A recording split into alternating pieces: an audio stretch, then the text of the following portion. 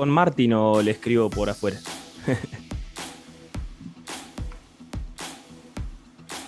Bien. Ah, perfecto.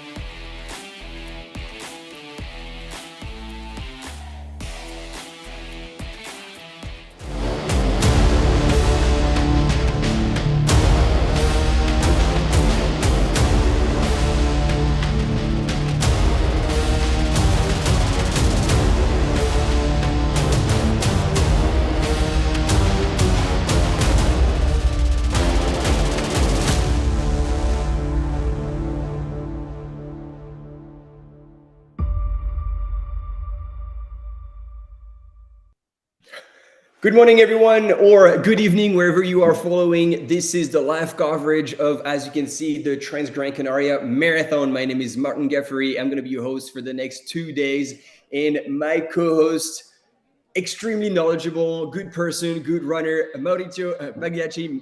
Welcome, Mauricio.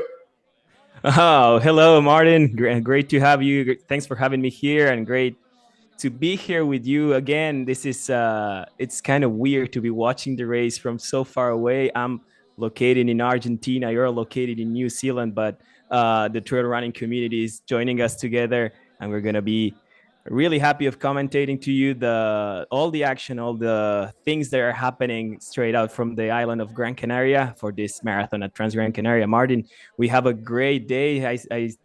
As per what we could see on the start line, it looks like we're gonna have a fantastic day of action out there, and I don't know. I'm just so excited to be here. Yeah. I mean, same here. As you say, like this is a pretty international setup. We're scattered all over the world. That's the beauty of live coverage and commentating. We can do it remote and we can send it from anywhere in the world to anywhere in the world. A global community for this third stage of the World Trail Majors as well. 25th edition already of Transgrancanaria. And we'll start with you all with the marathon. Marathon just shortly, slightly longer. 46 kilometers, 1900 meters roughly of elevation gain, but 2900 meters of descent. That's the kind of marathon that is exciting. A downhill course by a lot, so that's going to be a quad blasters, but once again that's also going to mean extremely fast times. And Mauri, we were talking about this actually off air before we got started, but last year's winner Robert Penboy is back, and his time was absolutely blistering last year in 3 hours 25 and 30 seconds for 46 Ks. It's hard to conceive. It's insane. It's really fast. We were lucky to witness that in person last year, and wow, Robert just crushed it on the downhill and on the last part of the course. We will get and to analyze the course later today. We can see it now on the map, but the final part, it's ridiculously crazy. They are starting from Tejeda, a little mountain village, as you can see there. They start going up to one of the most iconic parts of the island and of the whole Canary Island and the whole Spain, which is the Roque Nublo. I don't know if you've seen the pictures of those two massive rocks in the middle of nowhere. That's Roque Nublo, exactly. That's the first. They do the out and back.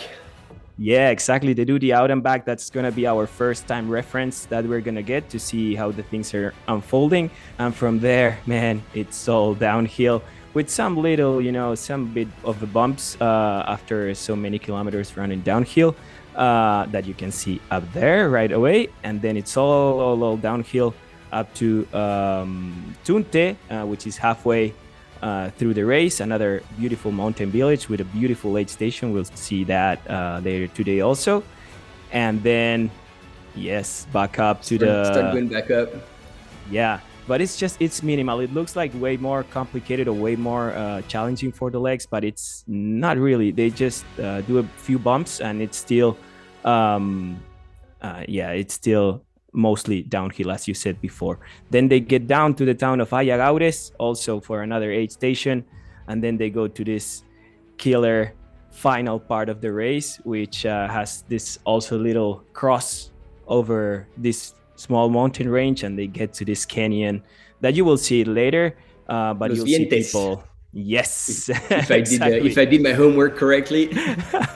Yeah, which apparently is like the section where basically makes or breaks a runner, and which is going to be in common as well with the classic that will be following tomorrow. Yeah, so the 46K of the marathon are roughly the last 46K of the classic for tomorrow too. So it's a good warm up for us to understand the course, for all our viewers to understand the course also. And yeah, you will see that final part is just, man, it's crushing. You see very alive souls there, or very, very complicated souls down there. And so, as you can see on the images, that the weather is absolutely beautiful on the island. Even though the temperatures is high, the cold weather kit has been requested for the runners to carry. So I think for the marathon runner, it doesn't change anything. I think compared to last year, they just have to add a headlamp. That Yeah. everybody has to carry one, but it's more going to be for the classic, because it sounds as though during the night it could be close to a negative temperature up high, like at Roque Nublo or in these higher places. Yeah, it looks like it's gonna be interesting. It's always, one would say that, well, we're going to the Canary Island, the weather is going to be beautiful, it's all going to be beach and sun and heat and warmth, and no, that's a total lie. That's not how it unfolds in Gran Canaria. You have this beautiful mountain mountain section in the middle of the island where the Roque Nublo is, and the weather changes right out there. They start on the north side. Well, for just speaking about the classic, they start on the north side on the beach where the weather is nice. It's colder than the south, but it's nice. But then once they go up, I've experienced hail and horrible winds up there, like close to zero temperatures. So it's going to be fun to see how it unfolds. But for the marathon, that's the action we're having now. Look at that beautiful image of Tejeda. It looks like we're going to have a beautiful day. Yeah, yeah. And so when we talk about the course, so we said that they were exactly the same back end of the classic. I understand that they've changed the very first part of this race, because it sounded like last year coming off, they were going straight into a single track, and that ended up being a big bottleneck. So they've understood, they've gotten the feedback, and it looks like the first 2Ks will be on the road before they hit the trail. So the peloton will be able to stretch. All right. We have these names. are our big names for the day. I recognize quite a few: Harry Jones, Ender Krajewicz, and there's Pony, who loves the downhill. So this is definitely one to watch. Obviously, last year's winner Robert Penboy, Chris Jones as well. And then any other name, Valentin for Romania. You have Juho Ilinen, who was Juho Ilinen from Finland was third last year, if I'm not wrong. He had a fantastic race. Actually, he started the season here, and it was his top race for the whole year, if I'm not wrong. And then I would like to highlight also Mario Olmedo, El Bandolero. He's from Spain, and he's also now he used to be the HG team. He swapped to Scarpa. He's on Team Scarpa now, and hopefully he has a fantastic race. The guy from Granada, from Spain. And then on the ladies side, we have well, you can go ahead with the ladies right out. I'll do my extra there. Jennifer Lichter, like American runner, super duper strong, also part of the team, the North Face. I've seen her race at a few places, including Broken Arrow in the US. She can handle technical, she can handle quick, and she loves the downhill, always smiling, so good spirit. And then it's gone. I haven't had the time. I've seen Jim Arenas in the names that we know. And then did you pick up any other names? Yes. I got to see the one and only Maite Mayora. Maite, who's usually a long distance runner. But again, as the past couple of years, she's starting her season here out in Transgrancanaria. She was third last year, if I'm not wrong. And Maite, who's of course, she knows what it is running a marathon. She was the former record holder at Zegama at her backyard, the one and only Zegama Discovery. And she was third last year here, and we'll see what she can. Fourth. Okay, fourth. Thank you so much. I'm checking as you go. So this is how we're going to be working. Like, we'll have a piece of information. We'll help each other out, back each other up. Nuria Gil won last year. Joanna Astrom was second. Gemma Arena was third. And it was Gemma and Maite fourth. Yeah, it was backwards. Exactly. Yeah. But so we got Gemma also. It's going to be, it's not bad for 6:25 a.m. That's decent. No, and I'd like to see both Gemma and Miguel Eras, who are debuting at the Homa team. The Homa trail running team is one of the new big teams that we're going to be seeing throughout the 2024 season, and just excited to see how it unfolds. Homa is a Spain brand, and they are like presenting themselves to the world, so it's fantastic to see. Yeah, definitely excited to see what Miguel can do. I think one of the comments when he announced that he was switching brand was Kylian Jornet is like, I anticipate you for another 10 years to give a hard time to the young ones. Yeah, absolutely. And also for Gema, you know, she's a, I don't know if I can say that, but she's a badass runner, and and she will be also tackling for a couple more years, and yeah, really excited to see what they bring. I think they're pure inspiration for the younglings, and this is sort of a push. And yeah, I didn't want to leave outside. We were just watching a small clip of the World Trail Majors, this new tour of races that has been launched a couple months ago, and where, as you said, Transgrancanaria is the third stop, right? Correct. Yep. But yeah, it's we are just a few minutes away of the start. It should be 4 minutes away. The race is starting at 10:30 local time, if I'm not wrong. Or no, sorry, 9:30 local time. It's 10:30 in Spain, Europe, and Spain. And we should be right out, right? Yeah. Only a few minutes before the start, and you can see all the participants. And we do have an interview coming, and so yeah, you can recognize Jenny on the left-hand side with the purple top. There we go.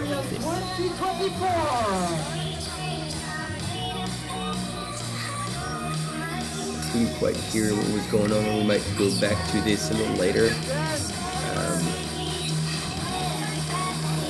Yes, that was Mario Olmedo on the left. It was Jennifer Victor on the left side. I couldn't see on the right.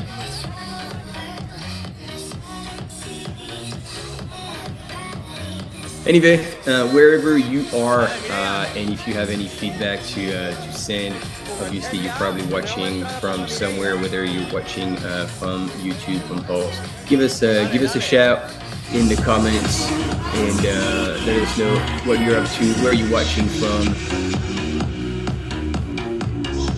We have a couple comments already. Hello from Mas Palomas, says Sabah, that he's probably waiting for his race on the down south on the island.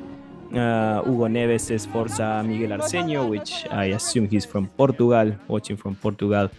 Sarah Scott says good luck, Meryl Cooper representing GV. I think we have a bunch of GV runners out there in the whole event. There's like it's really easy to get from Great Britain down to the islands, and I'm assuming there's a lot of people down there. Oh yeah.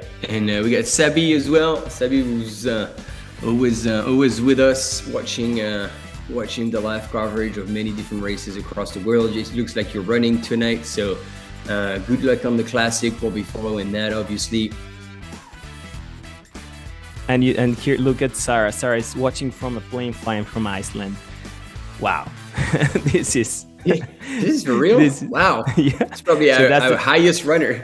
Yeah, this is the fun thing, you know. I'm like way west, you're way east, and she's somewhere in the middle, up there in the sky. Guido says, "Vamos Mario, go Bandolero." Yes, hopefully the Bandolero will have a good race. He's been training his butt off to have a fantastic race down here. Now wearing the Scarpa colors. Look at that, man. That's a massive start.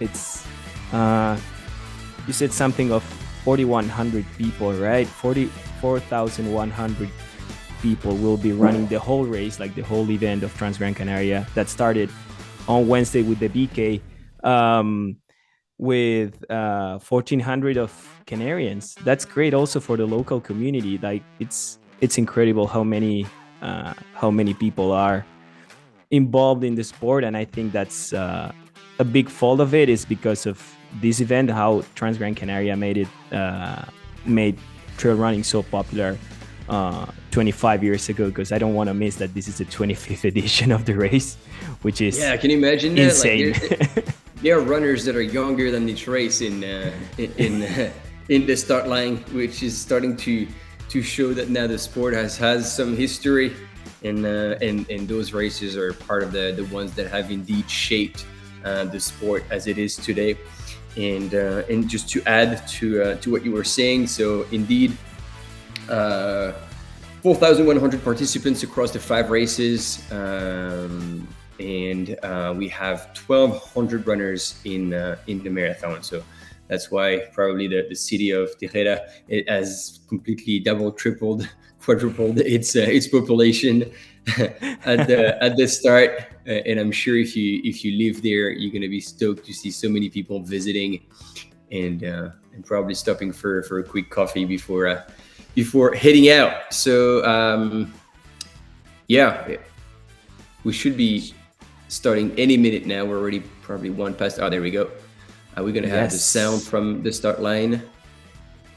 Countdown from I believe Depa will be. Depa should be there. Depa should be there doing his thing. Probably the most renowned speaker of trail running in the world should be there, pumping up the gas of these runners. There's Guillaume. I see Guillaume. Guillaume is the man too. He was here last year in Argentina in another race after Transgrancanaria. But yeah, we should be there, man. The chills. I want to be there. Yeah. Well, we are there in spirit. In spirit, and with everyone watching. So this is pretty cool.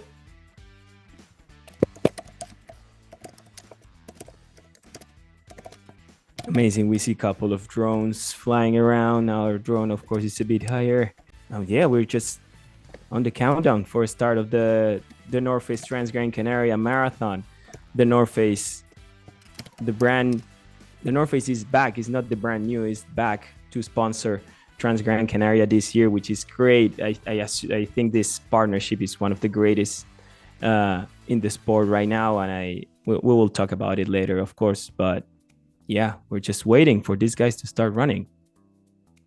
Yeah, we are, and it's also good to see we get people from all over the world. People from France, and people from Australia. This is rad. Yeah, from Romania. Can't wait to see when all the US people start waking up and connecting and chatting with us again. Yeah, it's so cool to see people from all around the world watching our sport. I think 10 years ago we wouldn't have imagined any of this happening, especially us commentating a live race, right? Yeah, and that's unreal. Like, when people ask like, oh, well, how did you get into this? It's like completely by accident. This was never supposed to be a job originally, and then it developed. The sport grew, the technology evolved, and now we can cover a race from end to end and broadcast it live to people from all over the world. And this is rad. And you can see, like, here, even in the on the sidelines, everybody's got their phone and they're streaming, and man, the future of live coverage is only here. Like, there's so much more that's going to come up in the next few years, and I think live coverage is going to take a new turn. All right, they're getting ready. The hands on the watches. We don't have the sound, but it's happening. It's happening. The 2024 the North Face Transgrancanaria Marathon is on. Runners are off to this 46K beautiful traverse of the island of Gran Canaria. Yes, indeed. From the center of the island all the way down south on a net downhill course, minus 1,000 meters.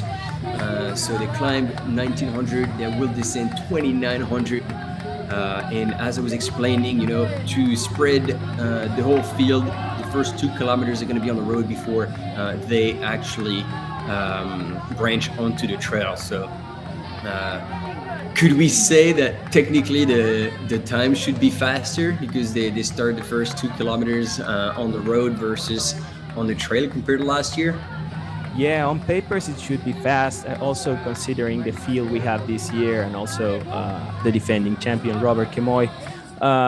He's a fast guy, and he's not one of those guys that uses his strategy and he kind of analyzes where the race is going. He just goes full on, full gas, straight out to the course and tries to crush it right away. No, like no hesitation. It's just, dudes, I'm here, I'm gonna win.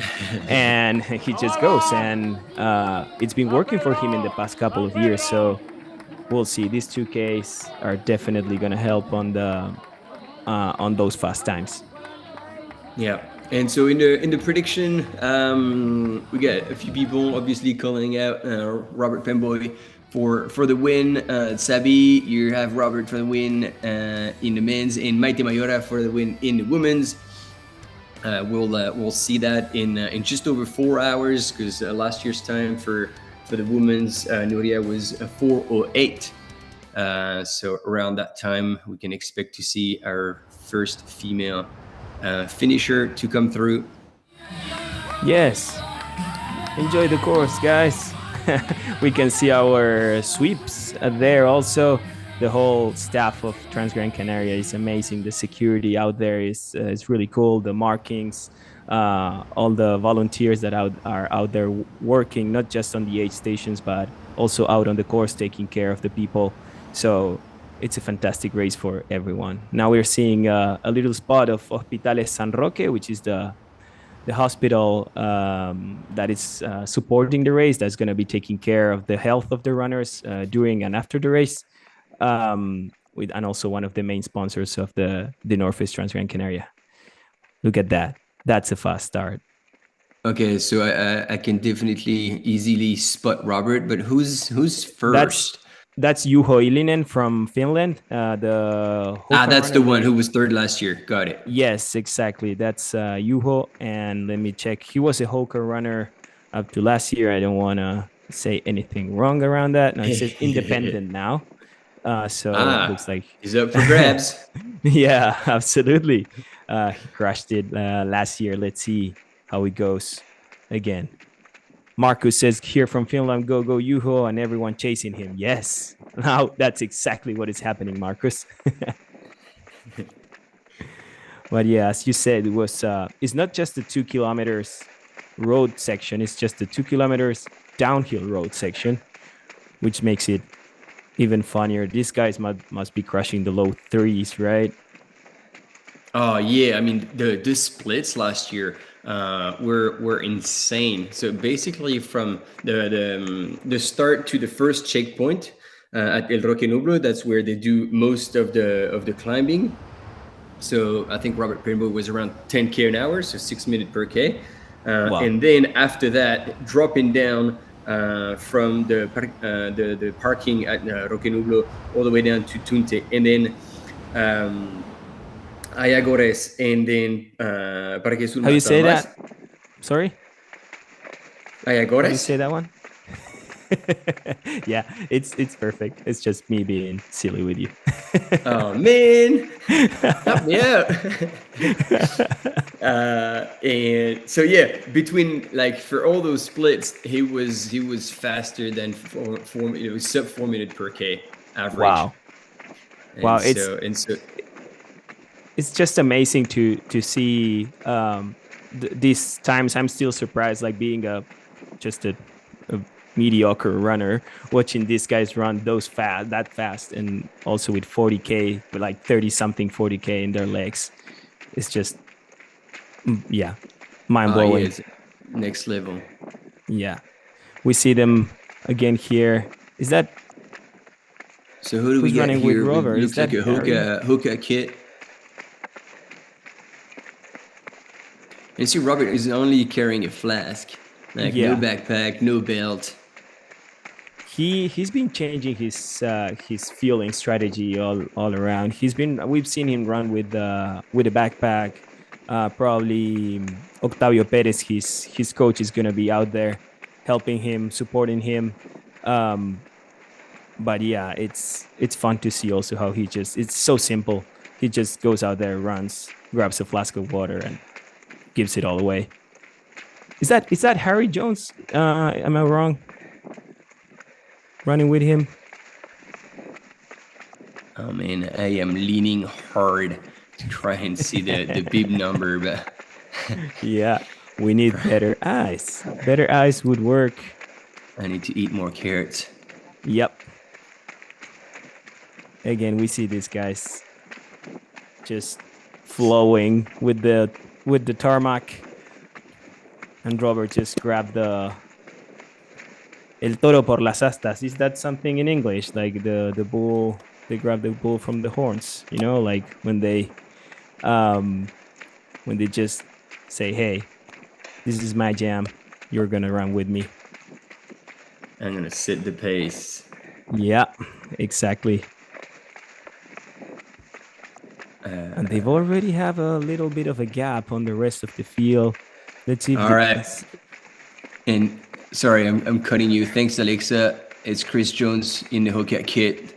That's why we love the interactive part of the live coverage, because clearly Chris Jones, Adam Mueller confirm awesome. That's what we need. Thank you, guys. So, there you go. Chris Jones is chasing and staying on Robert's heels so far. Doesn't look like he's being challenged by the current pace.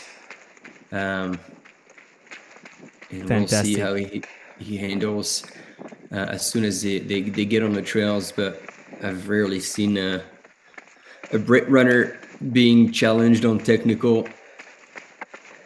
I like it also to understand how what's the delay between what we say and the chat. I love to start getting that pace to see how long it takes to people to hear us. So thank you everyone for being there with us, helping us.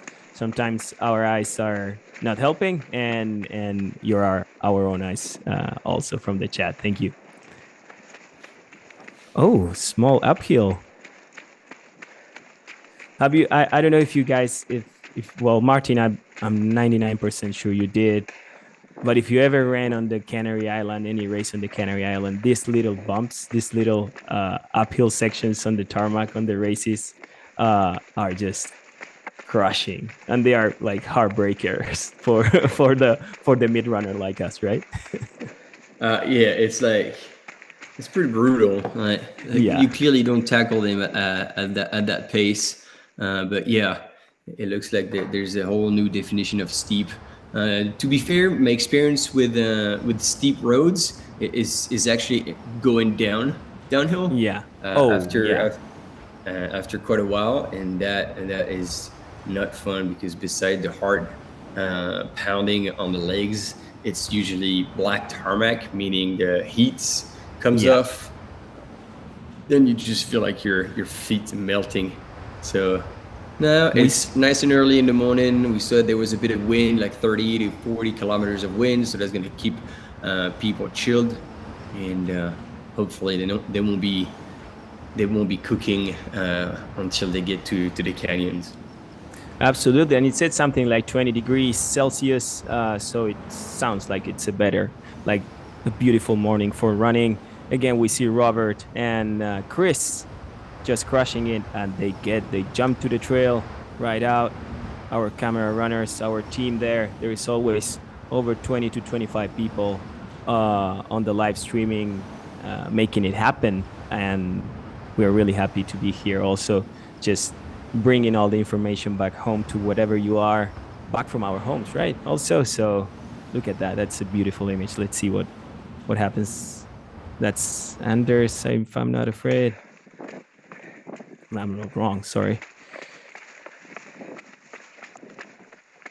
Oh yeah, and now they're wow, that's a beautiful image, man. Yeah, and so you see with the camera runners, sometimes it kind of flattens the terrain a little bit, so you can't quite get a gauge of how steep it is. But as soon as we go aerial, man, you can truly appreciate like how steep that section is, and how Robert isn't pushing the pace, and now opening a little bit of a gap on Chris Jones.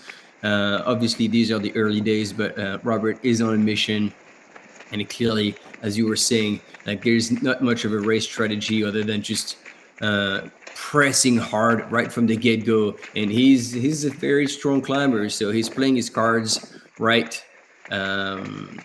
whenever it's the most painful to his competition. Absolutely, yeah, and he improved a lot since he showed up back in the day. He was supposed to be weak or weaker than the rest on the downhills, but he improved a lot. We saw it last year here when he took the win on this same marathon in Transgrancanaria. He just crushed it. Like he survived on the uphill. He didn't survive. He just killed it in the uphill, and survived is just it's a bad way to say it, as we see. So there you go. Yeah, he crushed Jennifer, it. Right? Let's say just he crushed it. Yeah, that's Jenny. Yeah. And to she's be honest, also crushing it, man. Yeah. And see, like I was telling you, she's always smiling, always having so much fun out there. She is definitely one of the few runners who knows why they're in a race and has a good why for it. And already she is railing up all the male athletes who had started maybe a bit too fast. She's an animal on the climbs, and so she'll be focused. She won't be bothered by the heat as well. So this is great. I'm glad to see her there. Like that's definitely where she belongs. Wow, yeah, she's her pace is amazing. She doesn't seem to be charging really bad. She's just flowing out there on that uphill, and it's great to see also again is one of the consequences of having the North Face as the main sponsor of the race. Again, we're seeing their athletes here again. We are seeing not just Jennifer, but Fanny Borgstrom, Zach Miller, all these guys that always crush it all around the world, and having them in the island is amazing for everyone. That's not just for us commentating and people being spectators of the race, but for the whole buzz of the trail running world, right? Yeah, and Katie Scheid was there. She won the VK. I think it was that was interesting to watch. Yeah, it was on Wednesday evening. Watching Katie Scheid, one of the best long distance runners in the world, crushing a VK. It's just like, okay, that's that's versatility. Ski mountaineering will give you the power in those legs. And yeah, we already had seen that when she went and crushed at OCC, dropping down in distance, which was very reasonable because she knew she was probably going to be tired after Western States, and so she dropped down in distance, but didn't drop down in competitiveness, and did extremely well on a 50K distance by having a smart race and coming back from the in the very later stages. So pretty solid. It's amazing. That's I love runners who show versatility like that, and crushing a 100-mile race, a fast 100-mile race, a slower 100-mile race as it is UTMB, slower, and then a VK, and then a 50-something K race. It's just amazing. One of the things I love the most about this new generation of trail runners. And man, that uphill and that image is just beautiful. I'm just stunned with those zigzags. Yeah. And then actually our camera runners are getting a big shout out in the comments. Everybody certainly appreciates the fact that they can be on the ground carrying the live coverage kit in their pack, aiming at the camera runner, the actual competitors, and essentially running at the same speed as they are.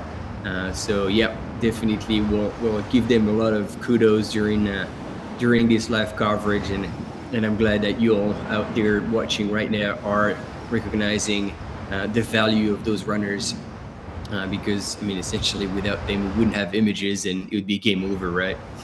Yeah, absolutely. It would be just us speaking, and that is not really like watching us and listening to us. Yeah, no, that's not good. Yeah. I want to say, who do we have there? There you go. That's Gemma Arenas. Yeah, was there someone ahead of her? No, that must have been a guy. No. I think. Yeah, Yeah. yeah, that's a dude. But we have Gemma Arenas, the runner from Spain, the runner from the brand new team, the Joma trail running team. We're seeing her now in second place behind Jennifer Lichter, as per what our partners out there can tell us. Gemma is also one of those runners that has full versatility. She was a world champion, a trail world champion in 2018 with Team Spain. She was also part of that Spanish team that represents at the World Championships a couple times. And she's been great also on the classic in this race, which makes just lets us know of her love for this event. She's always here in Transgrancanaria for the past decade, to say so, and it's just interesting to see them moving around. As you can see, she was there last year at the classic. I don't want to lie. That's what our little graphic was telling us. We will bring more stats right now. As we see on the left, we see Gemma Arenas, and on the right we see Robert just crushing. Look at Robert, man. He's gone. Yeah. And I mean, and this is what we've seen a lot as well, is Robert just going out hard, and it's not so much if anybody's going to be able to challenge him. It is more like, is Robert going to beat Robert? Is he going to go out hard, too hard, and possibly blow up in the later stages? And as we talked about, and I tried to pronounce it right, at Los Vicentes, the riverbed. Yeah. There you go. if you don't have the legs for it, that's going to be a soul crusher, and we can certainly anticipate that Chris Jones is going to be trying to reel him in at this point, if not earlier. This is 46K. That's a long way to go, and if you don't hydrate properly, we've seen Robert just with one flask that he's holding on to, and my understanding is that there's no support from the crew until Tonte, which is about halfway. Yes, exactly. That's right. And so until then, he's just going to have this little flask. Either he's going to have to stop and refill it, or choose to only drink half a liter for 20Ks. So it's also interesting to see, as soon as the course goes downhill, our camera runner is getting dropped a little bit. So it shows that. And it's just wanted to highlight right now. It's we have switched from camera runner. I think the camera runner stayed with the first women, and now we're seeing our first camera biker of the day, which is also just blows my mind how these guys can ride a bike, even though they're usually e-bikes, but they can ride a bike on this technical trails. It would be technical for everyone, but it looks like for them it's just a road, and it's amazing to see that. So it's also a shout out to our camera bikers. We have camera bikers, we have camera runners, and they're crushing it, so we can bring you the race back to your home. Yeah, and look at that flowy trail. Wow. Robert is moving. He's gone. 20 minutes in the race, and I am assuming he's gone from the rest of the field. We could see it right out of the start in that road section, and then on that little uphill up to this flowy road that it's bringing him to the beautiful Roque Nublo. I just wanted to bring, Robert started the 2023 season with a win at Transgrancanaria, but then I think the biggest highlight of his season last year was his 5th place at Zegama. On a rainy Zegama, on a pretty complicated Zegama. He was able to handle that, and he ended up 5th, which also speaks of his of how he adapted to the trail running world, coming mostly from track and road. And you can see him. Look at him now, just flowing down the hill. Yeah, that's exactly what I was gonna say. Like you can see him like very comfortable now on those technical section. He's flowy. He's keeping the momentum, and he's just look at him like very smooth on that. So he's gonna be saving his legs as well from too much pounding. And yeah, to back up what you said at Zegama, like he was out there in the front with Remy Bonnet and on the climbs. Remy was like, "I'm the best," but Robert was like, "I'm as good as you." And so they were just going extremely hard while silently in the background, Manuel Merias was doing his thing, and then he actually played his card in the downhill, and from then on was never to be seen again and to take the win. And so Remy fell back to a point where I think he just he was cooked, and Robert ended up finishing fifth. So Amazing. good. Yeah. Yeah, like it was more experience in the bag for Robert, I believe, and he's learned more and more and more, and I think like last year, such confidence boost, taking the win here on the non-muddy terrain. Like he will know that he could have it again in the bag, and we can see that he's definitely gunning for it. Yeah, absolutely. It's just, and again, it's just a progressive learning curve for these guys. Once they jump in the trail running world, they have the skills, they have the abilities of running really fast. And look at that, he's just now flowing. And I was reading, Adam Mueller says 500 milliliters of fluid for 20K is totally feasible while doing an easy run in winter. But there, well, we will see. And it looked, as we were seeing him, it doesn't look like he's even pushing. He's just going out there, just flowing with the trails. And I don't know. We will see. We will see what the south of the island awaits for these runners when it gets, if it's sunny and it gets hot. That riverbed can be really challenging. Yeah.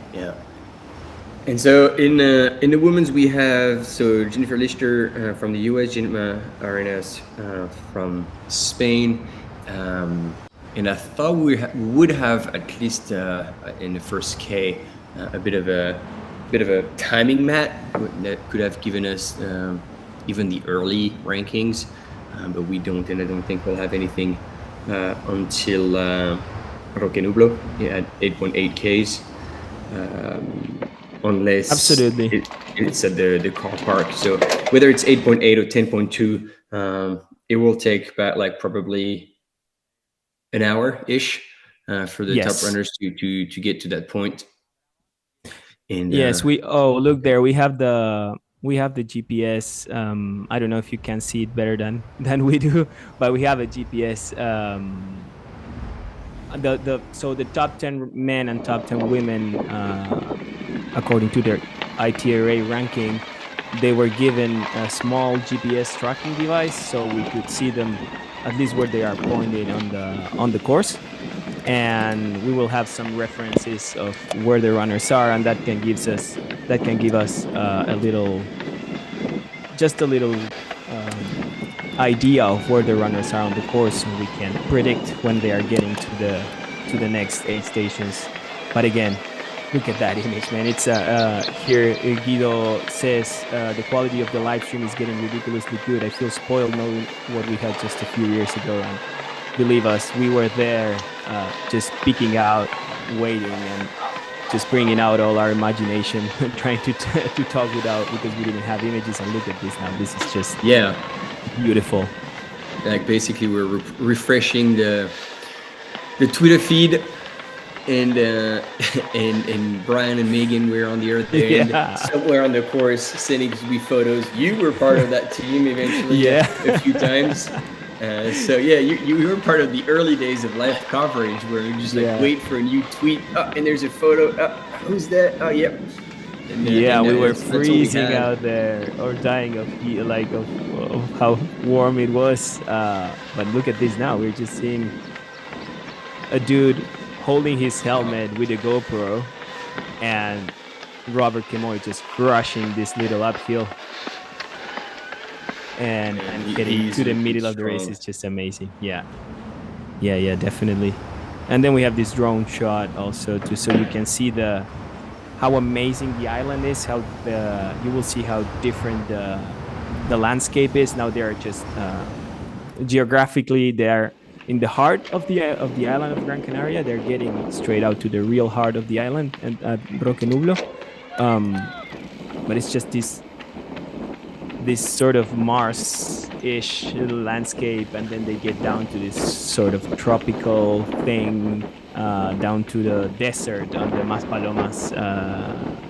Maspalomas area on the south of the island. There's I don't know if you've ever been there. There's dunes. There's like sand dunes, as if it was extension of the desert, and it's mind-blowing. Yeah. Yeah, I've never been on that island of the Canary Islands. Actually, I've gone to El Hierro, I've been to La Palma, I've been to Tenerife, but I've never been to Gran Canaria actually. So that's definitely one I need to take. But yeah, as you say, like it is a volcanic island. But as I've seen on the images of, I don't know, I think it was tourism Gran Canaria, and yeah, like proper desert dunes. I was like, wow, blown away. Like this is, Yeah. Is it the only island that has that? No, I think Lanzarote also has its sand dunes, big sand dunes, and I'm afraid Fuerteventura also. But it's geographically the islands are closer to the Sahara Desert than to Spain.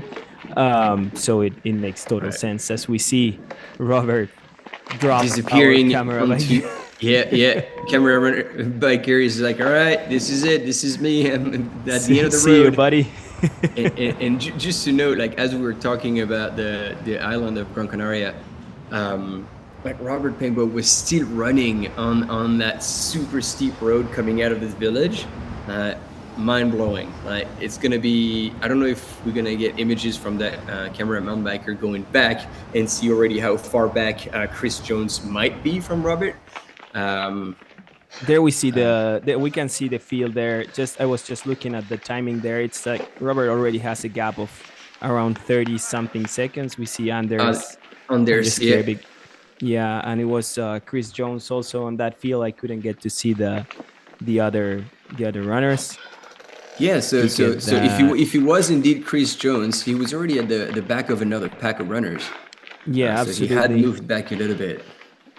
Yeah, I think that's Mario Olmedo also chasing the pack on the white singlet. Well, again, we will see really soon. We'll get to see the first timing mat. They'll go through the first timing mat, and we will have like proper names and times, and we will bring you all the information there. But again, look at that. It's just beautiful.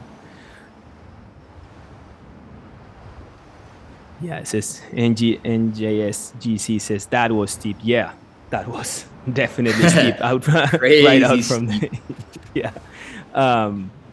We are almost half an hour past our first day of broadcasting the North Face, the 2024 the North Face Transgrancanaria, right out from the middle of the Atlantic Ocean back to your homes. And it's beautiful. As you can see, it's a beautiful day. We saw it was like 20 degrees earlier today when the runner started from Tejeda, this long-ish marathon of 46K, with Robert Kemoy and Jennifer Lichter leading as we are reaching the first half hour of the race. Yeah, and I'm going back the comments stream in the chat. I love the comment, Adam Mueller. And the commentary is often really entertaining. We're doing our best, but bear with us. At the end of the classic tomorrow, we would have pulled what essentially is going to be an all-nighter. So we will drift hard. And I can be certain of something is like, even if we don't want it, it's going to be pretty entertaining. After like some 12 hours of commentary, that's going to be great. I dare people to come here tomorrow, Saturday, around halfway of the classic, when they see us, like zombies trying to survive out of mate and coffee. And just come here, come to the comment section, help us make it more entertaining. We'll do our best to get there. Yeah, 100%, and that's also the beauty of it, because I've seen like live commentary that is directed to TV, and I've actually commented races that were on TV, and then there are those races that are broadcasted to be on the web, and I do appreciate the Daqui web broadcast, because 30 segundos then we iniciamos a have the primeira opportunity noia. to chat with all of you and get an interactive live coverage. And as you know, we don't know everything, and so we had already great feedback about Chris Jones, who we have not identified right away. Boom, two people jumped in, give us the information, we can share it with everyone. And this is definitely something that I appreciate and I enjoy, and I know you do too, Mauri. It's part of the live experience. So the more of you we have in the commentary box, in the chat, the more we enjoy actually sharing that with you, and having that feedback. It's absolutely perfect. And look at that. Jenny Lister is running as well. We had the top 10 runners, and aside from Robert Penboy, like all of these guys were power hiking up the hill. Look at Jenny. Jenny is absolutely crushing right now. Dude, she's smiling away so hard. Yeah, and I liked our camera biker just dropped the bike right out and started running in front of her. She's crushing it. She's just still running the same pace, the same flow she had at the beginning of this uphill. We'll see how it unfolds. If it's not, to be honest, this is my first time watching her race from the gun, and let's see if she can hold it right out. We see she was the winner of the JFK 50 mile, one of the elder races in the ultra running world. She was the winner of the Lake Sonoma 50 miler, and also she won the Speed Goat on 2022, which I think it's a race that has a similar. You've been there, I think. I think it's a race that has similar, similar characteristics as this marathon. Maybe it's a bit more steep, right? Well, it's steep. It's on a ski resort, so it's not as technical. It's more like 4-wheel drive track, and you kind of zigzag around the ski resort. Snow basin racer, right? Yeah. You go up and over and then back. So it's not really technical, and it's a loop as well. So you have the same amount of elevation gain and loss. So it doesn't have. You can say it. It is, dude. This has nothing to do with Speed Goat. The Transgrancanaria. Yeah, you can add altitude at Speed Goat as well. It's just more or less the same distance. If that, yes. But yeah, she's definitely Jenny is the idea. The whole idea was that Jenny is a crusher on these distances, and she can definitely hold the pace she's taking right now. And wow, she's running really fast. yeah, and to my knowledge as well, like she's been a runner for a while, but she's been on the world scene not that long ago. I think like 3 years ago or something like that. She burst onto the scene. I remember when she came. It was Broken Arrow in the US, and she just showed up, and it was in 2021, I think. Probably after pandemic. Yeah, I remember that. And man, she was just running hard with a smile on her face, and she just absolutely crushed it. And so, see, we're going down quite a wee ways, and still apparently no sign of Gemma in second place, if she's still in second place. So she's already opened up like a substantial gap on her competition. So same scenario with Robert Penboy in the men's. Jenny Lister from the US is now leading with what we believe is probably a minute. Yep, at least it sounds like that. Place. Yeah, we will lose reference now for a couple of minutes until they get to the Roque Nublo point, which, if you can see, the Roque Nublo is that in that drone shot that we were seeing just a minute ago, was the pointy rock on the right.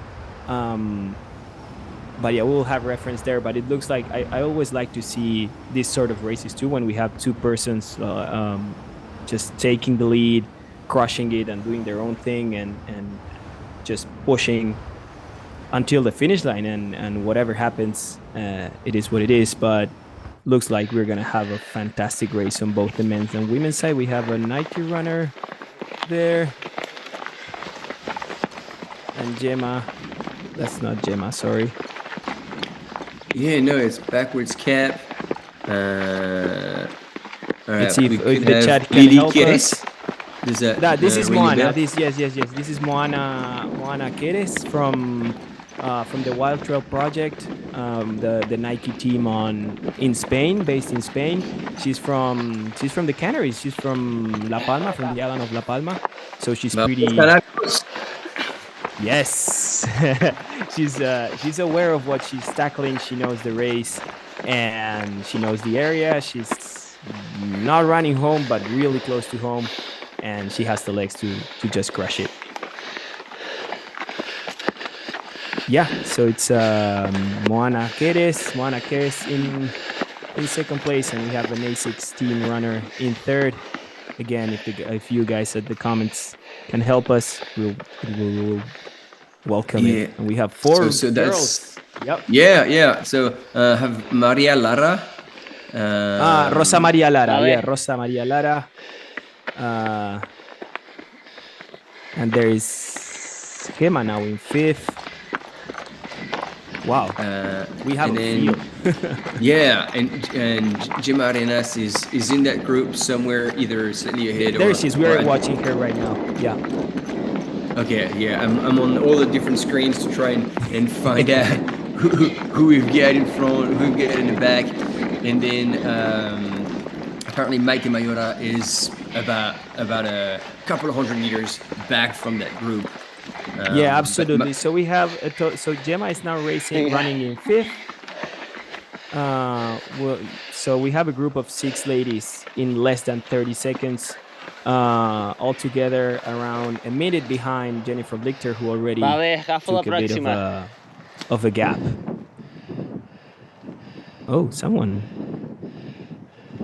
has joined our chat. Yeah, I think we have intruder. You have an intruder on our circle. But yeah, again, I'll just call out to the chat if you can help us there. If you saw it better than us, if you know the runners, you're more than welcome to join us and to talk with us. We are reading you.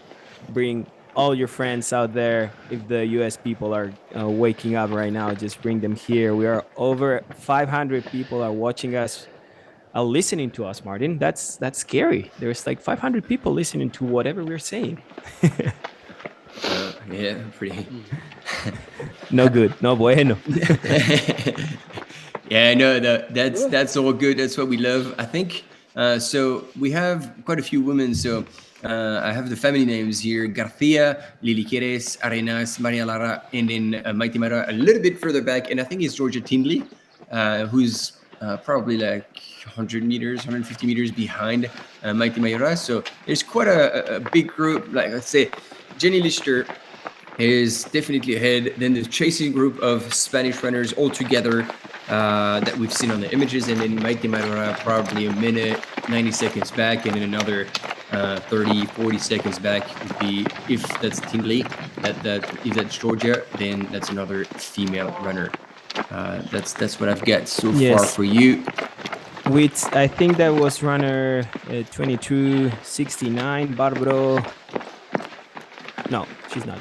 Oh yes, Barbaro oh, I cannot say that. I'm sorry. Fialtes Olians. They're the lady we just saw running towards the camera. That's her. As per what I can see on the vid. She's having a laugh. That's good. That's good. That's another thing, people, that you cannot listen to our camera runners. Well, in this case, it's our camera biker turned out to camera runner. They are always speaking to the runners, trying to catch a laugh, catch a smile from them, and bring some commentary straight out from the course. As we see, Robert Kimoy is just.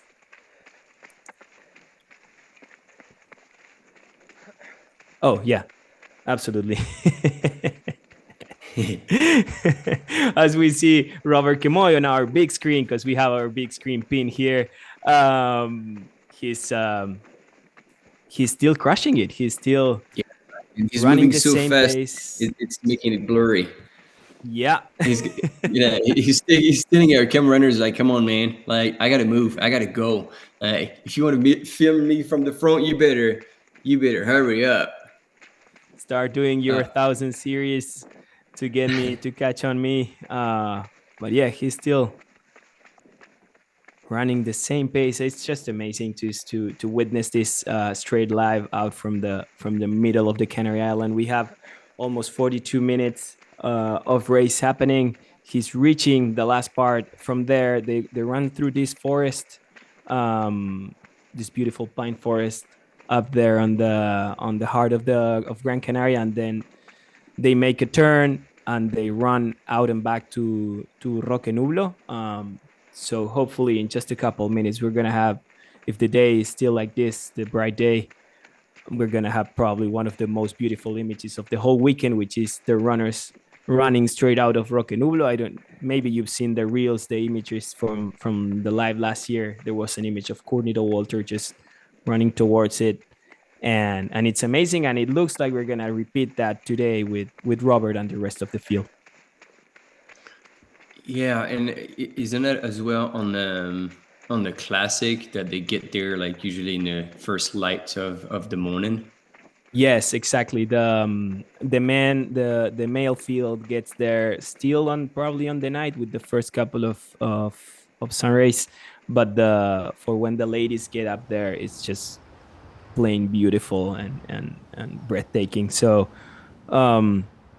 So what you're saying is Courtney is going to get there, it's still going to be dark.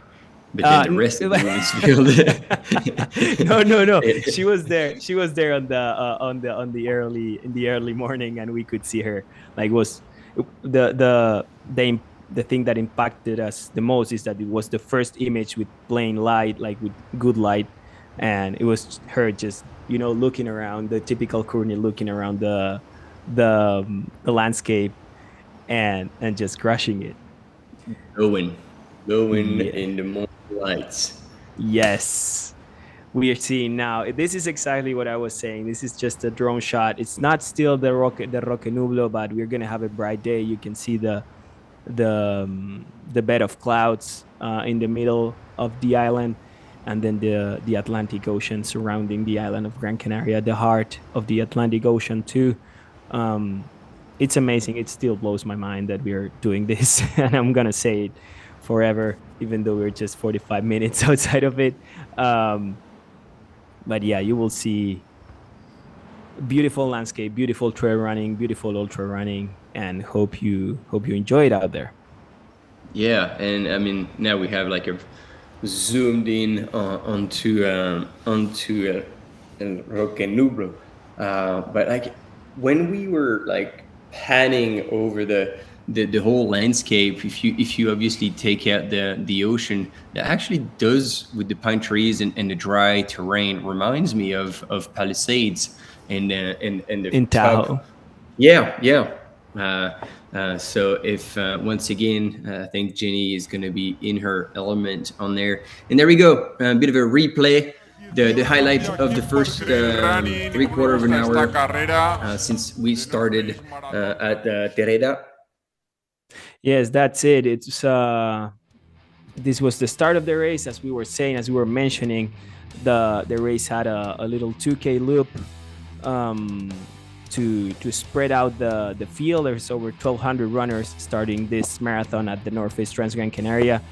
But it was straight out from the gun when Robert Kemoy took the lead and just started crushing it, just started pushing the pace way too fast and took off from the rest. It was Chris Jones, the Hoka athlete from Great Britain, that tried to follow him, but then it was just Robert himself running up the hill. And also Jennifer Lichter, who we are seeing right now, the North Face athlete who's taking over the race with Gem Arenas, with Moana Queres on the female side. But yeah, we're gonna have a blast of a race. We're just waiting for the first timing mat, the first timing station to get some proper some proper numbers, some proper gaps between runners. But it looks, again, as I was saying, looks like we're gonna have 2-person, just full on, all in or nothing for winning the race, and then a field of 2 to 5 people, both on the men's and women's side, trying to just waiting to see what happens with this strategy. Yeah.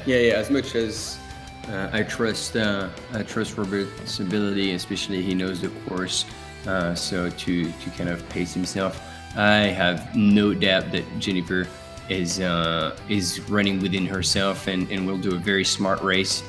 I think it's going to be possibly harder to catch her than to catch Robert, because we've got some hungry runners in the mains, and if Robert makes any mistake, they're gonna be here to try and scoop him out. But it's gonna be exciting. You're gonna have to stay with us all the way through to the finish line. Absolutely, and this is just the beginning. Oh yeah, we're just warming up. We have like 24 more hours. 24 more hours of speaking, so you're all welcome. We have now around 500 people watching us. We dropped a bit. We were over 500 a couple minutes ago. So bring all your friends. Just share out there. First, to everyone who speaks English, just bring them to witness the beauty of the 2024, the North Face Transgrancanaria. Yes, it is a beauty indeed. We have a question about the mandatory equipment. I know they were the headlamp that needed to be carried by everyone. Was there anything else, Mauri? I'm just getting into the website right now. I can't recall of anything extra. I think as long as they take the headlamp, it's enough. I'm just I'll look for it. Material obligatorio. Here it is. So for the marathon, I didn't see the cold kit activated for the marathon. I did see it for the advanced and the classic, for the races that are tonight and tomorrow.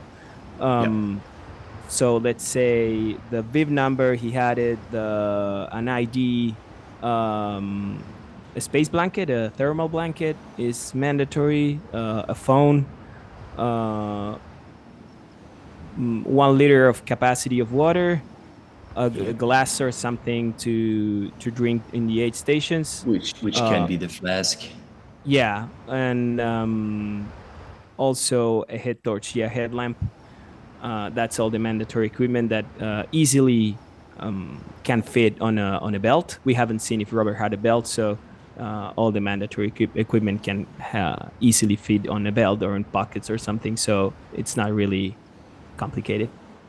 Yeah. So these days, if you really want to be cheeky, but still well within the rules, you can get yourself like a mini phone that works. Yes. And now you have the mini smartphones, because now sometimes races request to have the Life Trail app on it, and so if you don't have a smartphone, then it doesn't work. But now there are mini smartphones that work, and that are like as big as like possibly 2 fingers. Then obviously the survival blanket is pretty easy to fit into either a short pocket or a belt, as you said. Robert has the flask in his hand, so that was validated, and you can have the Petzl E-Light. Petzl, which actually is also a sponsor of the race. So yes. There we go. Boom. Perfect plug. The E-Light is actually a tiny, almost like we call it a safety headlamp. Yes. It's just probably the surface area of a €2, just slightly bigger than a €2 coin, and you probably stack like 4 or 5 coins of €2, and that's the size of the Petzl E-Light. So once again, you add that to front pocket, back pocket.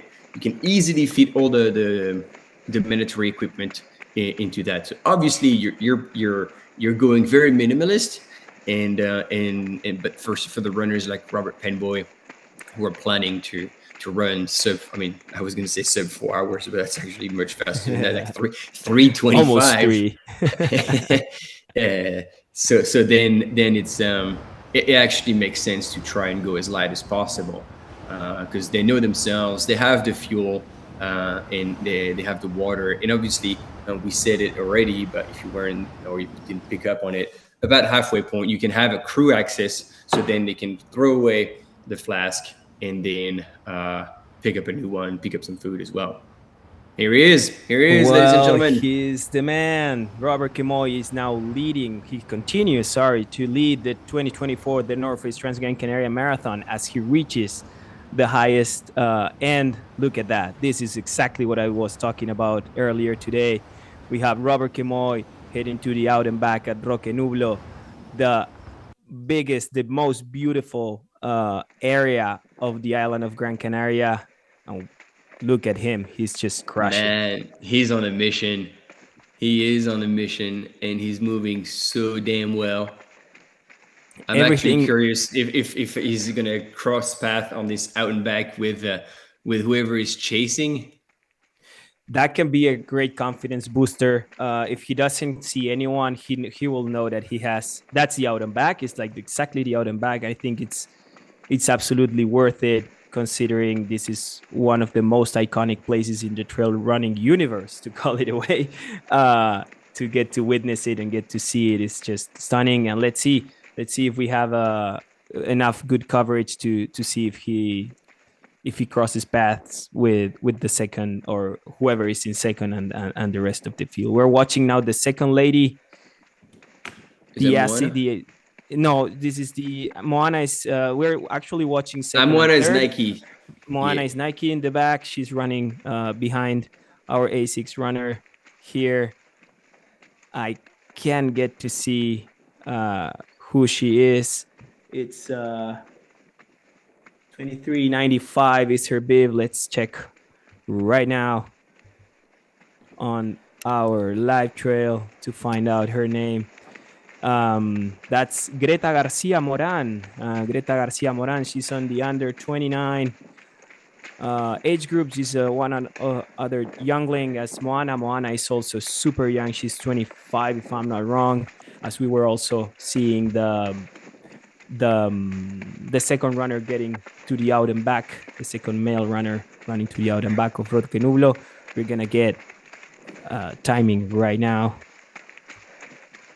So again, just to recap, we have on the women's side, that's Mario Olmedo, man. That's Mario Olmedo, el bandolero, the second man coming out of the Roque Nublo, the Scarpa runner from Granada, from Spain.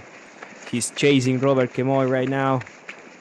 And we have Chris Jones. We have Juho Ilinen in third and Chris Jones running in fourth, up and down.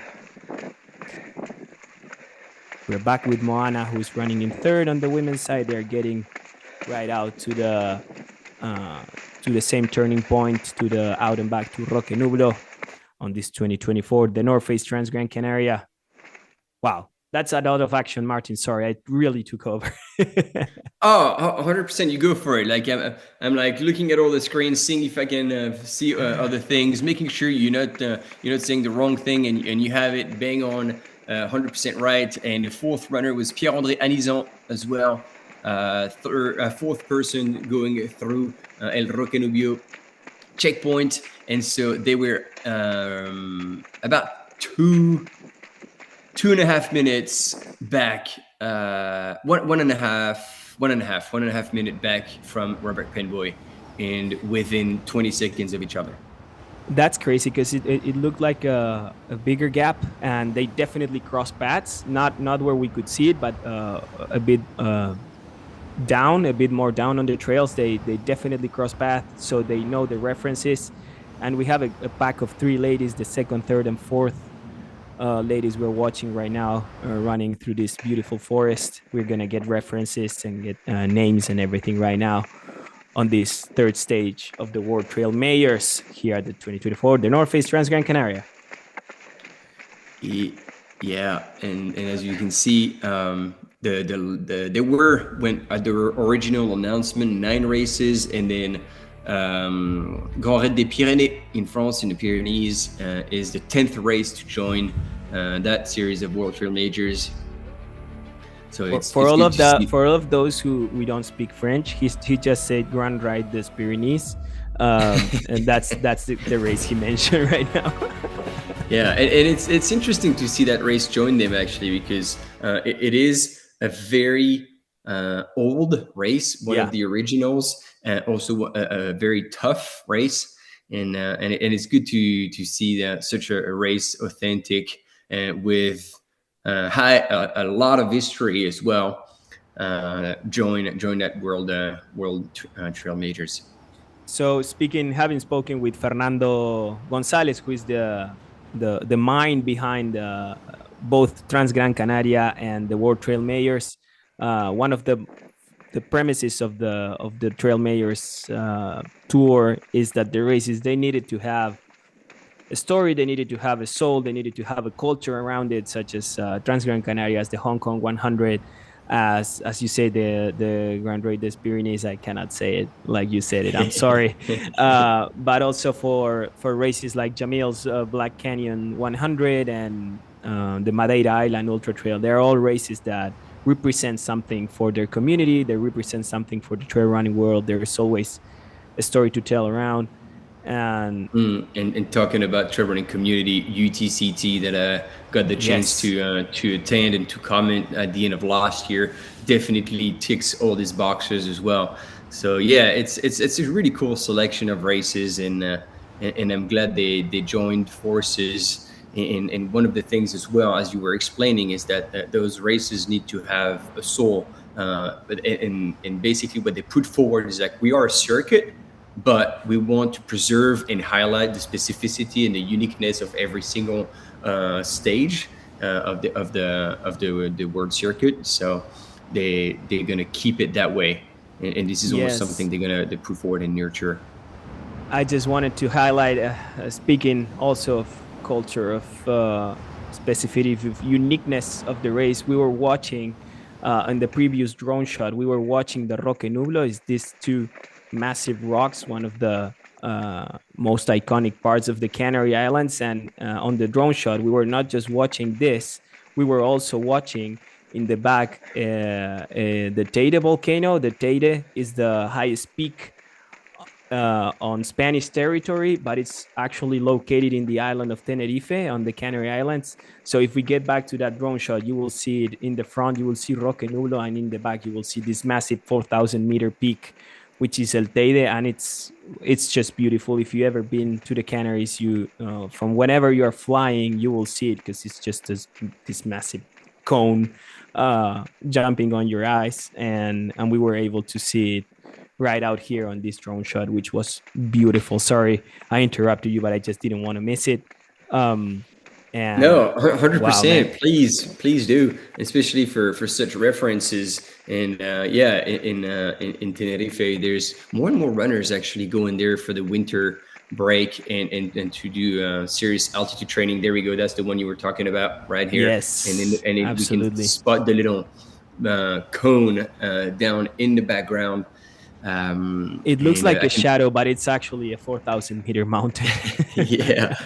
And last I know, and related to this race, because he was second last year, Roberto De Lorenzi did spend a bit of time over there during this winter and clocked a pretty solid 10K time coming down. I think he was the fastest 10K in his region in Italy. So he was pretty stoked about that, and so we're gonna see him do most likely a very solid season as well. So I'm just gonna I'm gonna reply to Thomas Matlack, who is asking where you can find live tracker to get the current standings in the race. Is Courtney not running? Where is American runner Zach and Seth? Hi Thomas, I'm glad to have you here. Both Zach, Seth, and Courtney are running tonight. Actually, tonight they're running the classic, the 125K race. Now we are watching the marathon. So stay with us. Just get a bit of a hype for later today, watching all the Americans running the Transgrancanaria Classic. as we witness the Transgrancanaria marathon right now. But for all of you to know, I'm gonna drop the link to the live tracking, so you can check on your runners, check on your friends, or whoever you want to follow. You can see exactly the times and all the information from our friends at Live Trail. Yeah, so hopefully you'll be admin. Otherwise, you can't share link in the chat. So if the I'm not studio admin. are listening, you need to put a comment, and then they'll add you as an admin in the chat, and then you'll be able to share links. I've seen that Robbie Britain is in the house in the chat. So Mauri, better be careful, because if we say the least amount of information that is wrong, we're gonna get picked up, scooped up, and corrected. Robbie is the man. Robbie is the man. He hey, is Robbie. Indeed. we shared. I think we shared. It was 2014 Zegama. We shared the table, that famous table, every day. So just a shout out to Robbie. As we see, sorry, let's interrupt everything. We have Jennifer Lichter, the 2024 the North Face Transgrancanaria women's leader on this marathon. She's reaching out to the El Roque Nublo point on the out and back. We see her, man, she's crushing. Also, she's also on a mission. Is that Jordi? Yeah, we have Jordi Zaragoza, our friend, who's also getting some content out there. Wow, what an image.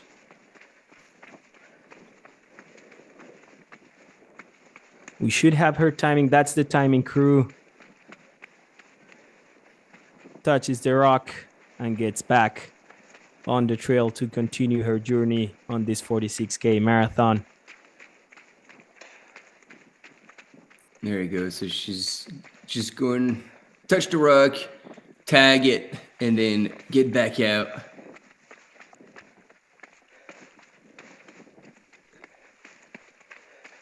Let's see if we can get a little reference on the rest of the field. We saw there was a group of 4 ladies running from second to fifth, actually, chasing Jennifer. Her. Wow. Like, it was a beautiful shot. She's opening up and definitely not slowing down one bit on that technical part. She has the skills to move smoothly and very, very fast on that kind of terrain. Oof, it's gonna be hard. It's gonna be hard to catch her. Yeah, she's just running fast. She's got a couple more meters there until she gets to the turning point. I'm pretty sure she'll see the rest of the field, and everybody will have a reference on each other. Let me check. I'll just let me do a quick top 10 refresh on the men's side as we wait for the ladies. We just saw Jennifer Lichter get out of the Roque Nublo turning point, and in the men's side we had Robert Kemoy leading the males field in this marathon at the 2024 Transgrancanaria marathon. He was chased by Mario Olmedo, Juho Ilinen in third, Pierre Anizan in fourth, Adil Moussaoui in fifth, Chris Jones in sixth, Anders Kierbik in seventh, Thiago Nobre in eighth, and Andres Garcia Blanco in ninth. Probably Morten Bostrom, the Finnish guy who knows what it is to win here in Transgrancanaria, was rounding out the top 10. And yeah, there you go. I was reading it. You can check there. Yeah. And fantastic. You know, I just gotta be honest. Before, when they showed us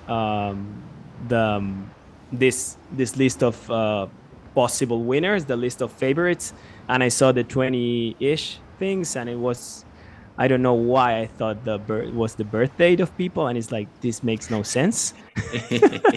Until I realized it was the bib numbers, right? Yeah, you always have those little glitch in the moment. You're like, what's happening? But yeah, nice work. You had it all. You had it right. And so far, only Jenny has gone through the first checkpoint at El Roque Nublo. Sorry, I'm just gonna interrupt you because we have Greta Garcia here. Greta Garcia, the second woman, running towards the Roque Nublo turning point. As we see Javi Ordieres, the trail running influencer from Asturias, chasing her. But the main character now is Greta, the runner from Team A6 from Spain, who's running in second place. Greta Garcia Moran is about to make her turning point and get back down. And as we see her coming down, it's Moana Queres, and in third with the other runner, the other lady that was running in third place together with Moana. Let's check on Live Trail to get names. We need names right now. We only have Jennifer Lichter so far. We have Moana. And if I'm not wrong, that should be Inés Astrain from Team Homa. Also, Inés Astrain was second in the 2023 Ultra Pyreneo Marathon. Let's check on. Yes, she was. In Ultra Pyreneo. Now she's like fifth or sixth right now. We're watching her running in fifth or sixth. I will bring information right now. Come on, bring it. There we go. So Greta Garcia in second, Moana Lili Queres in third, Rosa Maria Lara in fourth, and Inés Astrain. You got it. Inés Astrain. Astrain. Yes, there you go. Yeah, Inés Astrain is also part of the brand new Homa trail team from Spain. She was second behind Julia Font and in front of Ruth Croft. I think you know Ruth. Heard the name somewhere. You heard the name, right? Back at the Ultra Pyreneo Marathon back in October from last year. That was her. She was already known on the trail running scene in Spain. She had already been on the podiums and won a couple of races, smaller races, but she jumped on the world scene in Ultra Pyreneo Marathon last year. I will, if you give me a second, I see on the chat there's friends of us speaking in Spanish. I think something has happened with the Spanish commentary. ¿Cómo andan, muchachos? ¿Qué tal todo por ahí? Hola, Tere. Hola, Lier. Sé que hay bastante gente comentando en español. No sé si ha pasado algo, pero si necesitan, tanto Martín como yo podemos darles una mano con el español. Así que son bienvenidos. Veo a Bárbara Fernández también de Portugal por ahí. Y nos corresponde volver al inglés, pero cualquier cosa nos preguntan y acá estamos. No lo pueden ver, pero Martín se está tomando un matecito, así que eso también es espectacular. Dude, no es matecito, es más té grande. Más té grande. Fantastic. Yeah, I was just giving a quick update on the. It looks like the Spanish feed has cut somehow. Yeah, you've set the live chat on fire with your Spanish, brother. Yeah. So yeah, I was just telling anyone that if they needed something, we were here to help on Spanish too. I see a couple of friends all around. But yeah, we're watching the highlights of the turnaround at the Roque Nublo for both the men and women's fields. It was great. Yeah. We have a fantastic race so far. I think we are already on the first third, right? Yeah. That would be. Do you agree? I always agree, man. I'm super easy. Especially when you speak Spanish. I say, sí, bueno. Sí.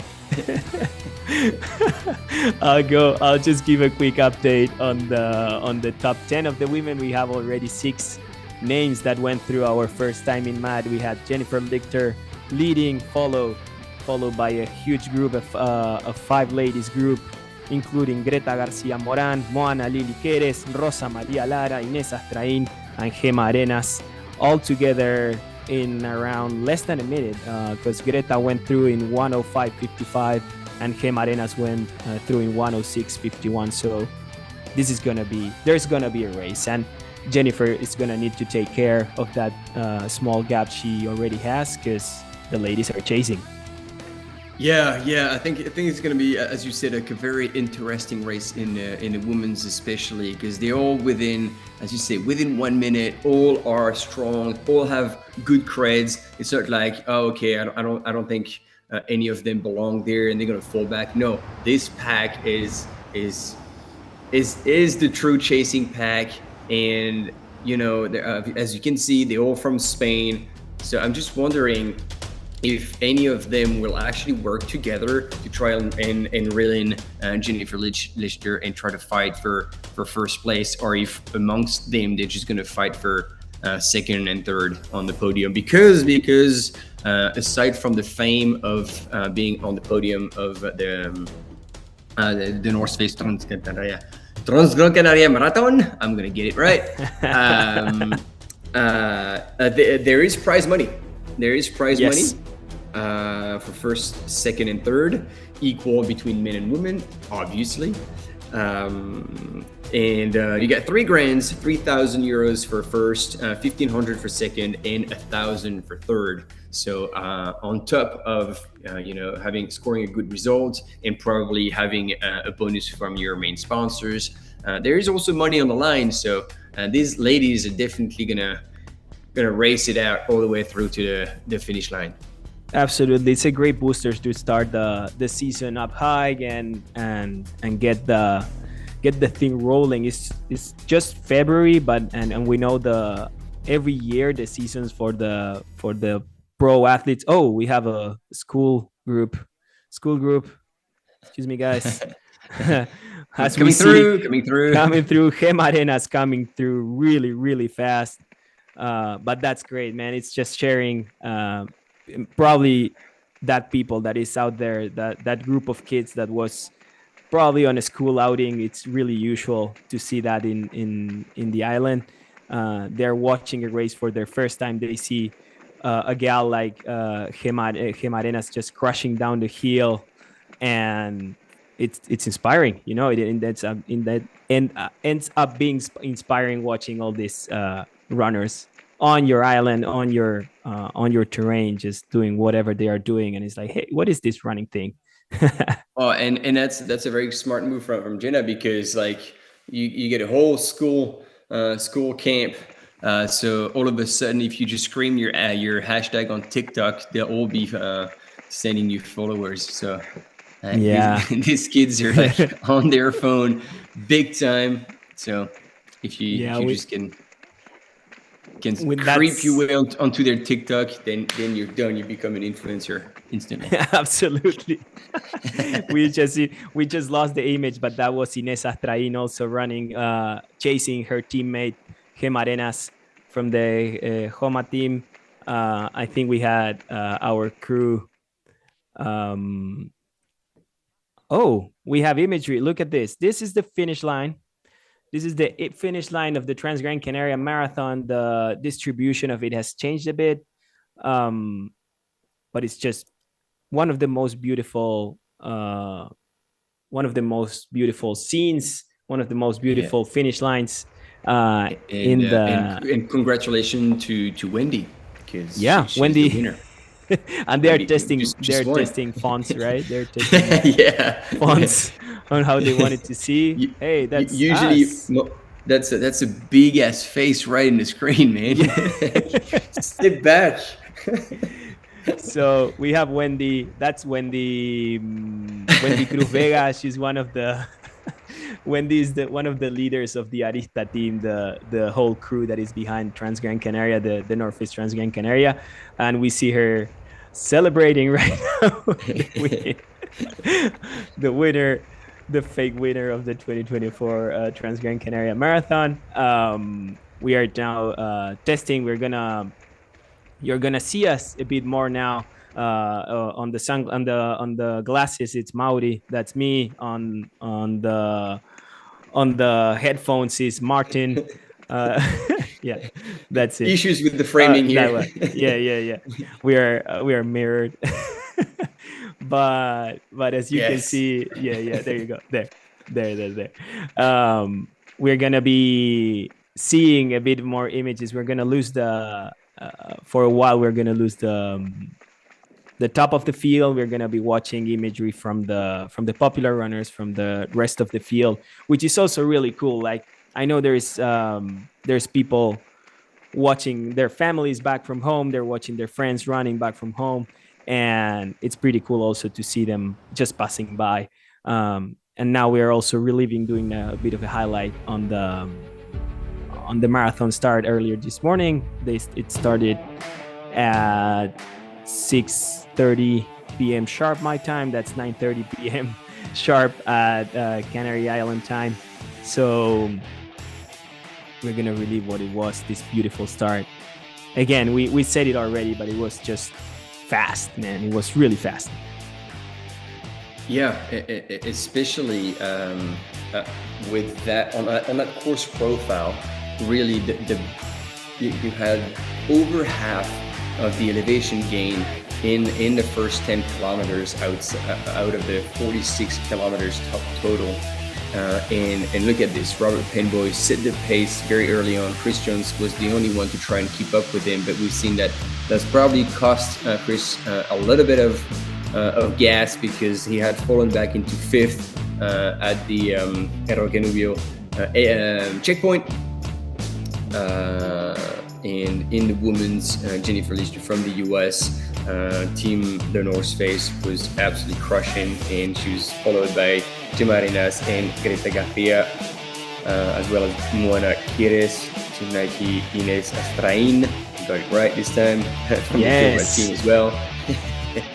So yeah, a lot of big names in the women's as well as in the men's. To go back to the men's, you've already given a rundown of the current top 10, but Mario Olmedo was the next runner through the checkpoint. Juho Ilinen, who was last year third place, or again standing in third place at the minute. Pierre-André Anizan, Adil Moussaoui, Chris Jones, Anders Krajovic, Thiago Nobreviera. Do you know Thiago? No, I don't. I'm assuming he's from Portugal, but I don't know him.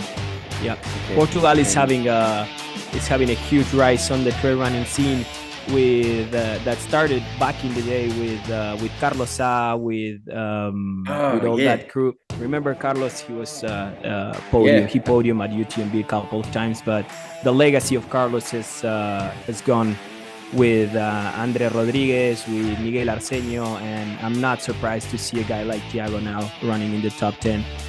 There's a huge trail running scene and community there in Portugal, even though it's always usually mixed with the Spanish community, but for logical reasons. But yeah, they have huge talent. Andre Rodriguez, also from Team Scarpa, Mario Olmedo, was running here down in Argentina in December at Del Cruce. He was second behind Miguel Eras. So again, I'm not surprised to see a Portuguese guy running in the top 10 of this fast race, which is great. I think all these new names, this new generation of runners is amazing. Oh, there, Hugo Alves. We have a fan here. There, Hugo Alves says, "Go Thiago Vieira, top 10." Obrigado, Hugo. Thank you for cheering out there for Thiago.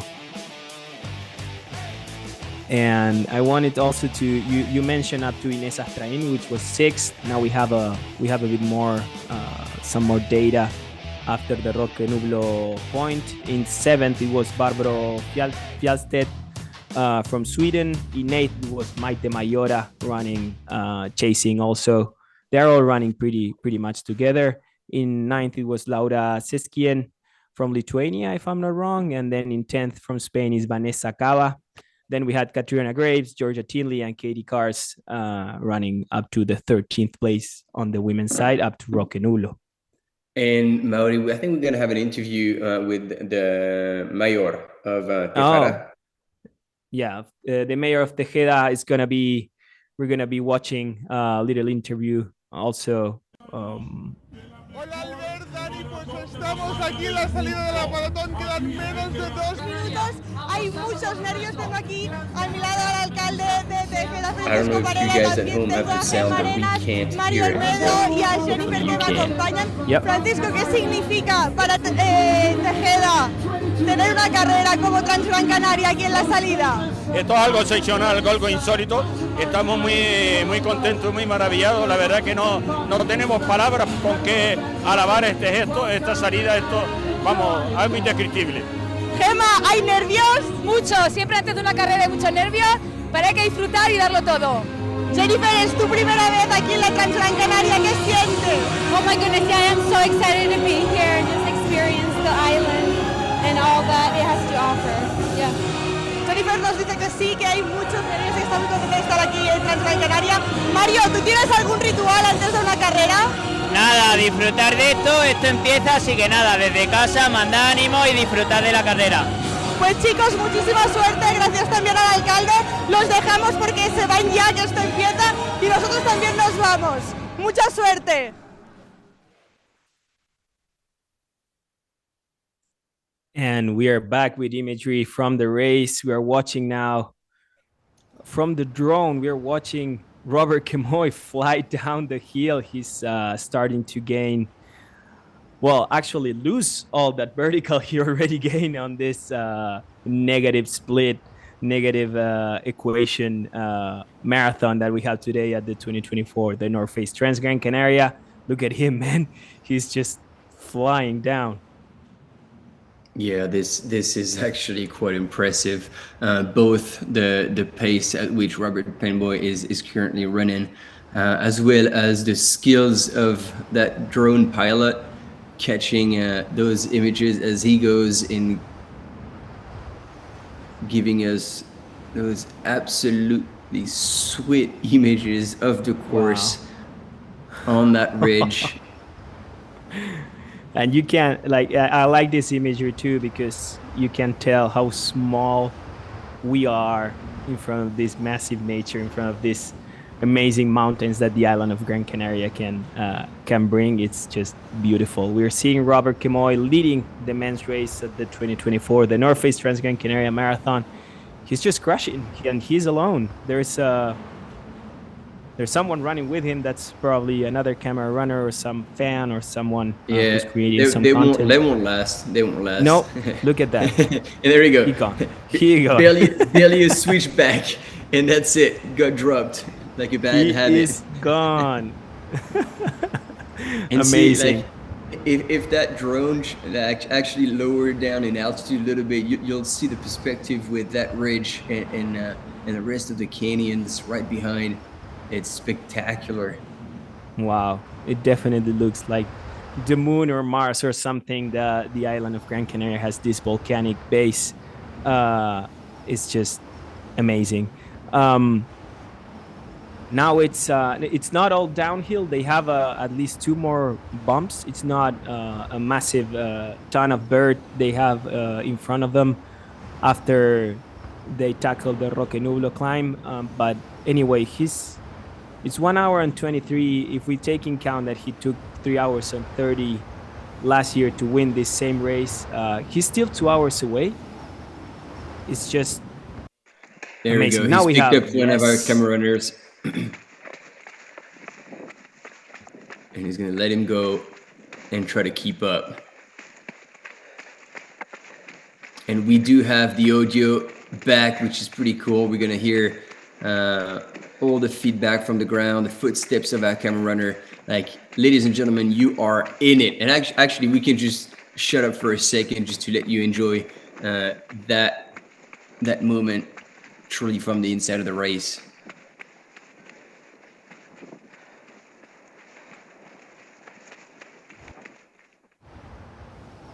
Amazing. We're back at the drone shot, but that was beautiful. Thank you. Merci, Mikel. Thank you, Mikel, who's our guy behind the controls. He sent us now the sound, the audio from our camera runners. So now we're gonna have a bit more of insight, and you're not just gonna be listening to us just chatting. You're gonna see you're gonna hear the runners moving through this beautiful course. And we saw he's gone again from our camera runners. He's running so fast. Probably our guys are gonna go back up to find the second and the rest of the field. Yeah, and I was going to say, like, if the drone pilot has not missed a runner, it means that the gap now between Robert Penmoy and the rest of the men's field has only increased and is now probably a couple of minutes. Yeah, for looking at the image sitting down here, it seems like he has extended the gap to over 3 minutes for sure. Let's see what the drone cam brings us, and wow, it's just amazing. And I just wanted to bring, he's flying. I just wanted to bring up that we were not listening to the audio, but the audience was listening, so that's fine. It was just us. Okay, so if it's only us, who cares? That's not a problem. Who cares, right? We're getting to this. This is one of the classic trails of the island of Gran Canaria, of the Transgrancanaria, one that everybody will pass through, at least from today and tomorrow's races. And it's fast. It doesn't seem technical looking it out from here, but those little rocks that are put out there, man, those can really easily twist ankles. Yeah, and if there's a bit of like dust or like light dirt on it, that can get very slippery. Yes, we've seen crashes on that descent in the past years. I don't know if you saw last year the streaming. It was actually a bit after this, but Andreu Simon had a horrible crash while leading the race. The Catalonian runner from Team A6 was leading the classic, the 125k race, and it was around 100k for him. It was just the last quarter of the race, and he had a major fall in front of our camera. It was horrible to watch. I remember we were commentating in Spanish with Alberto Jorquera, and it was like, whoa, trying to catch him from the camera. I was like, dude, that was horrible. It was a horrible fall. So yeah, everything can go south in a second with just a little rock, just a little sand. Can be really sleepy. But again, coming back to the mandatory equipment we had before, the chat we had before, we are seeing Robert taking out his water out from the belt, which means and that belt is really loaded with all his mandatory gear. So he's got it all around the waist. He's got it. Yeah, he's got it. He's crushing. 1 hour 28 minutes elapsed from the race. We're seeing on the right side of the screen, we're seeing a couple runners coming down the switchbacks. Yep. That's more than 3 minutes. That's more than 3 minutes. That gap we have. It's crazy. And especially at that pace, almost like you don't want to relate to the time, but the distance between them is probably over a K. Yeah, exactly. And we have a group of two. I think the guy in front is Mario Olmedo. I see with the white top. Singlet. Yeah. Hopefully he has a good race. El Bandolero had a really tough 2023 season.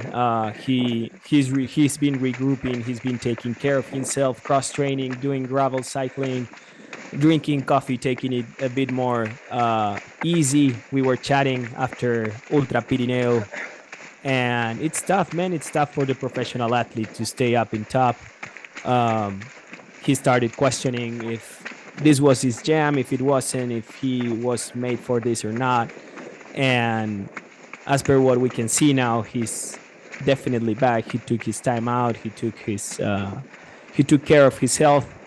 And we are seeing him crushing in second place behind no other than the man, Robert Kemoy, who's the defending champion and who's actually, if you can hear him now running, he's just crushing, man. He's just flowing with the trails, and everything seems under control, right?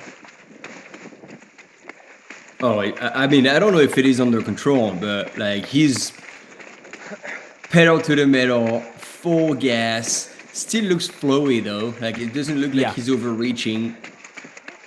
And I'm just wondering. Yeah, is there gonna be anyone today on that field who's gonna come challenge Robert on that course that he knows, and he'll definitely have the confidence to go for the win again after winning last year. Yes, absolutely. What a demonstration! What a demonstration from the Kenyan runner. Wow. Yeah. And to our normal. Yeah. Sorry to our normal friends. Welcome to the stream. Benvinguts als amics de normal, who are now jumping into the chat, and they say kudos to the cameraman, absolutely to everyone. But I think the one we are watching right now is the other man, Biel Raffles. Biel Raffles was in this same section last year, so I'm assuming it's him. If our team behind the controls can confirm this, we can give a bit of background on who the camera runner is, because it's not just a camera runner, right? No, and if that's BL, then they know each other very well as well. Robert and BL, they've crossed paths on the trail many times. Yeah, and so I'm sure.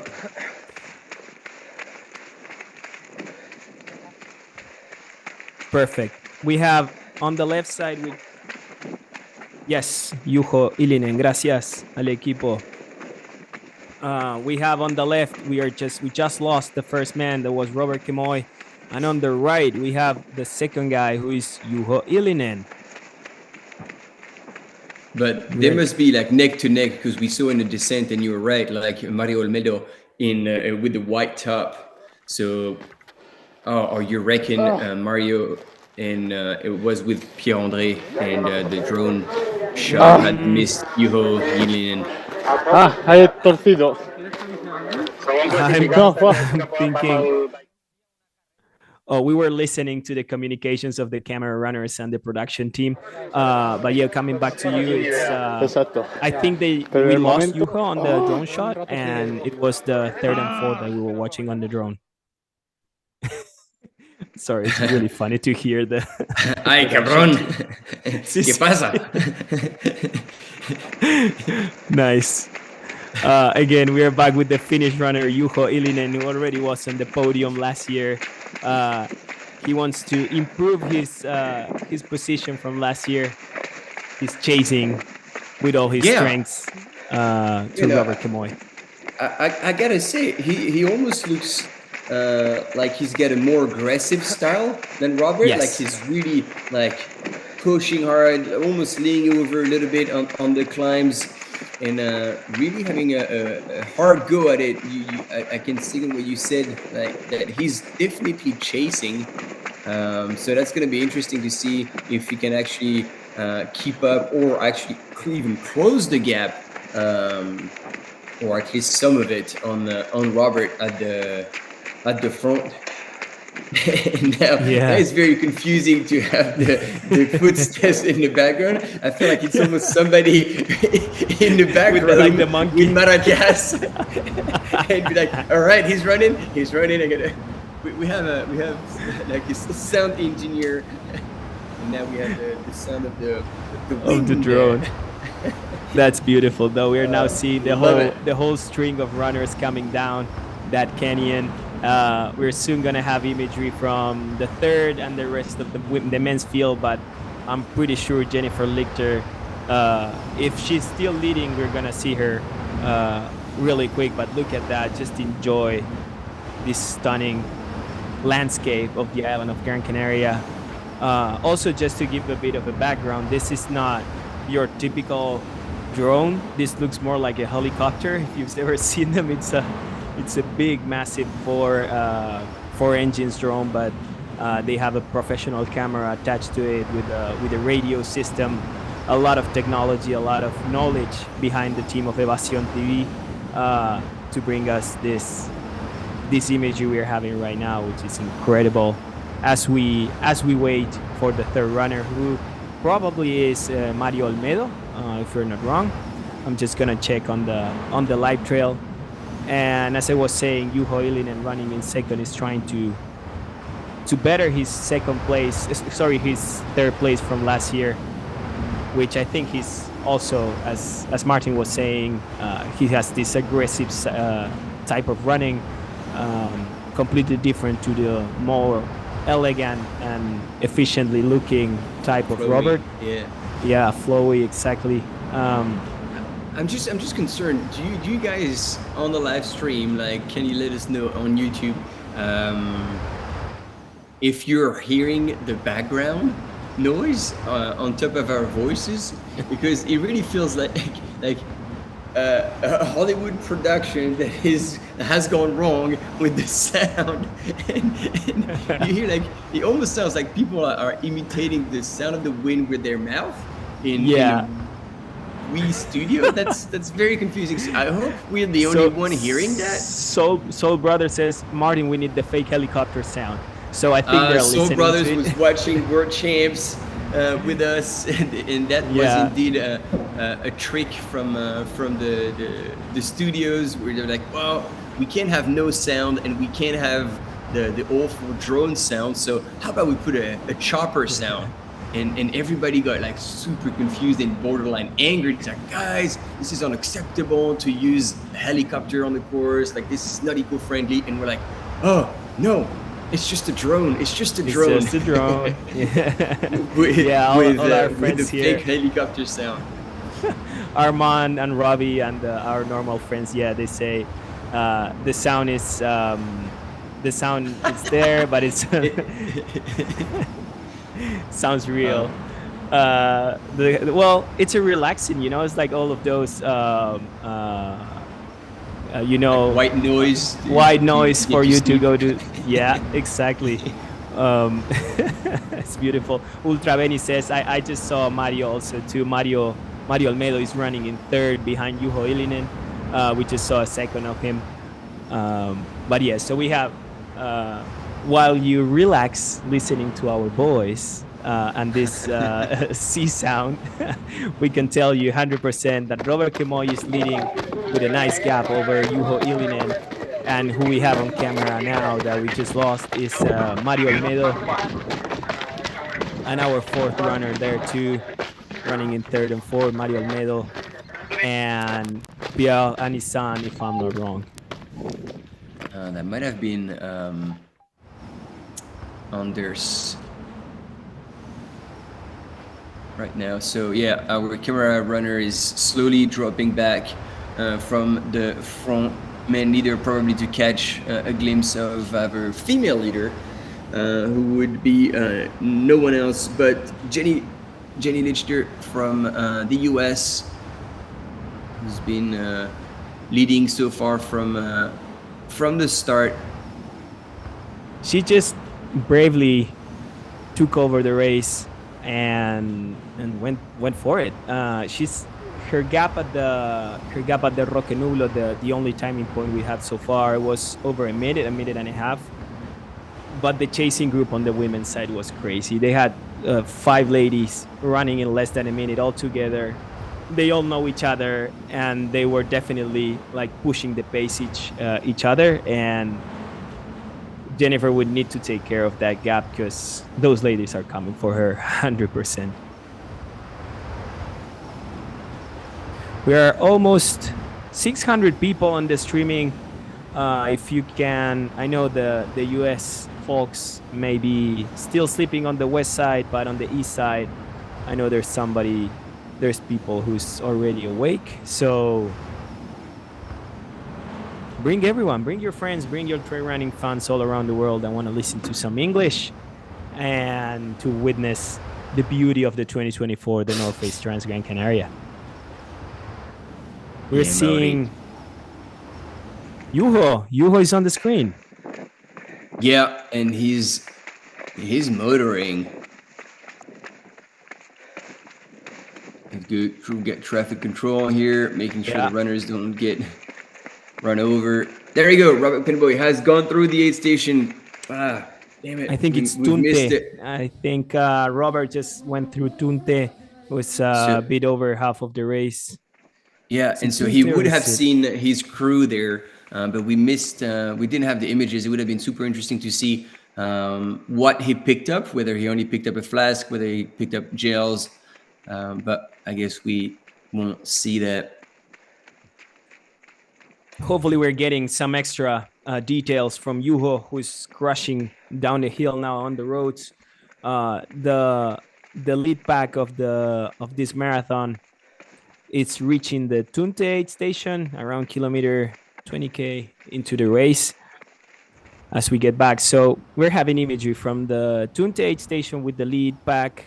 We have the chasing pack of the men's side getting down this beautiful drone shot.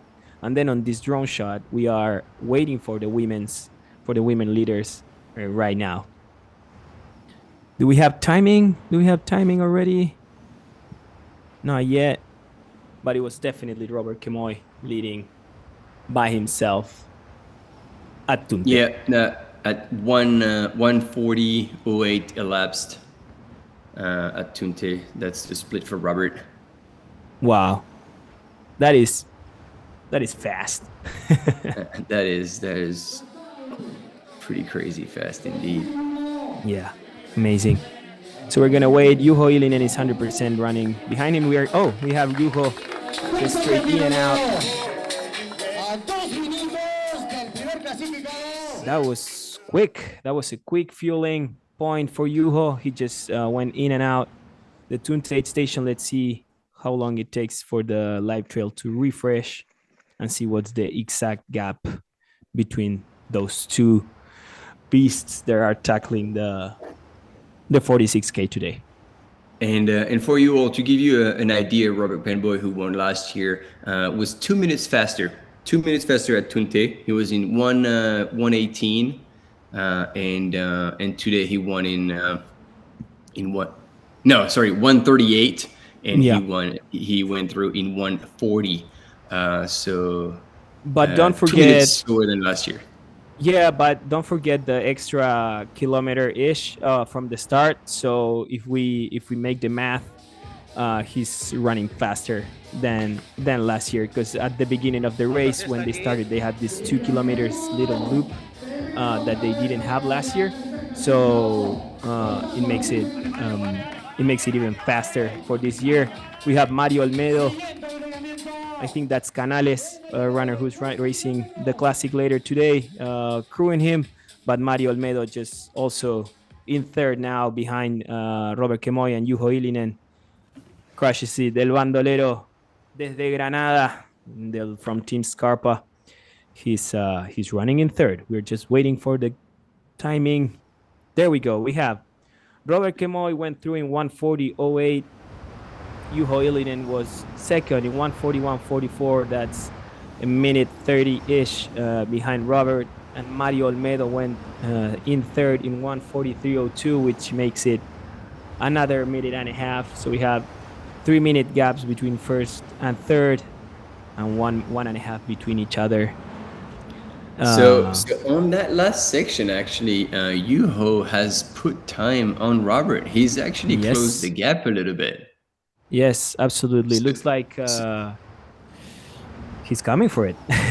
Yeah. So when we were saying that he looks like he's running a bit more aggressively and looking not as smooth, but definitely like he was working hard. That is translating into time, and yeah, he's only like 96 seconds back. Absolutely. We're only halfway. Absolutely. Just Piel. We said it. Piel on his own went through in fourth. And in fifth, we have Anders Pony, Anders Kerbek, the Salomon athlete, the aggressive Salomon athlete from the downhill tackler. He's in fifth now. So we have a race. They're all together. Yep. Absolutely. Have you ever seen Anders Strava? at all? Have you ever seen the Yeah. volume he puts? So, well, I mean, the volume, but I think that the very first thing that made him famous, because boy, if we start going down that road, like the amount of stuff that Anders does that got him famous is insane. But he was Yeah. drawing like proper artwork on Strava, and if you go on his like if you want to save the hassle of going through all these runs, because now these ones date from a few years back, but you go on his Instagram and he has insane drawings because where he lives, like basically there's no trails, but you can go pretty much anywhere. And so he had the freedom of running exactly where he wanted to do to go to draw exactly what he wanted. And yeah, that's like next level. But Amazing. amongst other things, like Chris Jones just didn't even stop at the aid station. He just grabbed his flask from his crew and went through in sixth. The Hoka athlete that earlier today was leading together with Robert Kemoy, until Robert just decided to go on a solo quest through this marathon. So we have 6 guys running through the Tunte aid station, kilometer 20, around 20K from this marathon. But yeah, just to get back to Anders, I have not seen his art on Strava, but I did see his volume and his crazy trainings.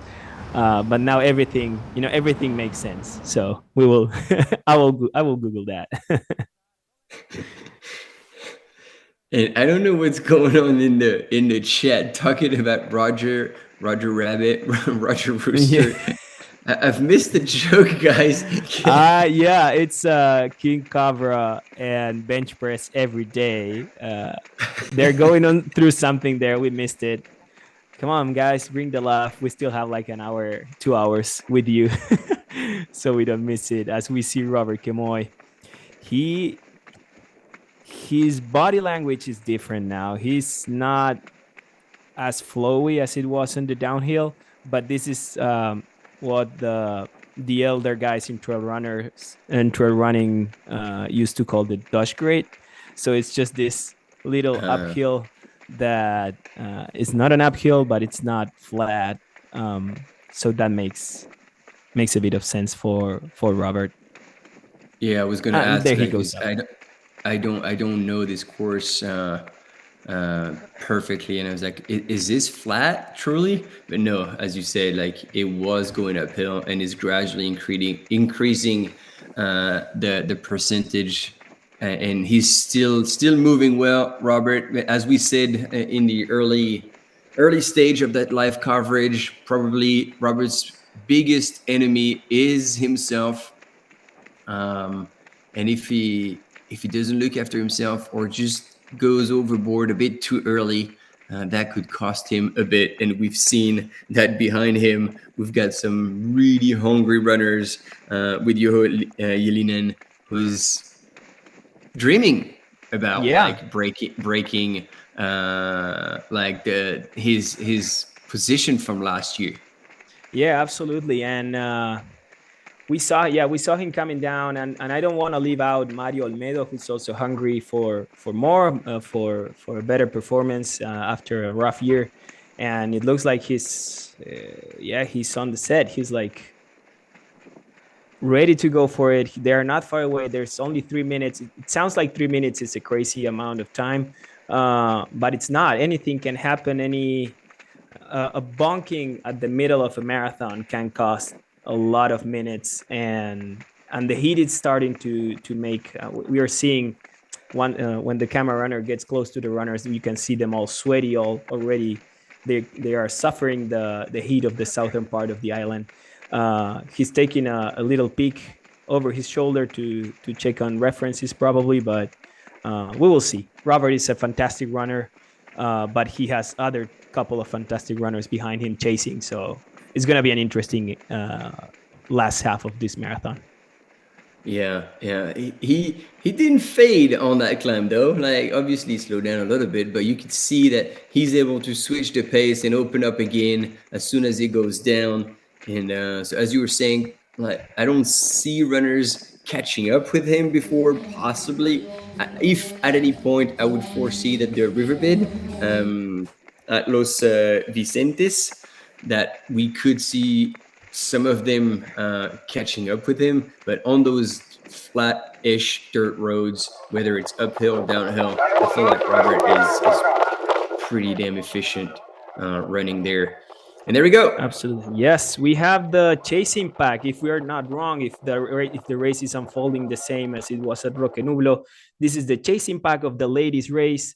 We have Rosa Maria Lara and Greta is her name. I will check on her. Greta Garcia. Greta Garcia, exactly. Yeah. Running together, probably chasing Jennifer Lichter.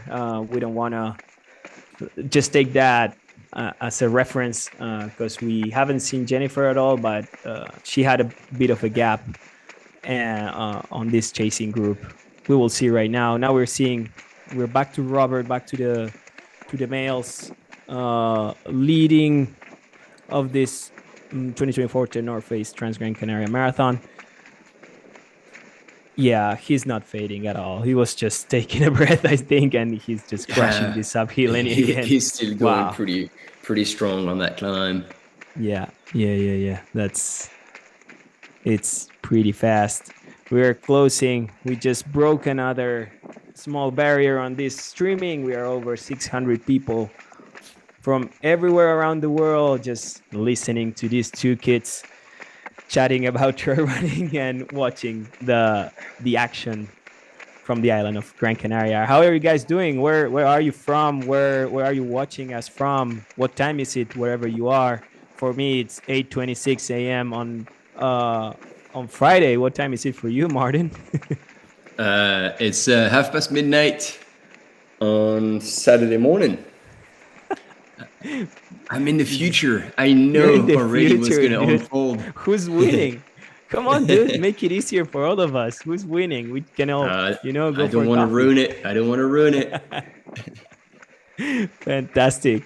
So if you are there out in the chat, just tell us where are you from. I see Aris from Greece. While we watch Robert Kemoy run. I have a doubt there because I see the live trail says it's Kemoy, but I've seen also Kemboy with a B. I don't know exactly if I'm pronouncing it right, so I don't know. All right, so we've got people from Romania. We got guys from Boston, Massachusetts, 6:27 a.m. Hey, Ethan from Romania. Normal World from Portugal. Our friends to Normal. Portugal is all around. Soul Brother from Zurich, Switzerland. From Schweiz, 12:27. From Central European, Italia. Ciao, Robbie. Thank you, Robbie, for being out there from earlier today. I've lost Martin on the void of the internet. Hopefully he's coming back soon. We have Steve Shanahan from the UK on the same time zone as the race. It's 11:27 both in the UK and the Canary Island. Radu from Romania. Jack Chamberlain from Austria watching on the bike trainer. Awesome. Burn those calories for today. Oklahoma, USA, 5:30. That's early, Stacy. Is it cold in Oklahoma right now? Portugal, Slovenia, Portugal representing. You have a guy at the top 10 running on this marathon. Martin, welcome back, buddy. What happened? We just switched to Alberto from Team HG, who's having a bit of a rough time. Oh man, that sucks. 24:01 is his Albert. Let's just check on his name. I cannot see it. 24:01. Evaristo. No, that's not him. Well, that was awful. That was not. It's the ugly face of trail run, ultra running. Albert Pujol from Team HG. Thank you to our production team.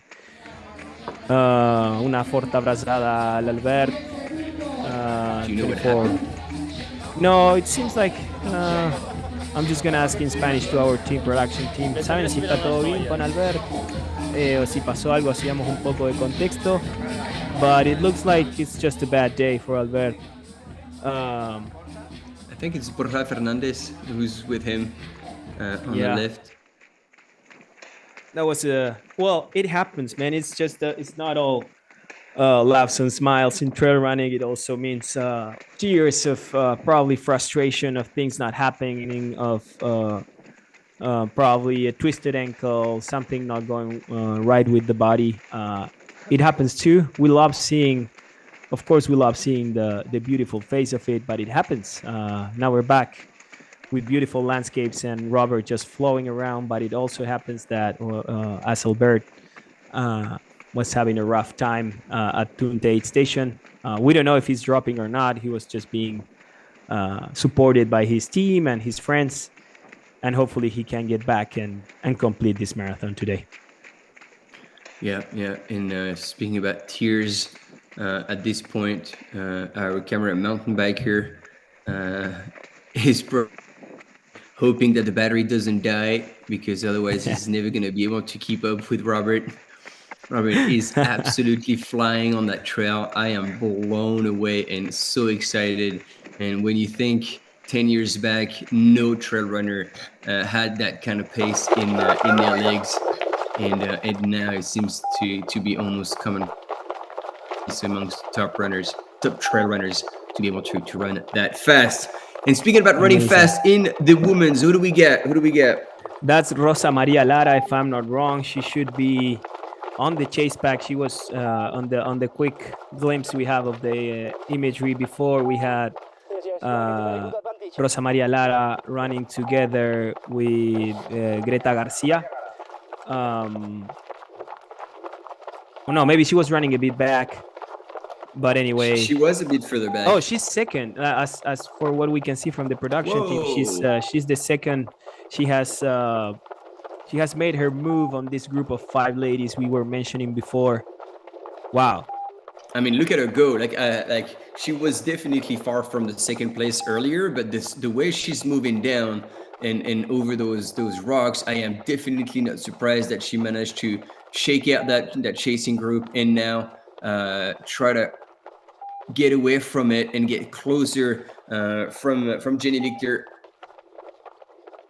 Yes, absolutely. She's flowing also, as we saw the men earlier before here. She's just crushing it. And I'm wondering if the camera runner turns around and if there's other ladies running together with her. The group of 5 was just split from second to 6. Oh, we have Jennifer leading. Wow. Jesus, look at that. And she's just laughing, man. Wow.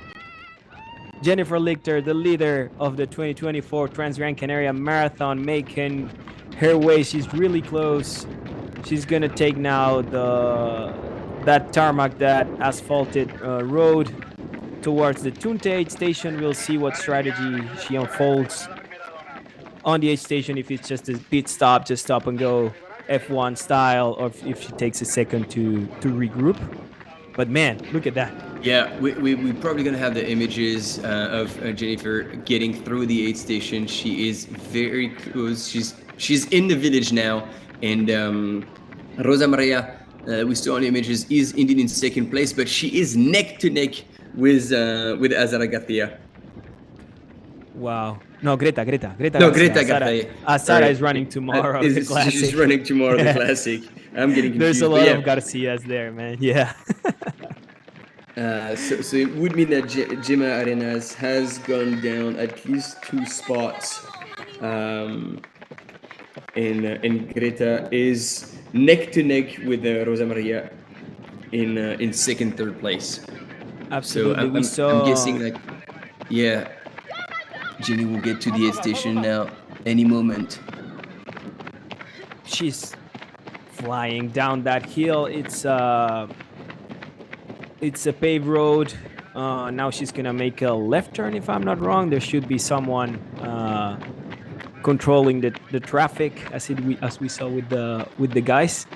and she will just run into the Tunte aid station. It's not yet half point of the race. This is going to be 20K, more or less, inside of this 46K marathon. But she's just And crushing. Look at that. Yeah, still at this point, they would have covered more uphill than downhill. Yes. Now it's where the fun starts, right? They would have done like minus 1,000 meters since the last checkpoint, and plus almost 1,300 meters. So in that last section from Tunte to Ayagores, that's when they're gonna lose another 1,000 meters while only gaining 400 meters up. Yes. We have third woman, apparently. Third woman. Right-hand side. That's Greta Garcia. That's already also on the pavement, running towards the Tunte aid station. So if we are not wrong, just per what we are seeing, we have Jennifer Lichter on the left, running towards the aid station. In first place should be Rosa Maria Lara. In second, that we haven't seen her yet. But then in third, we have Greta Garcia. They are running. I thought the gap was gonna be longer, but I think they've got. Let's just wait for the live trail to show us. Yeah. As we see Iru, my friend Jose Iruroski, the camera runner, running together with Jennifer Lichter. We see. And look at this. Very interesting point is that at this aid station, runners are allowed crew. And Jennifer is on her own, filling up at the aid station, not like receiving external assistance from anyone. So it will be interesting to see what the other female runners, how they go through, and if they do receive aid, these will be 3 seconds that they will be making on Jennifer Lichter. I'm actually surprised that I was trying to check also. It looked like somebody ran in front of her, but yeah, it was probably someone from the public that was just watching. As we see Greta Garcia making her way also into the Tunte aid station. Let's see. This is one of the things that I don't want to call it an advantage, but it's definitely if we take it to soccer or to football or sports team, is the home court advantage. It's the whole thing of having a crew. Jennifer is flying from the US, even though it's a North Face race and the North Face crew is all around. She didn't have a crew as probably the rest of the guys did have. Such as Robert or Mario Olmedo, and as we see, as you see now, Rosa has her crew. Rosa Maria Lara on the aid station. Tightening the shoes a little bit, maybe for the downhill, getting new flasks. A flask, a chat, some support, a gel. Well, you see, that's sort of the home court advantage I was saying. It makes a difference, it makes a difference when you have a crew. Oh, they're together. Yeah. I told you, like, I think they're close enough. And actually, Greta Garcia leaves ahead, and she's had a whole lot of water poured on her. They're getting out of Tunte together, Rosa Maria Lara and Greta Garcia. They're running out together out from the Tunte aid station. And as Zavaz saying on the chat, I think Jennifer lost a little bit of time on the downhill, which would make sense because these gals are pushing together and Jennifer is just running alone. It's different strategies, different ways of tackling a 46 kilometers race, right? Yeah. No, and Jennifer is definitely one of the strongest in the circuit on the uphills. But we did see indeed Rosa Maria Lara dancing away on that last part of the downhill on the technical trail, and she definitely looked extremely not only fast but smooth, meaning that she's not going to blast her quads, and she's going to be able to carry on such pace as soon as they hit another downhill trail. And so here again, you remember just seconds ago, Jenny was on that uphill, and she was running. She was running strong, moving well. While in the meantime, Rosa Maria and Greta Garcia are both power hiking up that hill. It shows once again how steep that was and how strong Jenny is on those climbs.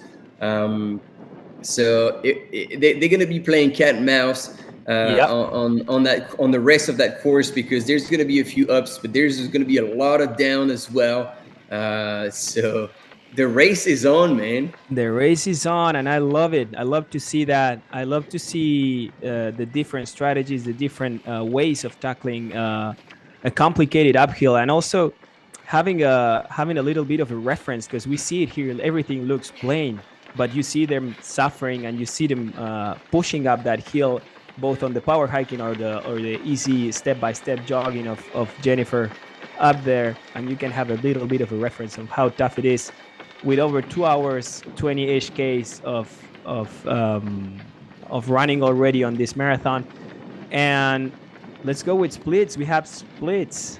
Jennifer Lichter went through Tunte in 2 hours 1 minute and 36 seconds, and Rosa Maria Lara went out in second in 2 hours and 3 and 12 seconds, while Greta Garcia was third in 2 hours 3 and 32. So we have 1 minute and 50 seconds, 40 seconds more or less between first and second, and almost 2 minutes between first and third. And that makes 20 seconds between second and third.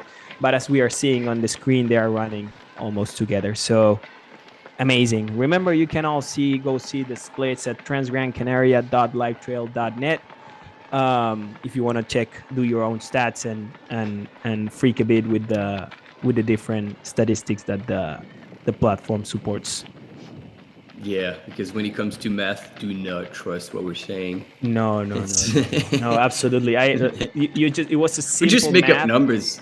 Yeah, when you hear the around 140 or the around 2 minutes, it's because we suck at maths.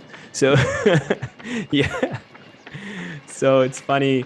Martin is drinking mate out on the other side. I'm getting my first coffee this morning thanks to... Oh, shut up. Gema Arenas. A little kiss from her husband, and she's out.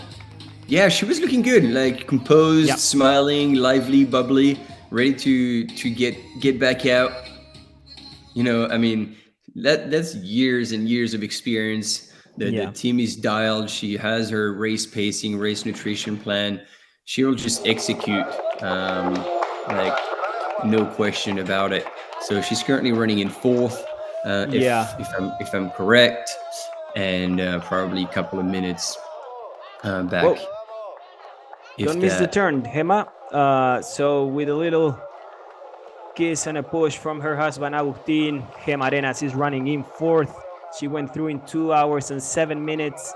That's almost 6 minutes behind the leader. And as per Live Trail, also Moana Kers, the Wild Trail Project runner from La Palma, from the Canary Islands, from Spain, is in fifth, around 30 seconds behind Gema. So we will probably see her soon now. Bit of buggers out.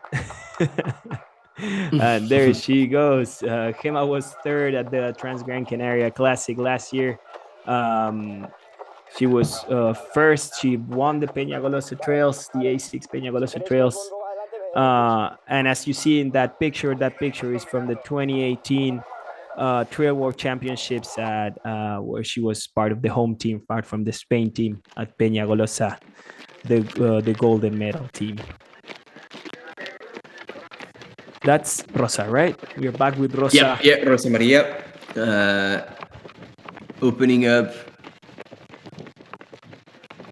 She is chasing. I think we have a very similar race scenario, both in the men's and in the women's, with a leader since the start, but the chasing pack is pretty aggressive. with Mario Almedo and Juho Ilinen in the men's, and in the women's, Rosa Maria Lara and Greta Garcia together, almost chasing Jenny Lichter. Who doesn't love a split screen? We have on the right Jennifer Lichter leading, just pushing the pace, leading the train of women on this 2024, the North Face Transgrancanaria Marathon, as we have Rosa Maria Lara on the left. We have Jennifer from Team The North Face and Rosa from Team Lurbel from Spain. They're crushing. They're both running really well. They're both running smooth. Their running form looks great. Jennifer always looks a bit more, her body language is a bit more aggressive, or a bit more like, looks like she's working harder. Rosa looks a bit more like a classic, with the classic running form, to call it a way. But it's just beautiful to have these two images to compare, right? Yeah, and I gotta say, like, as much as Rosa is running fast, like, I feel like she doesn't lift her knees much, so she's very like saving her strength. Like, it's hard to call the ultra shuffle because she's still moving pretty damn fast, but like that kind of, you know, the knees are barely lifting, her feet are close to the ground at all time. But the stride is still pretty decent. While Jenny has got probably slightly higher cadence, shorter stride, but much stronger overall. And it shows in those climbs. Like, she's just running all the time. And see, like, she just crested and dropped down on the other side, started the descent, shoulders down, relaxing her arms, shaking them out. She's not done. She's far from being done. She's still in control, well aware of what she needs to do, relax, and start rolling down the hill. Oh man, it's going to be such an exciting race. I really like this about both trail and ultra running. You can see way different body types, way different sort of running forms. People who come from probably from a hiking background, from a mountaineering background, from a climbing background, people who come from road running, people who come from a life of track and field. And you can see that and see them all compete, and they all have these different sort of strengths in such a variety of a course that it is this marathon at Gran Canaria. So it's beautiful. It's just beautiful to witness and see. We are seeing Gema Arenas on the screen now, just pushing that band back, dodging the cars.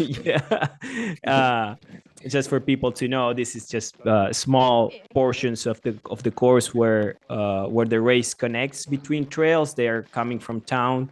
It's town trail, and it's actually a really safe course. And everybody on the island knows the Transgrancanaria race is happening, and the whole town, the whole society of the island gets ahead of it and gets out there and cheer and understand this is a massive party and a massive moment for the island on the touristic side in the middle of the winter. So it's just fantastic. Yeah, and we have questions or like comments. Lobo was asking if you could see a bit more runners instead of the first runners. Like somebody mentioned, you have Life Trail for that. So if you want to follow any runner that you know, you can search by name, by bib number, and go all the way down and have the splits about these runners. Because obviously our resources are not infinite when it comes to live coverage. As you can understand, there are the camera runners, camera mountain bikers, drone pilots, who are planned and scattered around the island. And the most important part that we are wanting to achieve, and that we do achieve most of the time, is to have as many images of the front men's as we offer you as the front women's. Obviously, there's it makes sense to choose the competitive aspect of the race and display what's happening in the forefront. But again, we do have the tools to help you follow any runner out on the course, and this is on the official timing system, which is transgrancanaria.livetrail.net, and then there you have all the details you can ask for. So absolutely, and just adding to that, our, it's people, it's not robots behind the cameras. Is our camera runners, our camera bikers that are gonna be there for the next 24 to 36 hours out there on the course, just trying to bring information not only from this marathon but also from the classic. There's always going to be fixed cameras around. You can see, as Martin said, you can also see them, all your runners or your people, on the, not just the timing, not just text, but also there's always like fixed cameras. So yeah, just for you to know, this is a massive production team. There's always over 25 people working, 20 to 25 people working on the field. Then we have the people working from the mainland in Barcelona, also on the production team. I'm in Argentina, Martin is in New Zealand. We are all working together to make it happen. Just a couple of years ago, this was not even in our most beautiful dreams. So we're really happy to be having this, and we're improving every year to make it even better. So thank you for being out there. Thank you for supporting us. And yeah, we'll go for more every time, more and more, as we see Jennifer Lichter. We're gonna have a good chunk of Jennifer running this trail, as we saw Robert before. Our camera biker is gonna follow her for the let's say 1K, 1.5K on this trail. She's gonna turn left and then make a sharp turn right, and you will see how beautiful that ridge is. Yeah, and as we give big shout outs to the whole production team, might as well give a shout out to the 400 volunteers out on the course on the island for these 5 days of racing. Obviously, without them, it wouldn't be possible to have such an event. And so you can see we have just over 4,000 participants and 400 volunteers that are giving away their time for free to allow all the runners out there to have such a good time, challenge themselves, go on journeys into the unknown for some who are trying themselves at longer distances for the first time. And yeah, so we're also obviously super grateful about all the people out there giving their time to make this event a reality. Yeah, Arratzaldeona Mayalen from Zegama, who's watching us, and she's saying that the link cannot be seen. We're gonna try to reach out to our production team and see if they can paste the video. Oh, it's in the video description. Thank you, Doug. Oh, it's actually right there. Thank you, Doug. We haven't seen it. We missed that one. Rookies. Yeah. And it's like, you can watch here, I'm gonna ask Mikkel, our production guy, as you flow with Jennifer through this beautiful trail around 22, 23Ks of the North Face Transgrancanaria Marathon. I'm gonna ask Mikkel to paste anyway the link on the chat. Yeah, or as I've asked Oscar as well, like to make us admins, so therefore we have the ability to share links that you ones can not only see but click as well. But once again, people in the chat are far smarter than us, and Doug pointed out that in the description of this live coverage, you do have the link to the live results on transgrancanaria.live.net. And that's all you need. That's all you need, really. And indeed, amazing. Steve, the trails look absolutely stunning on that balcon, the traverse across this canyon. You can see the drop on the left-hand side. You can definitely see the ocean, and possibly at this point, even the finish line, right? Well, like it's way a bit out in the distance. Yeah, they have a bit more. They need to come. Remember when we saw the graphic of the map, they go up and down, and then they go up and down again. when they make the second up and down, they start seeing, I think they even start hearing the finish line, which is awful, actually, to be listening and not getting there. Are we seeing Ines Astrain right now? Yes, that's Ines Astrain on the image. Let's see if the live trail can tell us what's her position right now. Well, she's got a big smile on her face. Yeah, you had it right. That is Ines Astrain. She's running in 6th outside of the Tunte station. I'll just do a quick recap. We have 10 ladies that went through the Tunte station. So let's go. It was Jennifer Lichter leading, Rosa Maria Lara in 2nd, Greta Garcia in 3rd, Gema Arenas in 4th, Moana Queres in 5th, Ines Astrain, who we had a second ago on camera, was running in 6th, Barbro Fjallstedt from Sweden in 7th, Maite Mayora still running in 8th, Laura Seskin from Lithuania in 9th, and Vanessa Cava in 10th. The gap between first lady and 10th lady is 18 minutes. So it's interesting. It's we have like 2 separate races from the, let's say, from 1st to 5th, and then from the back of the top 10, we have another race for those positions. Yeah, it's starting to spread quite a bit. It's quite normal for if any one of you is just watching for the first time. This is quite of the usual thing on these longer marathons. These marathons that are not marathons, that are 46K. It's quite usual to get after the halfway to see these gaps. Also, we have now. You want to go with the top 10 men through Tunte? Yep, through Tunte. So obviously still Robert Penboy in the lead in 1:40.08. 1:41.44 was Yulia Ilinen, last year's 3rd place finisher, followed by Mario Olmedo in 3rd, another 20 seconds back. Anders Krajovic in 4th, a minute 15 behind 3rd. Pierre-André Anison in 5th, Adil Moussaoui 6th, Christian Jones 7th, Thiago Nobre 8th, and Fran Anguita Bayo from Spain. Anguita. Yeah, there you go. Anguita Bayo.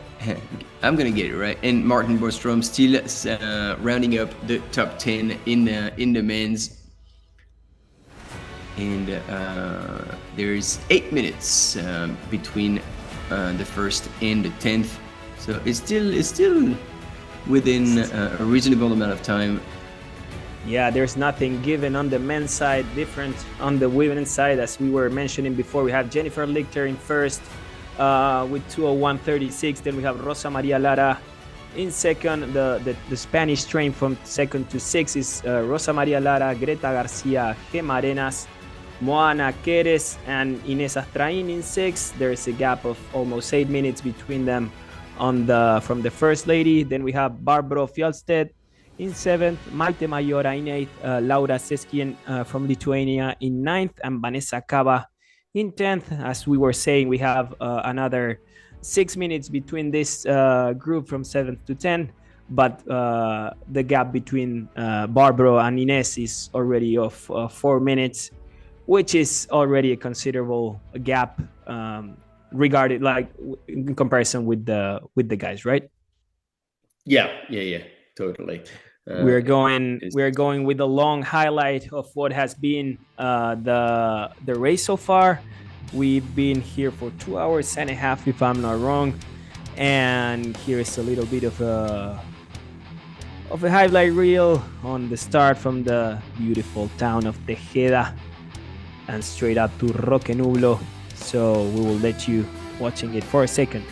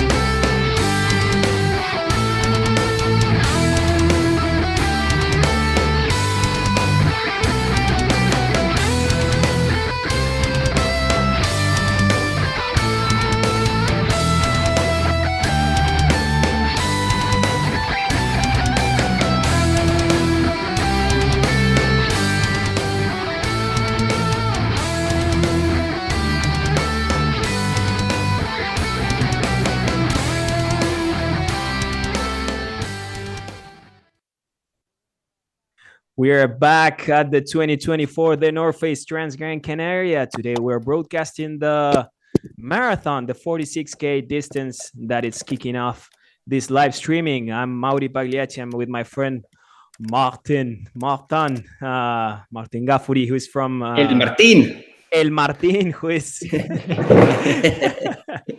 who is... originally from France. There you can see us. Originally from France, now based in New Zealand for the summer with the balloons. Beautiful. I got tricks, man. I got tricks. You have all the tricks. Don't bring the rabbit off. As we are tackling. If you were watching a highlight reel from this first half of the race, we are now 2 hours and 40-ish minutes into this marathon. Today we're testing the cameras from the finish line down at Maspalomas, at Parque Sur de Maspalomas, the end of it all, the end of the marathon, the end of the classic, the end of the advance, all the big races on this weekend of the 2024 the North Face Transgrancanaria are finishing there. We have beautiful drone shots, we have beautiful camera runners, camera bikers bringing us amazing imagery of the Roque Nublo and all the big parts of the island of Gran Canaria. How you seen the race so far, Martin? Not so much surprise when it comes to competition. Robert Penboy was the ultimate favorite as last year's winner in 3 hours 25-30 seconds. In the women's, Nuria Gil, winner of last year, is not there, but I am not surprised again to see Jennifer Lichter from the US leading the charge. However, I am super excited about what's happening right behind, because Rosa Maria Laria and Greta Garcia are chasing hard and not looking like they're fading at all. And as well as in the men's, Juho Ilinen, who was last year a third place finisher, is charging like a demon, and together with Mario Olmedo as well, was chasing hard. They went through the aid station, in and out.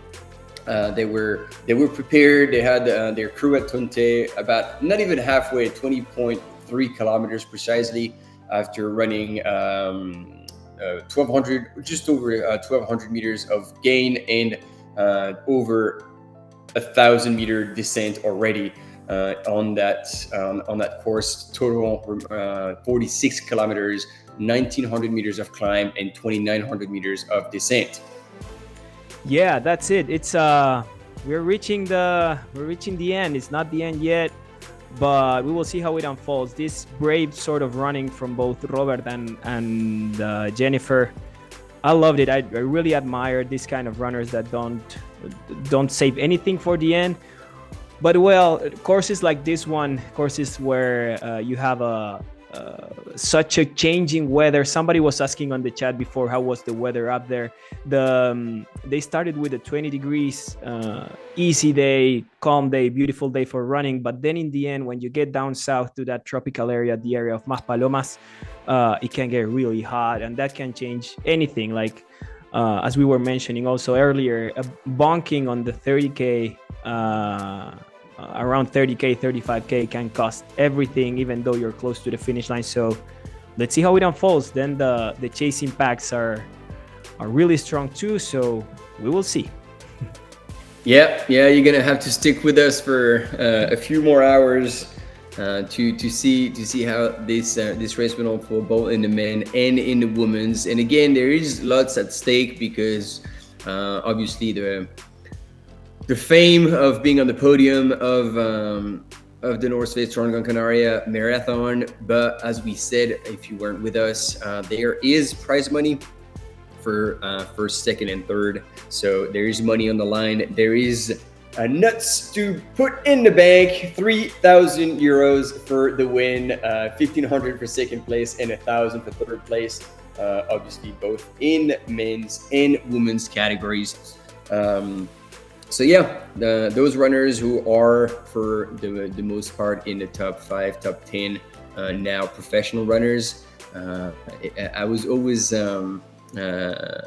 always remember it was actually in obstacle course racing at the European Champs a few years back, John Albon, already early in these early days of obstacle course racing, had won European champs, and the guy on the mic is like, "You've just won 10,000 euros. What are you gonna do with it?" And he's like, "I'm just gonna pay the bills. I'm just gonna pay the bills because that's my job."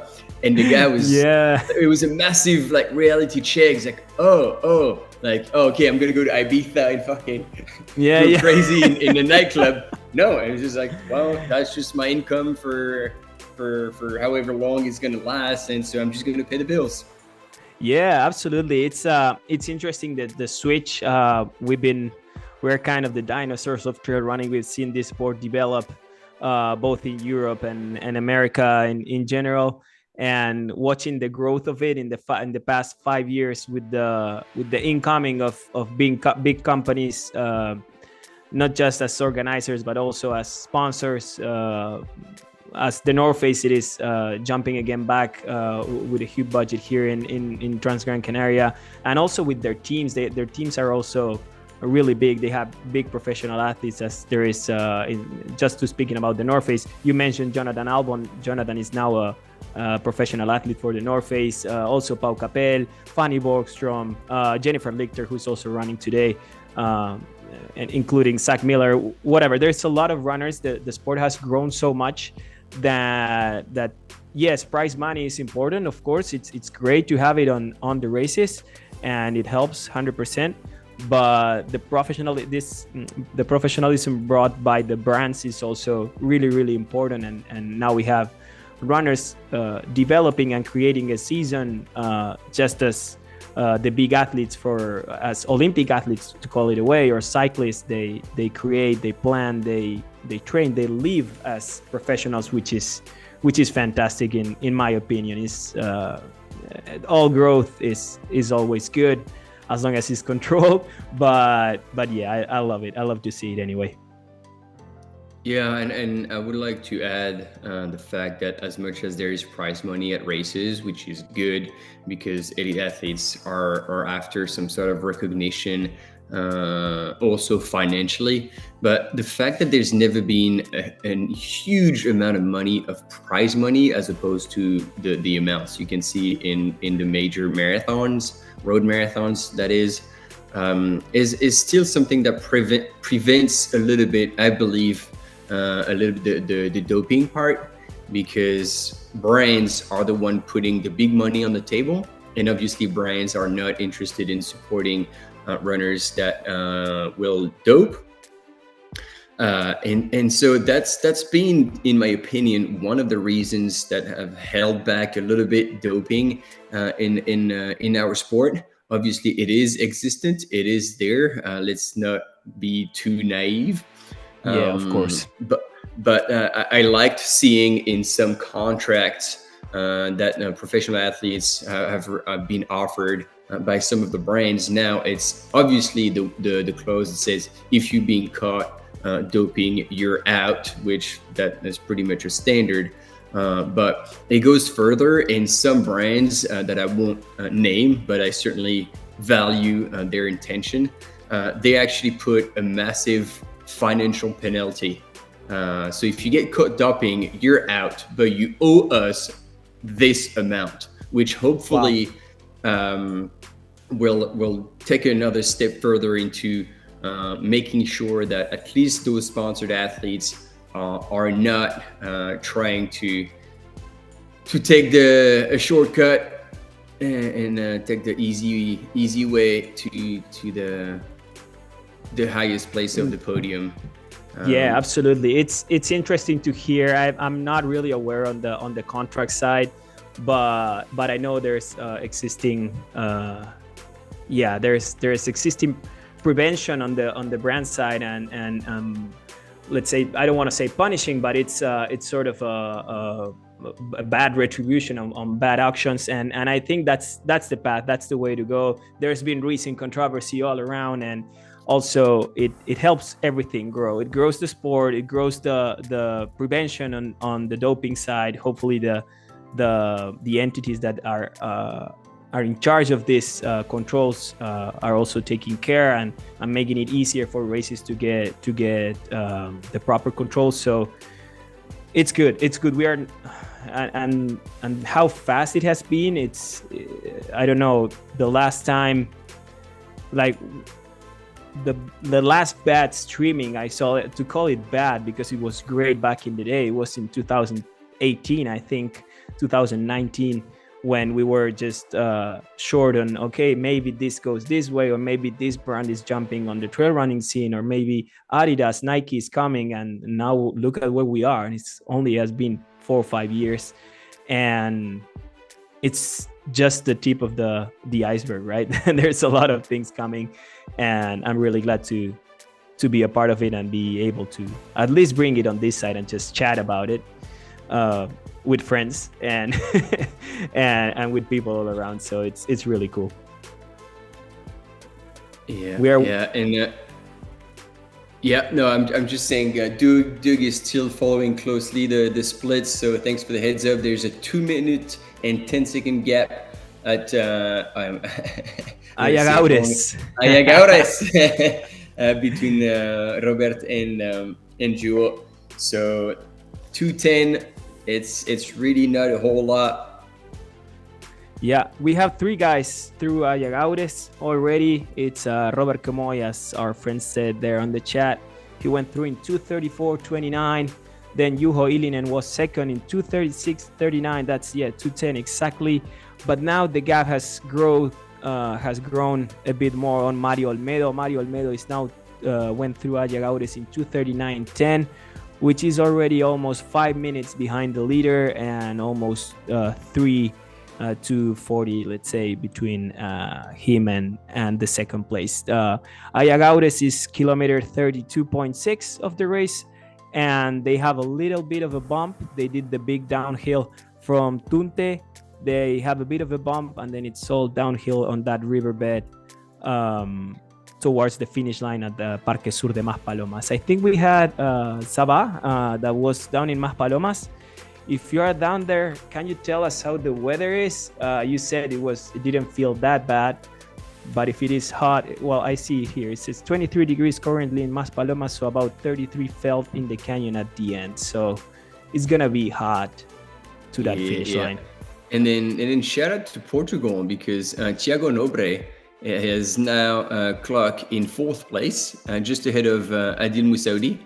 Wow! So he's moved up the field nice and strong, and he's now 2 minutes back from 3rd place, 2 minutes back from the podium. That's crazy, because they were not that close at Tunte. They had a bit of a gap. But now we see Tiago Nobre, Adil Moussaoui, Anders Kjærvik and Chris Jones. They are running in less than a minute and a half altogether. So they're probably watching each other. And Mario Olmedo is only 2 minutes in front of that group. So the podium for the men's side is open. We will wait.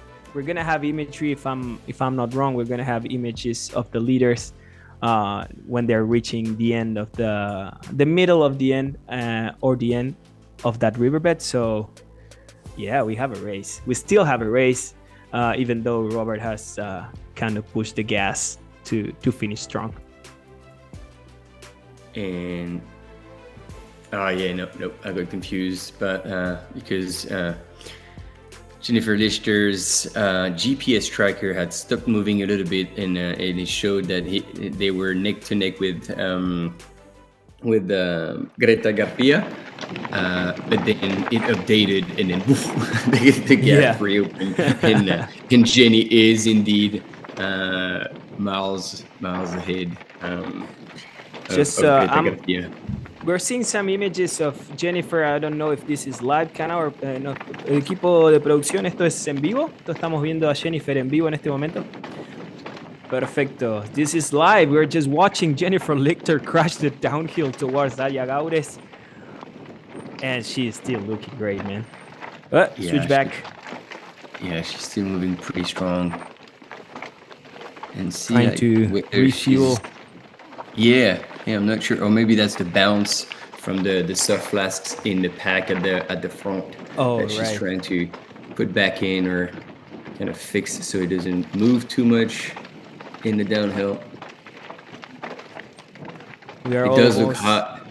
yeah, absolutely. We are almost 550 people watching this streaming. Welcome, everyone. Just call up all your friends, bring them all to watch the stunning Jennifer Lichter crush this downhill and crush our camera rider on this downhill. Yeah. But yeah, they might be suffering. I don't know if is anyone, if we have anyone in the chat that's out there in the course can tell us how it feels. But having been there before, it might be really, really hot already for the runners. Oh man, look at those images. Like, It's beautiful. It's just incredible. such a cool course.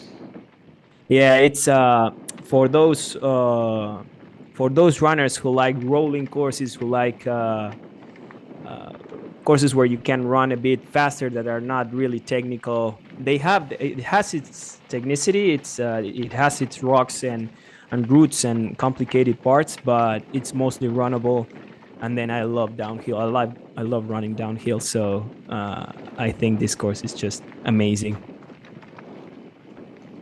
Yeah, Jenny's on a roll. Like she is moving extremely well. So we did see, however, Rosa Maria was moving really well on the way down to the last aid station in Tunte when they saw their crew. Those were the last images where we saw these women really go hard. And actually they had closed the gap on Jenny on that downhill, but now seeing Jenny looks like she's just definitely cranked up another gear, and she's now full swing into that downhill.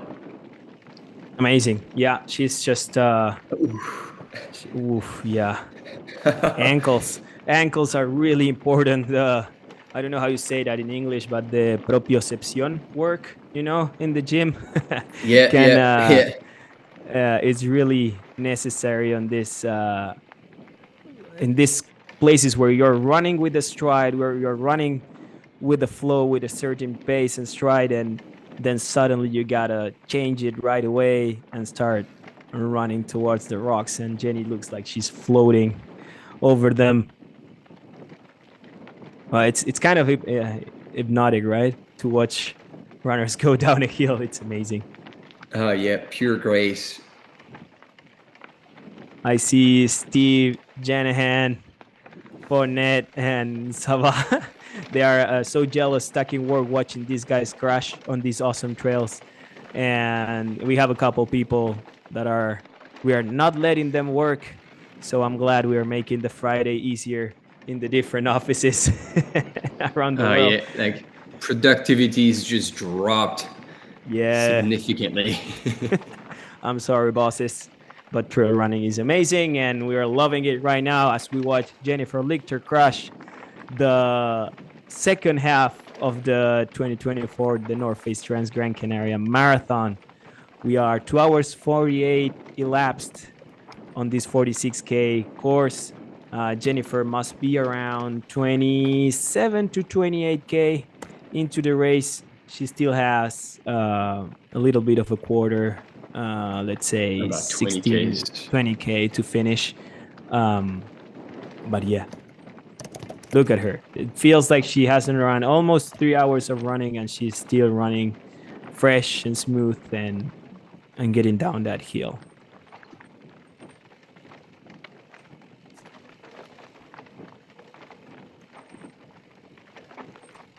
Can you guys hear Jennifer running, or are you just hearing, like, do you hear ambience audio, or do you just hear us talking?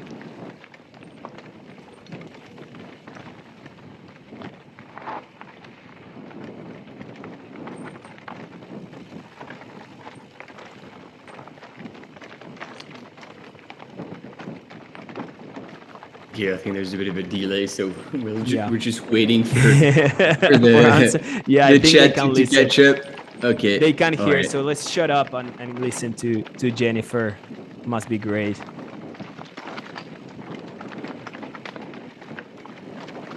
Gracias, Gaby.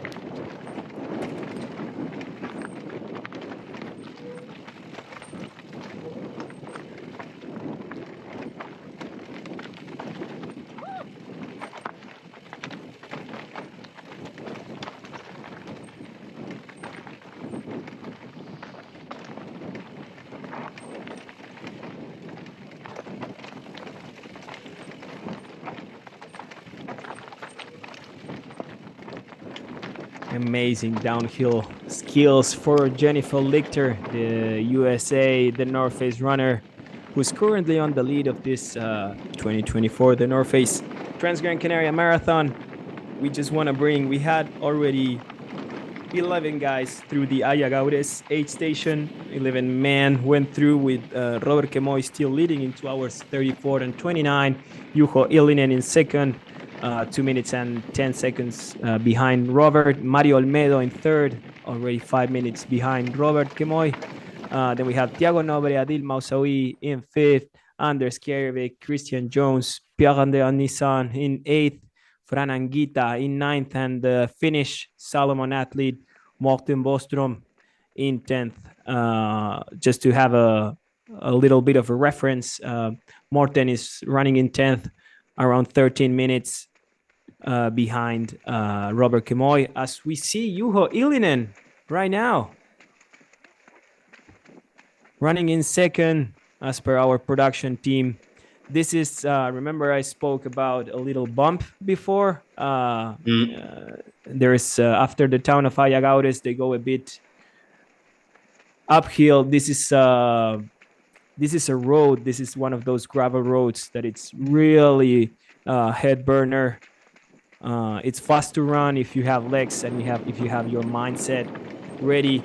And as we see now, Juho Ilinen is crushing it, so he's still running pretty well. I think Robert has slipped and has gone way up in front, but Juho, as we see now, he's just flowing with it. But you can see it doesn't feel like, but it's a pretty tricky uphill for the legs. It goes up, it goes a bit down, and then it goes up again. And you cannot tell it from here or from home, but it's really hot down there.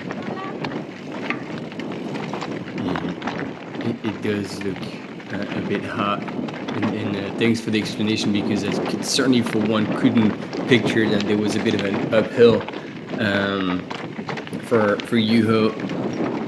He looked like he was moving really well.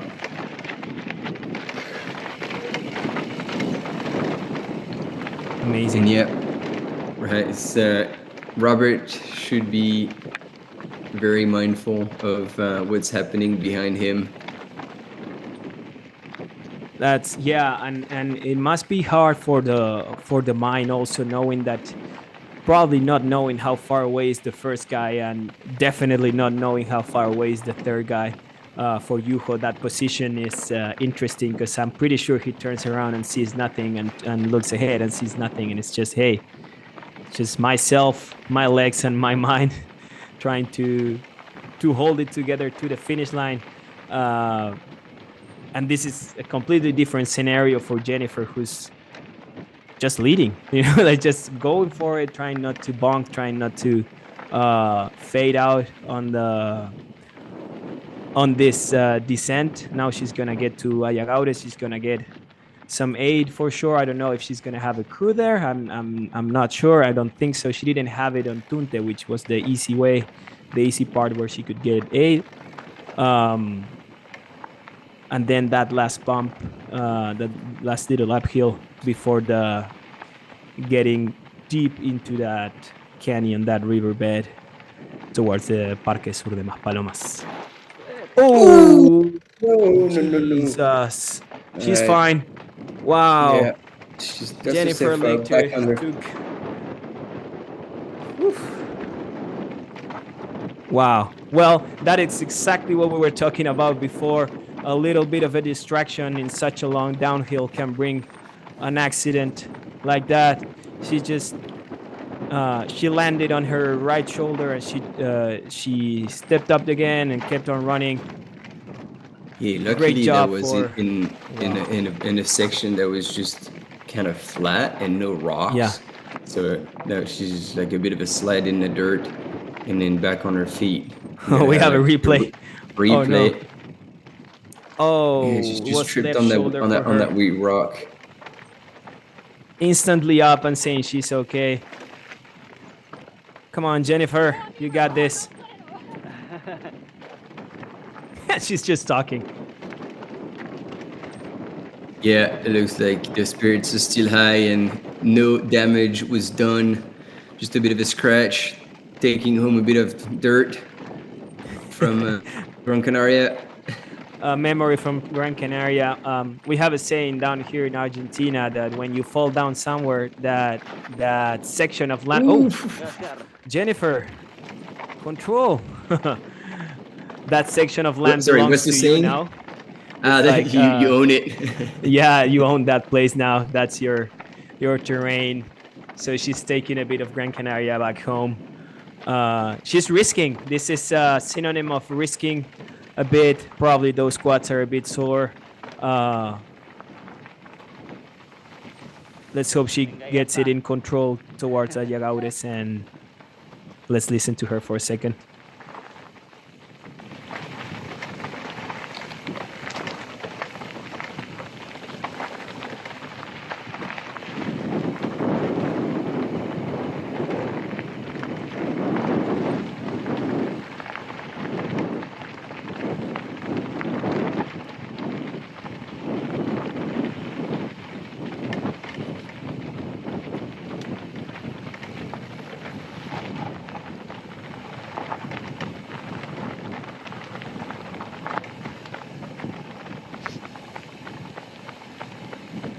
Well, she seems to be back in control.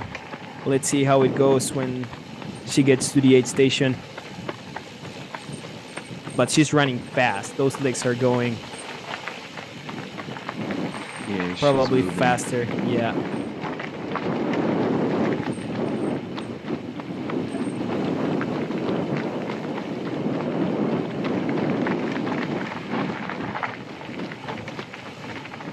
If I'm not wrong, they're going to the Ayagaures aid station. After they get out of there, they go through a little dam, which is also one of the iconic parts of the race. We are not gonna appreciate it really well because it's like a backdrop scenario, but it's beautiful. It's just a really beautiful part of the course. Classic Canary Island town. Yeah, and it looked on the map as though there were two lakes, like one higher up, and then the second one, the one higher up was feeding the second one down below, and the dam was on the second one. Yeah, it's one of the biggest, the big water reservoirs for the south part of the island. You can see the dam there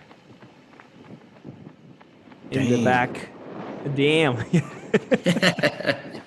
I always say pond in English, but it's damn the word I'm looking for. But beautiful. We have Jennifer Lichter about to overtake one of the male runners in front of her, getting to the Ayagaures aid station. This is 36K, if I'm not wrong.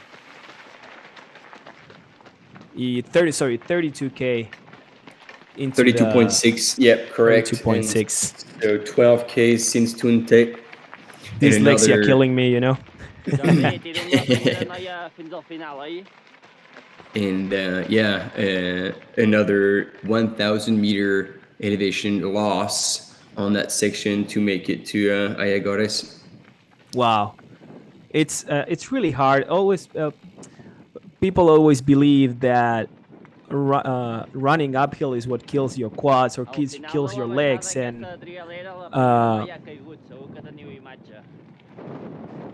so those are our camera bikers and runners talking to each other, informing that the First Lady is about to reach the Ayagaures aid station. But as I was trying to bring up the topic of what hurts the most, is it the uphills or the downhills? It's always a long discussion on the quad side, but I think if you don't have legs to get to the downhills, you may lose more than if you don't have legs for going uphill. You can kind of control the uphill if you don't have legs, but the downhill can happen anything of what happened to Jennifer a while ago. That you can fall, you can hurt yourself, you can twist an ankle. My opinion, that's what hurts the most. Yeah, and then we tend to see this in ultra races that are like above 10, above 100 kilometer long, especially with a lot of elevation gain and loss. Like once the quads are shot, like there's no coming back from that. So Yeah. either you're close enough to the finish, or you just grind it in, and you kind of try to make your way to the finish line. But that is one of the reasons where people have to drop, because everything kind of locks up, and you just can't move anymore. Like the pain is just ridiculous. Well, like if you're tired, you're running on fumes, you're bonking, but the muscles are all right, like you'll make your way out of it, and then you'll be able to still climb and manage the downhills. But yeah, if you've overdone it, or if you haven't done the conditioning in training for a whole lot of downhill with such pounding, just like what Jennifer is going through right now on the road, then that will catch up with you, and you can be the fittest you've ever been. If you don't have the conditioning, like the mountain legs, as we call it, that's going to be very tough to make it to the finish in one piece. Here we see Jennifer looking over her shoulder just to catch a glimpse of what's happening behind her. She's keeping her competition in check, and it'll be good as well, because I think. No, I thought I was hearing people cheering, but that's actually the brakes of the Yeah, the it was the e-mountain bike. brakes of the bike. Yeah. Because I was Might be gonna a say little like bit dusty. yeah, I was gonna say like that's pretty good when you have people that are loud and cheering, because they Yeah. cheer for you, and then you keep an ear for like when they cheer again, and possibly that's your next runner who's behind you.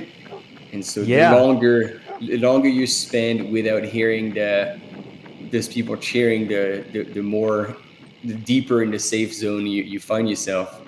But Yeah, absolutely. that, And I that's think sorry, just to add to that, when she was coming up that hill and she was turning her shoulder, I think that's the last time you have like a longer view of the course before jumping into that long uphill where you go blind, or you go blind again until the riverbed.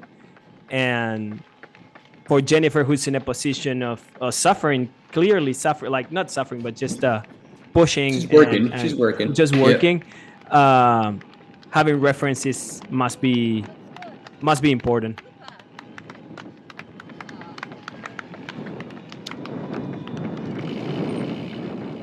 Yeah, you can definitely see like she means business, and she's running with a purpose. She probably, hopefully, she'll have splits at the aid station to know how far the chasing group is, but she's not giving them anything, and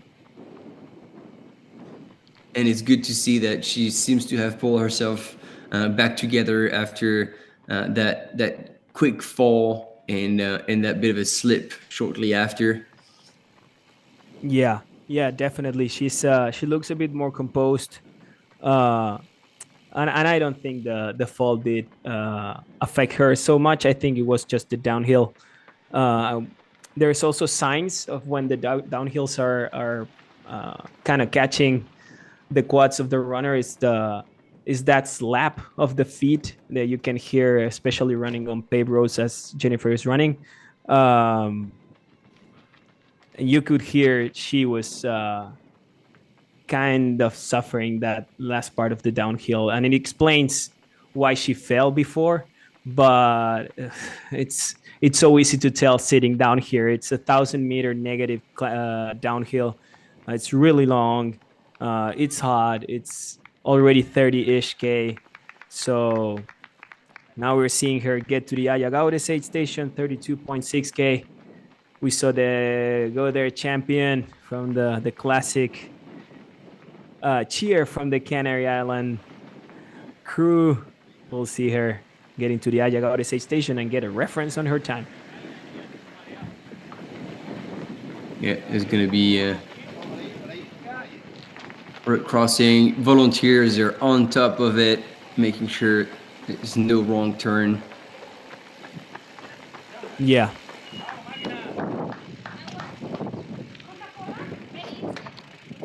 There we go. That's the infamous Coca-Cola. Yep, it's Pepsi.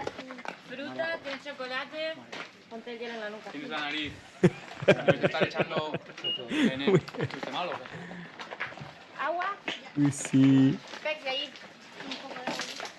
Oh wow, she's drinking straight from the tap. Oh wow, great job, Jenny.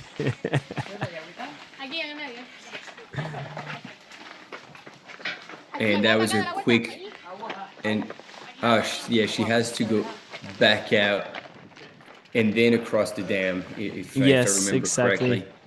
correctly.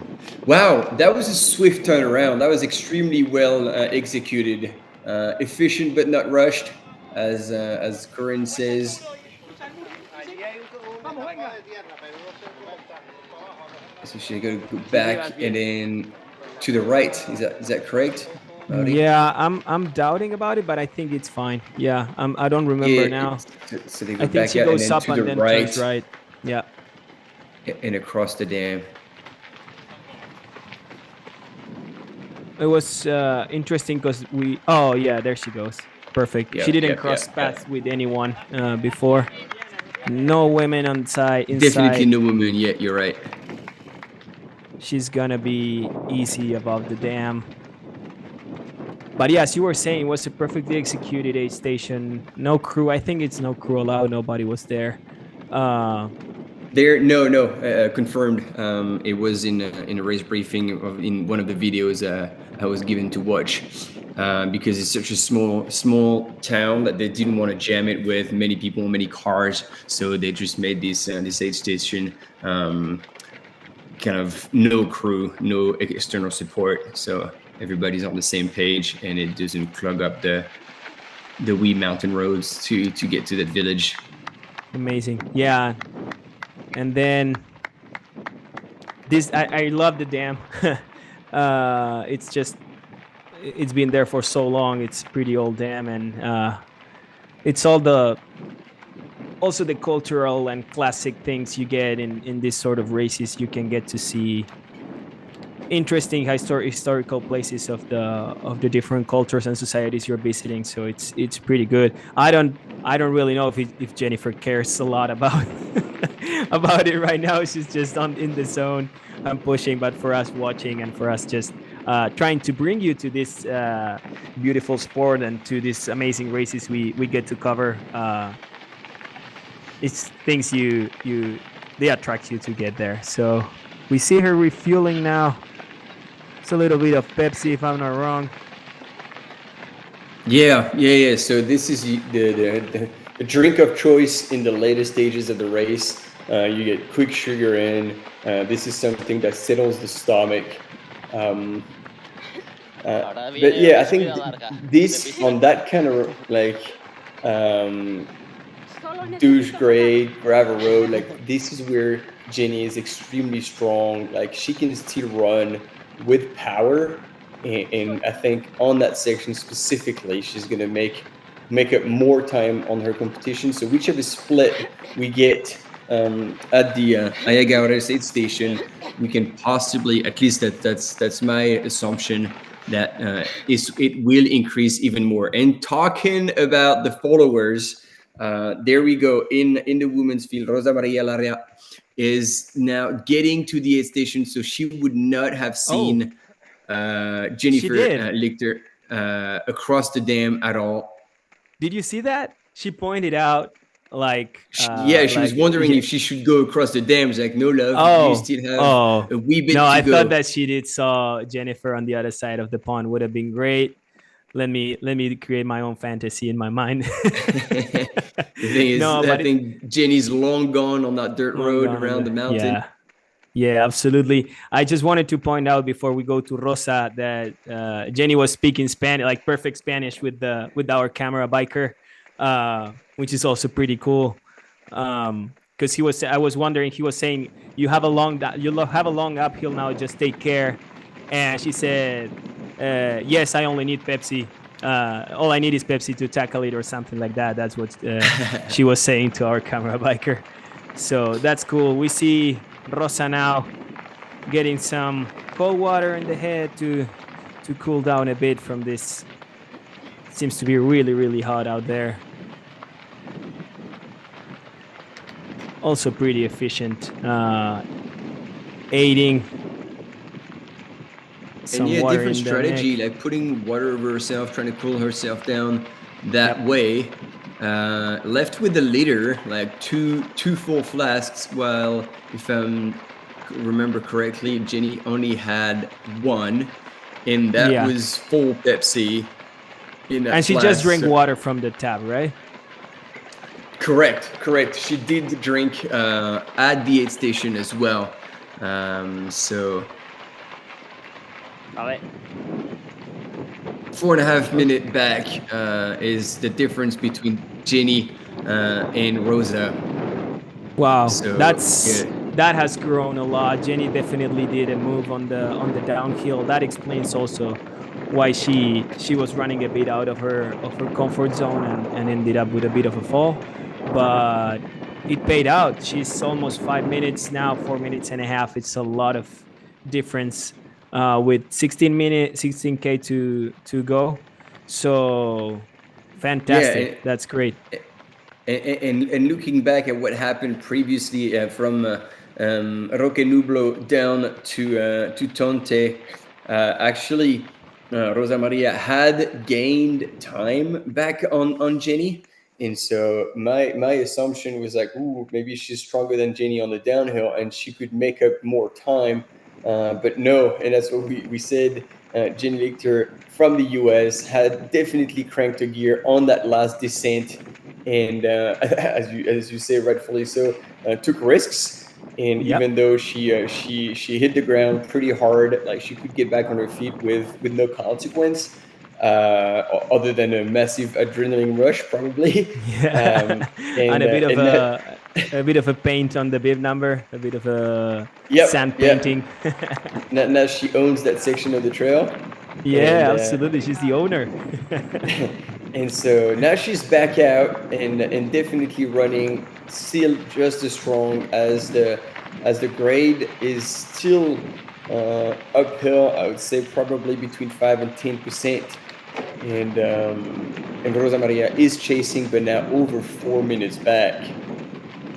Yeah, that's it. But she's still moving well. Let's see what's the gap between Greta and Rosa to see how the podium may unfold. I just want to add the Bouts, thanks to Bouts TV, Rosa is part of the Compressport team, as we can see on her. She's wearing Compressport or from neck to toe, so head to toe. So she's definitely Compressport and not Blurbill. That's fine. It's a little production issue we can correct right away. Thank you for that. And we have now Jennifer Lichter on the right and Rosa on the left. Go ahead, buddy. And so actually, Mauri, we get Greta Garcia, who went through the Ayagaures aid station. 30 seconds back. 30 seconds. Yep. So if our camera biker turns around, they will see her. Yeah, they will see 100%. Greta. And which means that if Rosa looks back, she will also see her. As a matter of fact, they would have probably crossed path at the aid station. In and out. So if Greta has been as efficient as Jennifer and Rosa at the aid station, she will be very, very close. And so that's going to make Rosa Maria run pretty scared up that hill. That's amazing. We were going to have a really interesting race for the rest of the podium, while we see, again, Jennifer Lichter on the right leading the women's race, and Rosa Maria in second, Rosa Maria Lara in second, together with Greta Garcia just a few steps back. Oliver Stenning is asking what's happening in the men's race. The men's race is about to finish. We're going to get imagery on the final kilometers from the leader, who we assume is Robert Kimoy, and Juho Ilinen was in second, and Mario Olmedo was in third in this same place a couple minutes ago, as where we are seeing the ladies now. They must be on the downhill, on the final downhill, and should be home in the next 15 minutes or so. So Stay tuned. We're going to get imagery really soon from the men's, but now let's enjoy the ladies' race, which is really, really on fire. We have Jennifer Lichter leading, and Rosa Maria Lara and Greta Garcia chasing. Yeah, and I can't help with that because Robert Pengboy's GPS tracker has actually never started working the whole race. So we couldn't even pin it on the map to get an idea of how far ahead or behind he is. So the next runners in line are the why do I not have him from Portugal? Oh yeah, Thiago Nobre. He looks like he's moved ahead of Mario Olmedo. Wow. Well, they were running really close. Yeah, and then Juho Ylinen also doesn't seem to have his GPS tracker working. So that's all we get so far. But yeah, as per at least the GPS tracker, Thiago Nobre and is now running in third ahead of Mario Olmedo, and they're within 50 to 100 meters of each other.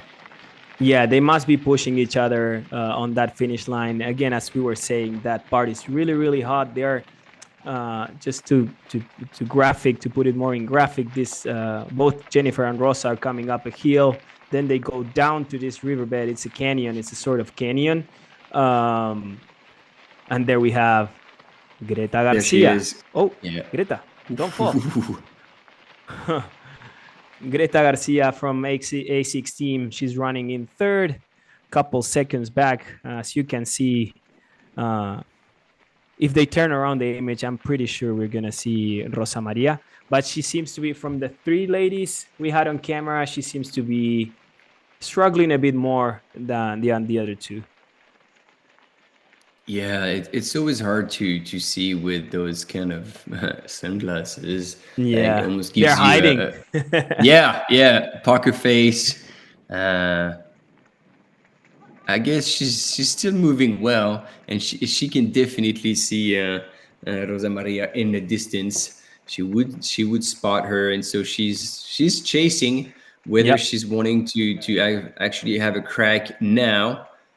Or not. Look, she's looking. Whether she wants to go now to try and close the gap, or wait for the riverbed, perhaps, depending on what her preferences are. Whether that's on runnable uphill or more on the technical type of terrain. But yeah, there's about 10 Ks to go. She's being kind of paced. This usually happens on races when the ladies are running strong, and there's always a guy in front of them. They start pacing each other. This is totally valid. This is just two runners in the middle of the race, and she's taking advantage of having this guy run in front of her, and she's probably gonna drop him later in the downhill. But it's great to help her push the pace and get to the. Yeah, he's pointing to the. You can see them back there. It's on the right. It is not Jennifer. It is Rosa Maria. It's Rosa Maria. Place. There we go. So these guys that Greta is passing right now are the guys that we saw coming down on Rosa's image a second ago. So yeah, they're really, really close. That is close. So we have well, she dropped a smile to our camera runner. She probably feels like she's gaining on Rosa Maria. We have a watch check from Rosa Maria, but she's on the pain cave. She's heads down, pushing up. She knows Greta is coming, and she cannot stop it right now. Amazing job for these two ladies. Amazing job for Rosa Maria Lara and Greta Garcia, who are giving us a massive spectacle, massive show on this Transgrancanaria marathon. Yeah, it is pretty exciting, and that's what we like to see. As much as sometimes some runners end up blowing up and losing ground, losing places. That's the beauty of the sport, and that's how That's how we like it. And sometimes like people run outside of themselves a little bit, take chances, and sometimes it works, sometimes it doesn't. But what matters is that they have a crack at it and try to give their best with what they have on the day.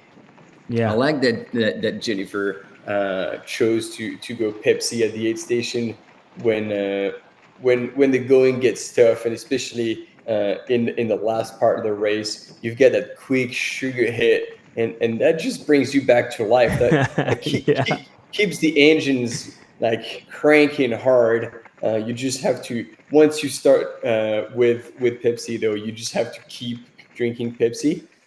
Here maybe something is happening, because I don't think the gradient has increased. She looks so all of fine though. Yeah. She is that trying to smile at the camera to convince herself she's all right, but like there has definitely been a few steps of walking, so maybe to catch herself, catch her breath, and then sometimes give your muscles a little bit of a break. You walk for a few meters, change the muscle chain, and then like transition back into running. But it looks like actually Greta Garcia is doing the same.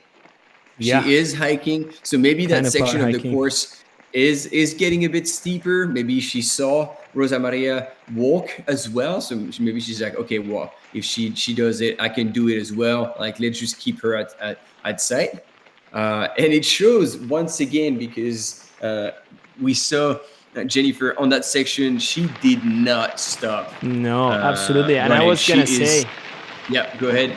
No, I was gonna say we are seeing Jennifer. For you to take an idea, Jennifer was at the aid station 4 minutes and a half ahead of the ladies of Rosa Maria and Greta, and she's still going up and she's still running. So it's a long uphill until the end, until they reach that downhill, that final downhill. So it's gonna be interesting to see the battle between them. And so, can you hear that? Yep. Yeah, that's Jennifer Lister putting nails in 2 coffins, and she's creating those for Rosa Maria and Greta Garcia. She's like, ladies, you can go, you can have a go at each other, but I'm out. The queen. I'm on another planet. I'm gonna go and take that win with fashion. And look at her; she just crushed that entire uphill section, running so hard, so strong, and still looking like she has another gear. Should any of the chasers, Rosa or Greta, choose to try and reel her in. But to be honest, and that's just my opinion, I don't think this is gonna happen. Well, I'm with you on that one. It's now the downhill, it's a bit long. It's also runnable downhill. They get to this riverbed that it gets a bit more technical. There is a bit more of rocks, a bit more of little natural obstacles. But I think Jennifer is looking great. She just pushed the pace up there. She's gonna get a bigger gap between the rest of the ladies, between Rosa and Greta. I think the gap is gonna be more open. And yeah, we have a race. Yeah, I would say like race for first now is probably out of the way, but for second and third, oh boy, that is on like Donkey Kong. Rosa Maria right now walking in second place, probably less than 100 meters behind. Greta Garcia for running for Essex is just behind, creeping up, or maybe maintaining the distance and pulling herself together. That's what I would do. Just like you have 1 or 2 jails, you probably down 2 at a time. You put like fuel in the furnace, and then you make your move, because you want that move to be sharp, to be mean. So you want to crush the spirits of whoever you're passing, showing that I'm not only passing, I'm leaving you in the dust. Yeah. Beautiful. Yeah, I like that. I like this sort of action at the end of the race, this kind of final moves to see how the podium unfolds. And let's see how it goes. I just want to welcome the man, the myth, the legend, Travis Lunker, the guy behind the Free Trail Fantasy. He's here. Hey, Travis, bring all the crew, all the American crew from the west side is probably waking up. I assume it's like 6 a.m. on the west side of the US, just bring the people here. We were almost 700 people watching. It's 661. I'll be really happy if we are over 700 today, Martin. That'd be a great number. Any number is a great number, my friend. And yeah. I've found myself commenting for 10 people, and it was just as fun. Yeah, absolutely. So I'm just watching at Robert Quemoy's tracker. The predicted time says he should be in the finish line in the next 5 minutes. So we will probably switch from the lead ladies to the lead men in a few minutes. And we are 3 hours, 26 minutes elapsed. So it should be basically the same time as it was last year. Yeah, Mauri, last year it was like 3:25, 30 seconds. We talked about a different course at the very beginning when they ran on the road to kind of stretch the field before they'd hit the trails and the single track. So possibly a bit longer. We'll see that indeed. I guess any second now we're gonna switch onto the fixed camera on the finish line and welcome our 2024 the North Face Transgrancanaria Marathon winner. Yes, it is getting late. It's like 2 a.m. right here. The pace is slowing down of my voice, and I'm just making sure that I'm getting the year right. Yeah, absolutely. No, and it's like we are still in February. Feels like when you went to school and you had to put the date on on your sheets, and you always mixed those first couple days. You still put the year before, it would be 2023. But no, buddy, it's February 2024. 1 extra year. Transgrancanaria is already here. The season is kicking off. I know you kicked off like 2 weeks ago, right? With Tarawera, or a week ago. But yeah, 1 more year. 1 more year. Indeed. And between that, the different years and then different days, there's a big mix. But the consistency is those ladies, they're going so hard at it. There we go, Rosa Maria looking over her shoulder. She knows that she's probably not pulling away anymore from Greta Garcia. And Greta can see her in the distance. And she's like, I'm not going to let her get away from me, because Rosa Maria knows it, out of sight, out of mind. If she can disappear even for a second, that's gonna make it harder for Greta. So it is as much a physical as it is a mental battle between these two women. And look at them crush! What an inspiration! They are giving everything and more. Oh. Look up the shoulder. I like Greta gave the fire look to our camera. I was like, dude, get out. But she's definitely working hard. She's getting it, and it's a privilege to be witnessing this with live cameras, with all our partners, with all the production out there, bringing it out to us and to you on back on wherever you are at home. But yeah, they're really close, and Greta is not giving up, as you said, Martin. She's just chasing. Rosa took a little shoulder look, but I think she's turning around, and Greta cannot see her anymore. So I think she's making a little bit of a move. Yeah, trying to pull away. I was just a little bit worried for Rosa Maria, because she had her hand like on her shoulders, like possibly grabbing like SOAS or TFL. Oh. So I hope like there was no issue there, and it was maybe just a little niggle, and now she would be back out. I think this is the end of the climb, and she's starting to transition into the descent now. Probably why she decided to push for the last few meters of the climb before dropping down, and try to open up the stride, keep your shoulders down, and try to relax as you pull away.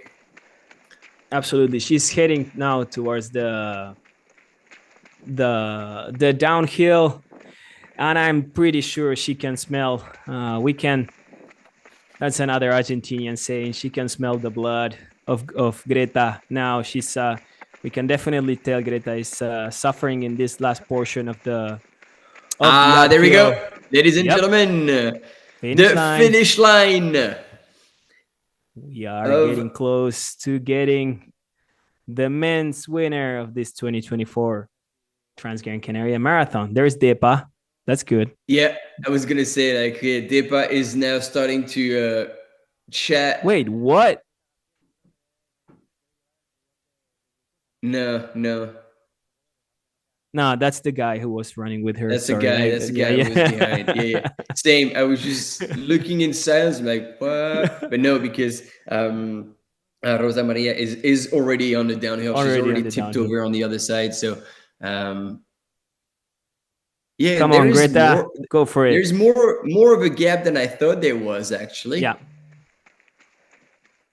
Yeah. There he is, flying into the finish line. Robert Pengboy takes the win once again, 3:32:00 for this edition of the marathon, giving away fist bumps. What a legend.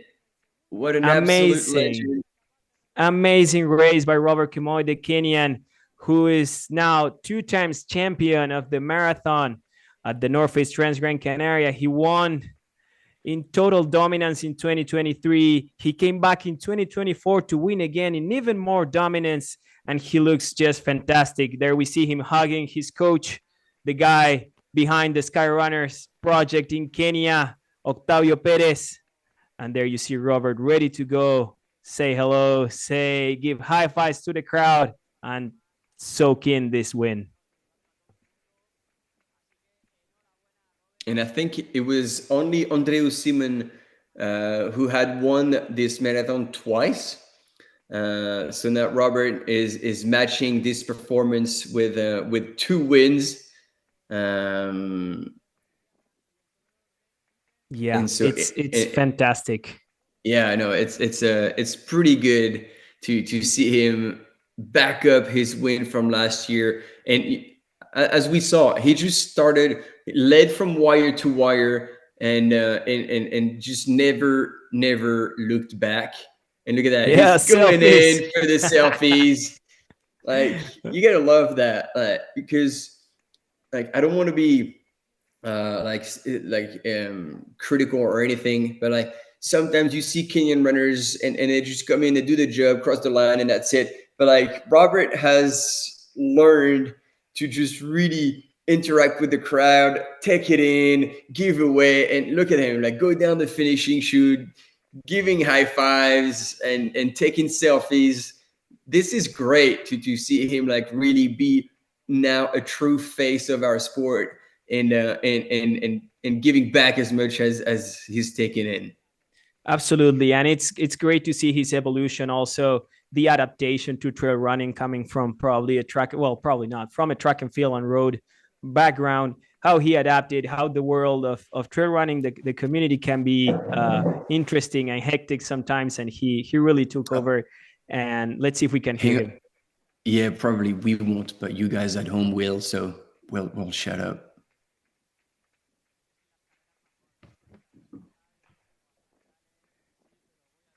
Vale, hablamos nosotros. Entonces, so no, we're not listening. They're not, neither them or us are listening to Robert's finish line interview. We're probably going to have it talking with us in a while. And we're going to have the second man, which may be Juho Ilinen from Finland soon. And yeah, we were just to round out the idea. Robert, as you were saying, is now a true face of our sport. He had a fantastic 2023 season, and he's kicking it out again in 2024 here with another win at Transgrancanaria. Yeah, it's once again a good predictor of the rest of his season, because it is still early, and the fact that he's in such good shape can only predict good things for Robert for the rest of the season. And I think you're right. At least that's what was announced on the finish line arch. Juho Illinen would be in second place and would be at the end of the finishing shoot any second now. Yeah, I just want to add a good data. Yeah, it's Juho Illinen in second position, who's gonna end up now. And I'm glad they figured out the font for the names as well. Yeah, that's great. They After finally celebrating Wendy for a few different fonts. I gotta say the Gothic font we saw the font we saw at the beginning was pretty cool too. But yeah, it's good that we're gonna have Juho Illinen running towards the second position, improving his third place from last year. We're gonna check on times to see if he also had a better time than last year. But amazing race also for Juho Illinen, who was third in the 2023 Transgrancanaria, and now in the 2024 the North Face Transgrancanaria, he's gonna get the second place. Oh yeah, he's gonna be pumped. Yeah, he had a great race. He was patient in the beginning. He saw all the move done by Robert, and now we got him in camera. The man, Juho Illinen from Finland, he's about to make his last couple of turns to get into the Parque Sur de Maspalomas in the very south of the island of Gran Canaria and take the second place at the North Face Transgrancanaria Marathon. Yeah, he's looking back, just making sure he's not gonna have to do a sprint finish for the last kilometer, if that. And there he is.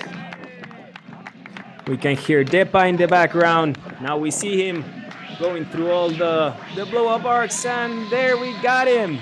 Juho Illinen is about to take second place at this 2024 the North Face Transgrancanaria Marathon in 3 hours 38 sharp. Also, exactly like Robert, no seconds at all. And he looks like he's he pushed giving hard. it all. Look at the salt in his cap. Yeah, great job, Juho from Finland. 3:38, 6 minutes behind Robert. Fantastic work for the finish. The Finnish fast kid. Yeah, and we do have in the chat a lot of Finnish supporters. Kimo is here, Otto is here. Oh, Marcus. cramp. Oh yeah. Well, that's a classic, isn't it? Yeah, absolutely. Oh wow! Look at that. Oh, is that Pierre?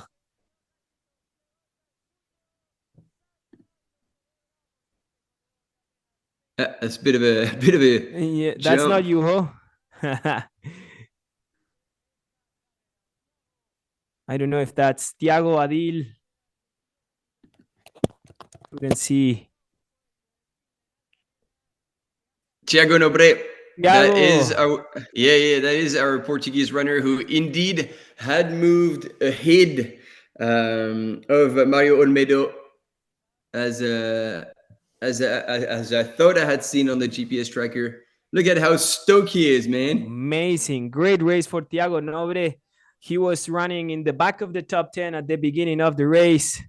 And he's like, give me water. I'm thirsty. Yeah, dude. Great job. Great job for Thiago, as we see Fernando Gonzalez, the CEO of Arista and the creator, owner of this fantastic event that it is the North Face Transgrancanaria. Thiago from Portugal, Thiago Vieira. He climbed positions from the beginning. He was at the Roque Nublo, the first point we had information. He was 8th, and he managed to battle to the top to end up in 3rd position. And we see his happiness. He's completely stoked about this water race for the Portuguese kid. Yep. Yeah. No, he's done extremely well there. Well managed for a young gun like this to have the confidence to stay back in the early hours and then start reeling big names. And then he's he's running the show too. Yeah, he's got it. So I think is that Kinetic the name of the brand? Yeah, it's Kinetic. Yeah. I want to see. He looks really young. I want to see. Oh wow! And this is still not Mario Olmedo. No, Mario may have. Maybe struggling. Whoever that is, he's running scared. Looks like it's Adil, right? Yeah. Yeah, it's Adil Moussaoui, as we can hear Depa saying it. Adil Moussaoui is going to be fourth at this 2024, the North Face Transgrancanaria in the marathon. Adil Moussaoui is now fourth in 3 hours 41:36. Fantastic race also. He was also pushing from the beginning, staying with the group, and managed to climb up to fourth position. Yeah, he would probably have passed Mario Olmedo just recently, and it was like, ooh, I need to give everything I can. I can't have him come back to me. Amazing race of the Moroccan runner. There we see Thiago in third again, being awarded with his finisher medal. He's definitely pumped. He is pumped. Amazing. We're gonna see. He raises the bar for Miguel Arceño, who was second here last year in the Classic. Now he's in the podium. He's co-Turanian. Miguel Arceño is racing tomorrow the Classic. He won in Ultra Pirineo, and he's definitely one of the candidates for the long race tomorrow. As we see the crowd pumped. Oh, Chris Jones finishes in fifth. The Hoka athlete from Great Britain. In 3 hours, 42 minutes, and 51 seconds, he crosses the finish line of the 2024 the North Face Transgrancanaria Marathon in fifth position. It's amazing. We can see Thiago there being congratulated by Miguel Arceño, one of the guys who's gonna be pushing tomorrow. But now the party goes on for Chris Jones, who just finished in fifth, as we wait for more runners on the top 10. Yeah, and that's a good comeback for Chris, because he had started out pretty strong with Robert Pengboy, and then kind of faded, falling out of the top 5. And so in the later stages, there he is, Mario Olmedo, who was standing in second for a fair bit of the course and must have emptied the tank a bit too early, and finishing in, is that sixth? He's in sixth position, 11 minutes behind the leader. I think it's a fantastic race for Mario anyway. He crushed it. I think this is a confidence booster for him. He looks tired, but he's fine. That's great. I'm really stoked for El Bandolero de Granada, who's finishing in sixth position now. Oh, we're gonna have a podium photo.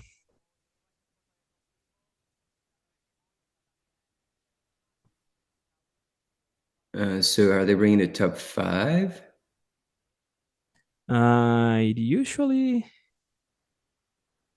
no. Oh, we're oh yeah, there is. Yeah, it's top 5. We have Robert Kamoy in the center. In red, we have Juho Ilinen, who was second. We have Thiago Vieira in third, the kid on the left of Robert. Then we have in the blue shirt, we have Adil Moussaoui, who was fourth, and in fifth, the Hoka singlet for Chris Jones from Great Britain. Fantastic race today. Amazing competition. It was a one-man's race for the men. Robert kind of killed it by himself in 3 hours 32, as we can see. But then from second to sixth place, it was way more competitive, way more battle to get to that podium spots, as we see Anders Kjærvik bringing it home in seventh position. The pony, 3:45.39 for him. He's now done, the Salomon athlete.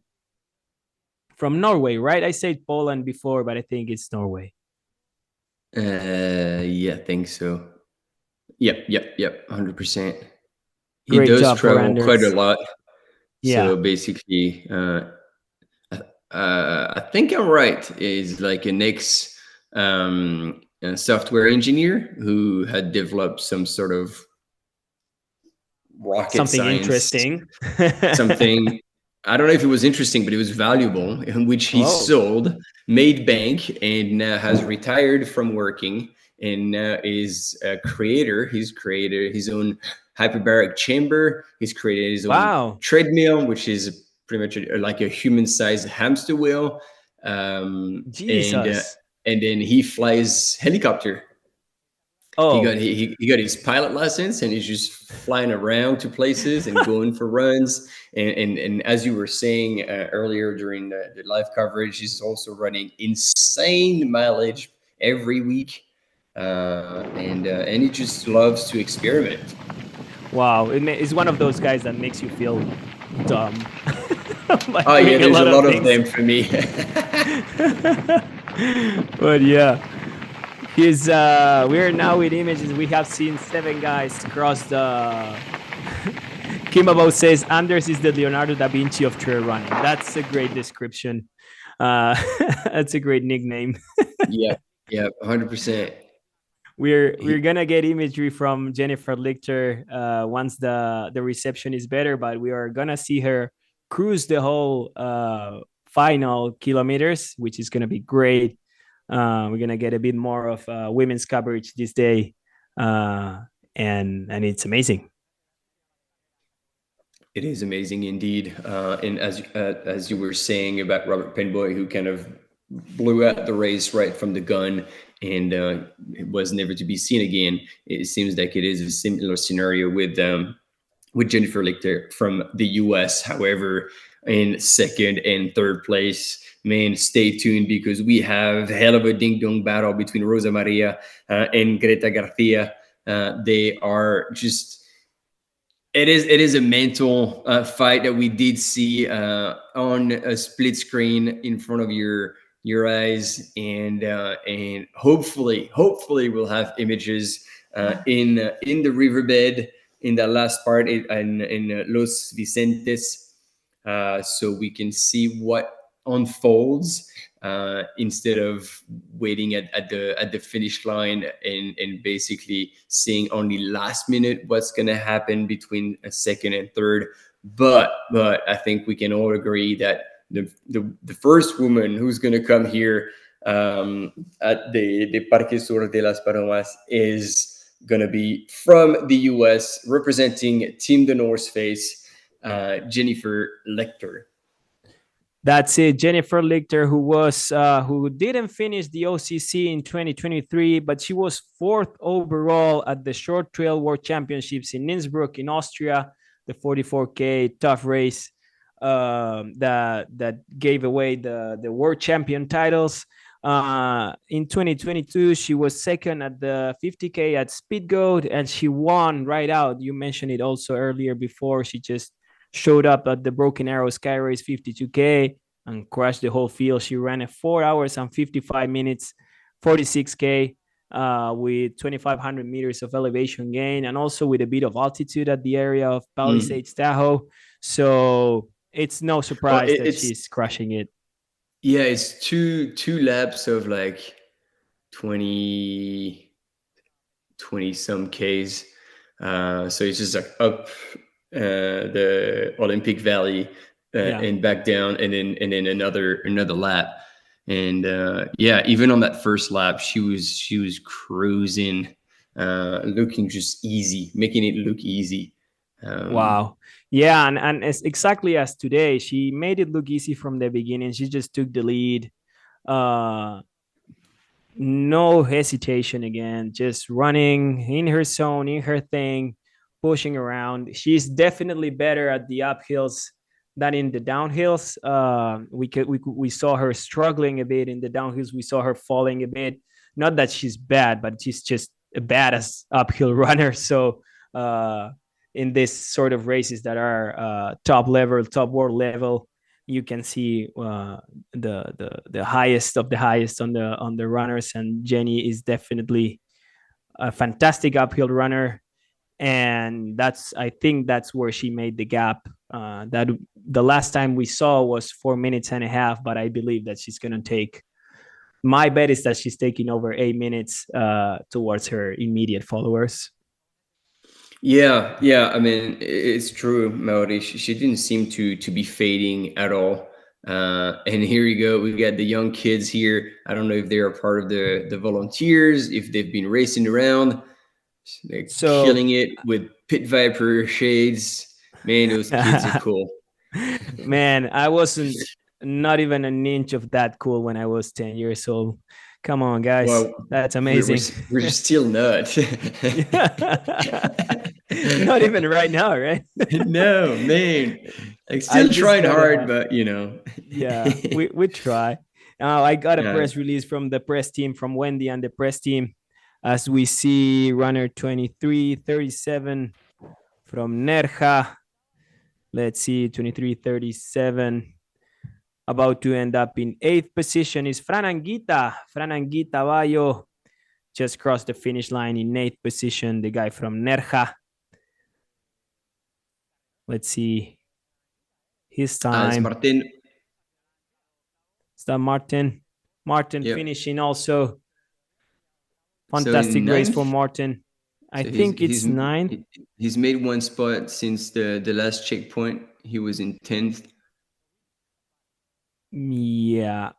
The live trail is not yet updated, but Martin, who saw the win here, who was the first one to finish this marathon back in 2022, I'm sorry. Now he manages to stay in the top 10 as he did last year. Great race from the Finnish guy of Salomon. And he's just waiting. I just wanted to give some background on why there's kids there. Because there were 450 kids, boys and girls, running the Transgrancanaria Kids Sabora by Lopesan. It's just an initiative from the organization to get kids attracted to the trail running world, and I think it's the best way possible to do it. Just invite them and make them run around and stay to see the winners, the fast guys, and inspire them for staying in the trail running community. There you go. We do have again Jenny on our screen, Jennifer Lichter. If you're joining us, Robert Penboy just won the North Face Transgrancanaria Marathon in style, led from wire to wire. It has done extremely well to take for the second time the win in the marathon, and he was followed by Joho Ilinen, Thiago Nobre from Portugal, who made a solid comeback. And Chris Jones came in to take the 5th place. And in the women, Jennifer also has been leading since the beginning. Without a surprise, she's definitely one of the world-class athletes on that distance. Although, and I don't know why, we actually talked about, like you talked about it, you brought it up, why she did DNF at OCC last year. I am not aware of the reasons behind that. No idea at all. No idea. But other than that, like, for the other 50K races that she took, she's pretty much won them all. But behind, it's a pretty solid battle between Rosa Maria Lara and Greta Garcia. These two runners in 2nd and 3rd position respectively before they entered the riverbed, the Los Vicentes, and we'll see if coming out of the riverbed, the ranking is still the same. You can see on your screen, as much as Jennifer Lichter is comfortable on technical terrain, she is getting thrown around a little bit by those loose rocks of the riverbed. It is not a legend. Look at her trying to find balance on and try to find the right footing to move as smooth as possible. But it is a challenge even for a world-class athlete like Jennifer. And let's not forget that she's almost 40 kilometers in the race. it's almost 4 hours of exercising. Anyone would be hurting, and I like to see her just flowing around those rocks. She has showed today that she's a great technical runner. Also, she's not just a fast runner. There's always this.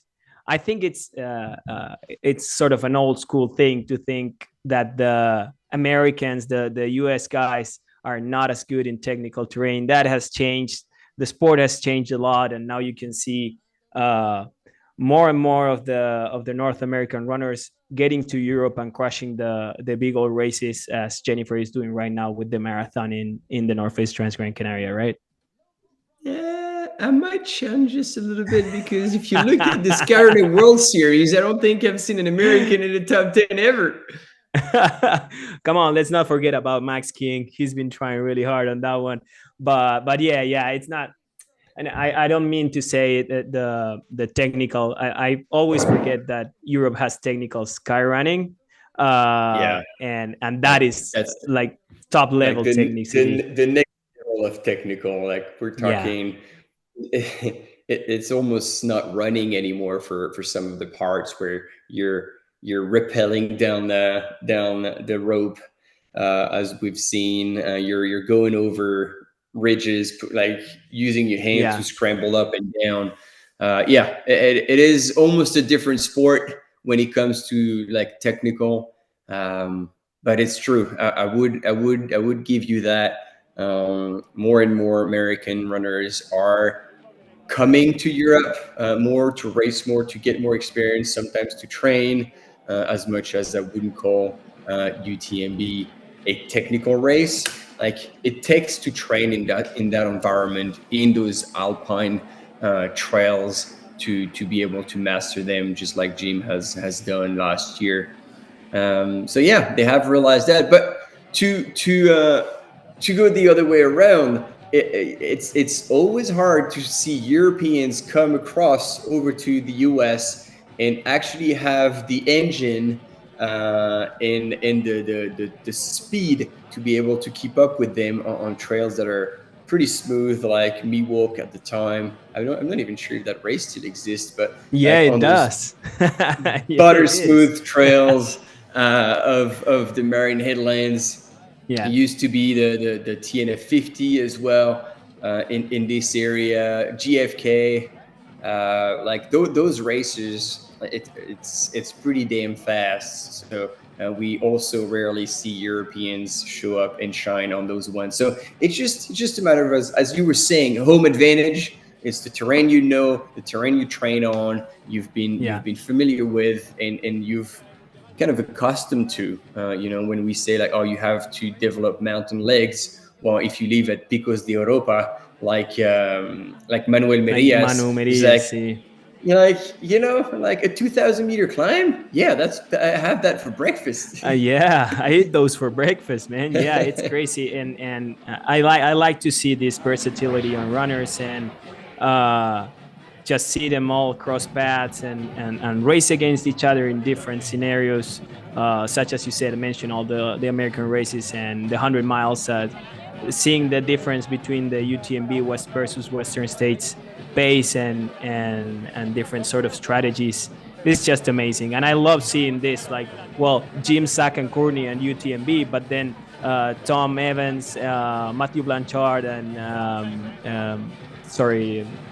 Ruth also, that she trains more in Europe than in the US, just crushing the Western States too. As we see our 10th runner coming through the finish line. And again, just to wrap the idea, it's beautiful to see how bigger and how competitive and adaptive has been the trail running world in the past couple of years. I want to welcome my buddy Liam, 8 Station Fireball. He's here. Oh, the guy no way. in the stats. Yeah, he's here in the chat. Welcome, Liam. I think you're waking up. It's pretty early on the west side of the US. You just made it for the women's finish. We are having soon. We're gonna get Jennifer Lichter across the finish line of this marathon in a bit over 4 hours. Yeah, 10 guys, 10 men have come through the finish line at Parque Sur de Mas Palomas at the Northeast Transgrancanaria Marathon. And Martin and I have been speaking for the last 5 hours, which is great. I'm glad you have seen us for 4 hours only. So you're all welcome. Yeah, And that's just a warm up for the classic. We'll be crushing it with you all, with your support. Aid Station Fireball, and that you're here. We're gonna have a daily dose of bloody sarcasm coming in. Can't wait for that. on the long night hours, be ready. So as we wait for the ladies to finish, it's kind of noon, a bit over noon in around 1:35 p.m. in the Canary Islands. The race is starting at 11 at midnight, right? It's no, it's 11 p.m. Canary Island time. 11 p.m. or 11:30. Yeah. So that's gonna be 7:30 my time, and that's 7:30 p.m. my time, and it's gonna be whatever for you in the morning, right? I'm not too sure. I've seen that.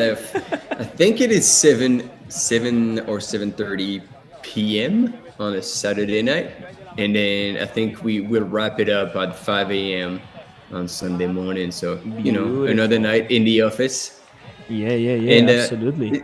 It's interesting to see, like, with all the spectators in the finishing area, like the ladies with long hair, it looks like it is a bit windy, and therefore would make it about like somehow bearable for those runners if there's just a tiny bit of air in the canyon that would just move the heat away from it, and it would probably not feel as bad as it could be. Amazing. And that was Valentin hopefully. Toma from Romania, who wrapped up the top 10 that we saw coming in with the red top. I'll just go for it pretty quick. Robert Kemoy was the winner of the 2024 the North Face Transgrancanaria Marathon in 3 hours 31 and 57. Then we had Juho Ilinen in second in 3 hours 38 and 01, and Thiago Nobre Vieira in third in 3:39:05. Then we had Adil Masoui from Morocco, Christian Jones from Great Britain, Mario Olmedo from Spain, Anders Kjærvik from Norway in seventh, Fran Anguita from Spain, Martin Bostrom from Finland in ninth, and Valentin Toma from Romania in 10th. Thanks to my memory for not letting me out. As we get back to Jennifer Lichter. Solid. Yeah. We're back to Jennifer, about to take the win, as we see one of the Cape Green guys finishing in 11th position. Remember these guys back from Transvolcania, the same t-shirt, like 10 years ago. They're from Cabo Verde. Yeah, man, they were some strong runners. Yeah. They were coming hard. I remember, however, on the marathon, going down to Tazacorte, passing one who was cooked. Dude, cramping hard. The name of the... No, nothing. Let's just go with Jennifer, who is leading.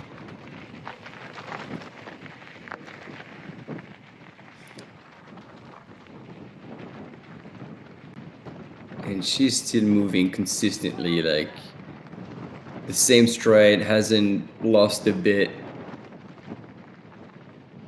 She's just, moving solid.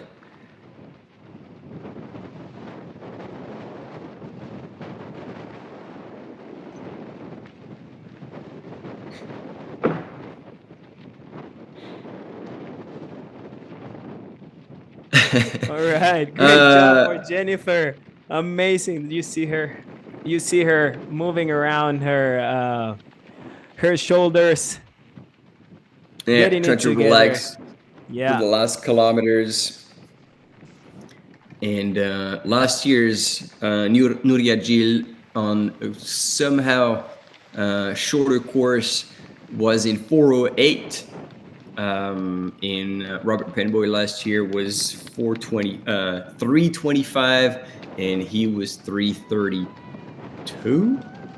So he was substantially slower. So we could expect Jennifer, if she runs on last year's pace of Nuria Gil, be around 4:15 or so. So another 10 minutes before she gets to the finish line. Yeah, she already went through the most like the end of the riverbed. She's now on the road. That road is gonna take her, giving a sort of a couple loops inside the like a sort of channel is the word, the bad word. I don't know how you say it. It's like a, like in Venice, a canal. Yeah. And she's gonna turn right there to get to the Parque Sur de Maspalomas. She's really close. She must be on the last 2 kilometers of the race. So she's probably gonna make it in 4:15, as you said. Yeah, like if she's moving like this, she's probably like a high 4:30K, so 9 minutes away. Yeah, absolutely. Adam Mueller is asking how far is the second behind her. So the last reference we had, she was 4 minutes and a half behind, but that was before the last big uphill, and Jennifer crushed that uphill, crushed that downhill, and we saw the second and third lady that were battling together. But we can definitely say that Jennifer had a bit of a gap on them. So my bet is that she's gonna take 7 to 8 minutes on the second one. Yep, I'll second you on that. I don't know if that's gonna grow to 8. I mean, she went. Man, it's too late to try and do math at this point. It was 4:30 in Ayagaures, like 4:30 sharp, and then she just crushed it up the hill, and the girls were struggling a bit more. So, and that's the thing. We'll see. She's not fading at all. While we saw on that final climb, like see Rosa Maria and Greta Garcia both definitely slowing down and starting to take a toll. So I would even go to like 10 minutes. 10 minutes. Yeah, would be second place behind Jennifer Lichter. Yeah, and she's on that finish line. It's crazy because she's not stopping. Like she's pushing. No. She wants to get the job done. It's like, okay, I'm done with this marathon. I'm gonna take it out. And it's hot out there, man. You can see the sun, the bright sun on the south of the island. It's a killer. This volcanic land, it's also reflecting a lot of the heat. He just said the camera biker just said final 2 kilometers to her. I think they're a bit closer, but we will trust him. Yeah. Yeah, and Travis says must feel great to get out of the riverbed. Yeah, absolutely. But the thing is, they get out and they just go to the finish line, so there is not much thinking. So it's you get out of there, you finish, and it's done. So it's beautiful. Oops. It's we got a bit of a freeze here, but yes, 4:09. Probably another, as we were saying, 6-7 minutes. Around the 4:15 mark is when we can expect Jennifer Lichter to come and claim the win. And as we anticipated, between 8 and 10 minutes later, depending on how hard the Rosa Maria and Greta Garcia have run, we'll see second place and third place. And yet it is still unsure who's going to take second place between Rosa Maria and Greta Garcia, because they were really going hard at each other. Rosa Maria had a bit of a lead, let's say about a minute, I would say, on Greta Garcia. And we had seen that Rosa Maria could also run downhill pretty well. But then again, in the later stages, this is not a sharp downhill. This is the riverbed. Anything can happen. Anything can happen. In the chat, if you have your own bet, let us know which of these runners you see in second place, and we'll see who comes out right. Absolutely. I just want to give a shout out to Travis, who is out there. Travis, are we still in time to put our bets on the free trail fantasy for the classic? I don't know if that's still happening. You know, they have like this like the fantasy football. You can do your own bets and your own things, and play around with your friends and see who's the best predictor of trail running. I did that for Black Canyon, and I did that for today, and I think I kind of sucked. um, I think I didn't nail, and I think I just nailed Robert, but then the rest, yeah, I don't think I did a good job. But yeah, Oh well. it's a good game. We need to get our own small league there, Martin, and get it going. Yeah, well, we can have another crack at it for the classic. Yeah. Oh, there we see my friend Jose Miguel Munoz, the photographer that works for, I think he's working for the race, but he's also the official photographer of Scarpa, of Team Scarpa. Um, one of the coolest guys in Spain. He's got one of those beautiful mountain sunglasses everywhere. Super cool. Not as us. Yeah, no, we don't rock sunglasses. What's up, Martin? Are you falling asleep? Fallen in love even more with this sport. This is absolutely fantastic. I can't believe I've never tried to run that marathon, because if anything, personally, I absolutely love downhill. And when I saw the stats, I'm like, holy crap, this is like 46K, like 1900 meters of climb, 2900 meters of descent. It's got my name all over it. Yeah, So, and it's fast. Like it's a runnable course. Yeah, looks like yeah. you. Oh, that looks far better than me. Yeah. No, I was saying the course looks like it, man. I can rock the pink though, but Oh, not yeah. the pace. No, definitely not the pace. We are seeing Jennifer Lichter on the final couple kilometers of the 2024 the North Face Transgrancanaria Marathon. She's, as what you're seeing right now, that pace, that form, that stride, she's been running exactly that way since the gun. Yeah, and she's moving so well. Like Team North Face must be on fire. They must be so stoked right now. It's a great start. They already had on their race. They've already had Katie Scheid winning the VK. Now they're down the highway. They're really close. Once they get down that highway, they go to this that thing on the right. How you call it? You know, it's a canal. Yeah. They get down there, and they go up to the Parque Sur de Maspalomas. She's on the last kilometer right now. We're gonna have her really soon on the finish line.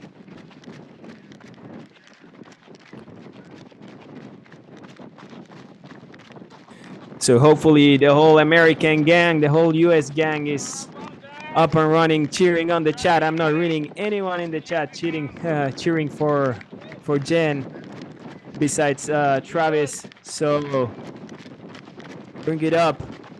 Jennifer Lichter is bringing the win back home to the US. I appreciate the vote of confidence, Robbie. But I'm just worried that the riverbed would be the end of me. I'd had to like down a whole lot of gels to keep going, maybe a bit of Pepsi. The good thing is like 50-50. It's either you nail it or either you're food for the vultures, you know? It's like, so it's Yep. good. Yeah, just gonna have to get back on the horse, man. Yeah. Get to pin a few numbers, get a reality check. See where we are, right? Yep, damn right. Well, that's great. We are seeing the final few steps for Jennifer Lichter, the number 2004 from the US Team the North Face. Let's see.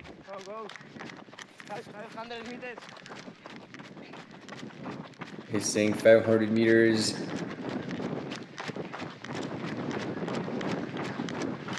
So we weren't too far off the mark. It's going to be a 417, 418. Yeah. And then let's see how far back the second woman will come in. Because Jenny's been making very quick round of these last kilometers. And it's, yeah, I doubt second and third will be running as strong on that section. Look at her, just fucking crushing, man. Yeah, it's amazing. Jennifer Lichter, straight out from Whitefish, Montana. She saw her first win at the Rut 50K and another fantastic 50K in the US. Oh yeah, by runners Mike Food, Mike big Wolf. Shout out to Mike. Yeah. To El Lobo and Pie, Mike Food, Mike Wolf. But now it's all about her. It's all about Jennifer Lichter, who is about to turn right and make it towards the finish line of the 2024 The North Face Transgrancanaria Marathon. Even from behind, I can see her smile. Like she knows she has it in the bag. She knows she's worked hard, given her best on the day. Look at that. I don't know who that is in the car, but like this is definitely Team Jenny. Absolutely, that was great. Thanks, Nick Cornell, for the shout out. It's from Missoula, Montana now. Jennifer Lichter, straight out from the Midwest. Mid-East, I don't remember now. I'm sorry, from the US, straight out to the Canary Islands. Ready to take the win.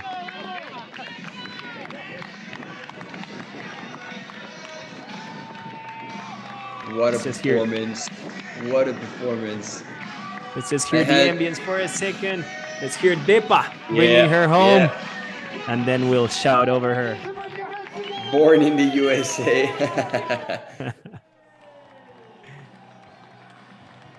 And there you go. There you have her. Jennifer Lichter from the United States of America. Team The North Face takes the win in the 2024 The North Face Transgrancanaria Marathon in 4 hours and 18 minutes.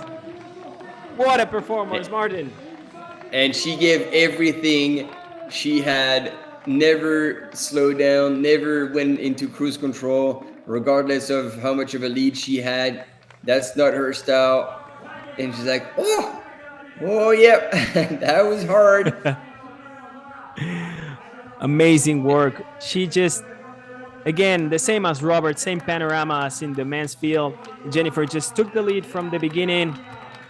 Nobody followed her. She just crushed it. She had a bit of a rough patch in the middle, a little bit of a fall, but that didn't even make a scratch on her to take out the win. And there she goes. Yeah. But the rock is still hurting. Yep. Absolutely.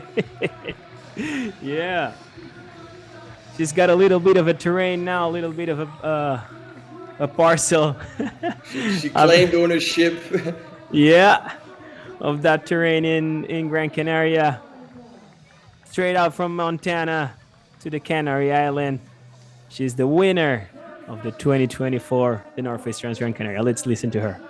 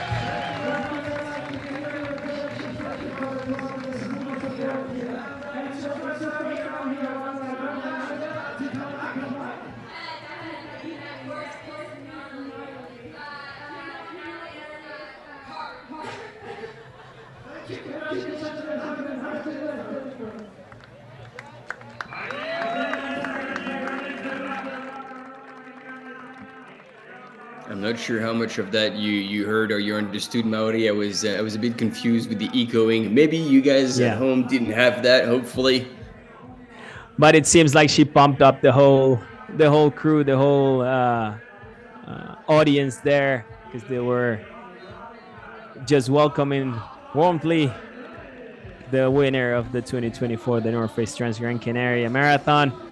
She crushed it, man. She was amazing. Oh, Greta Garcia. That would mean that Greta has made the move in the canyons, in the riverbed, and now There's she is someone running in behind.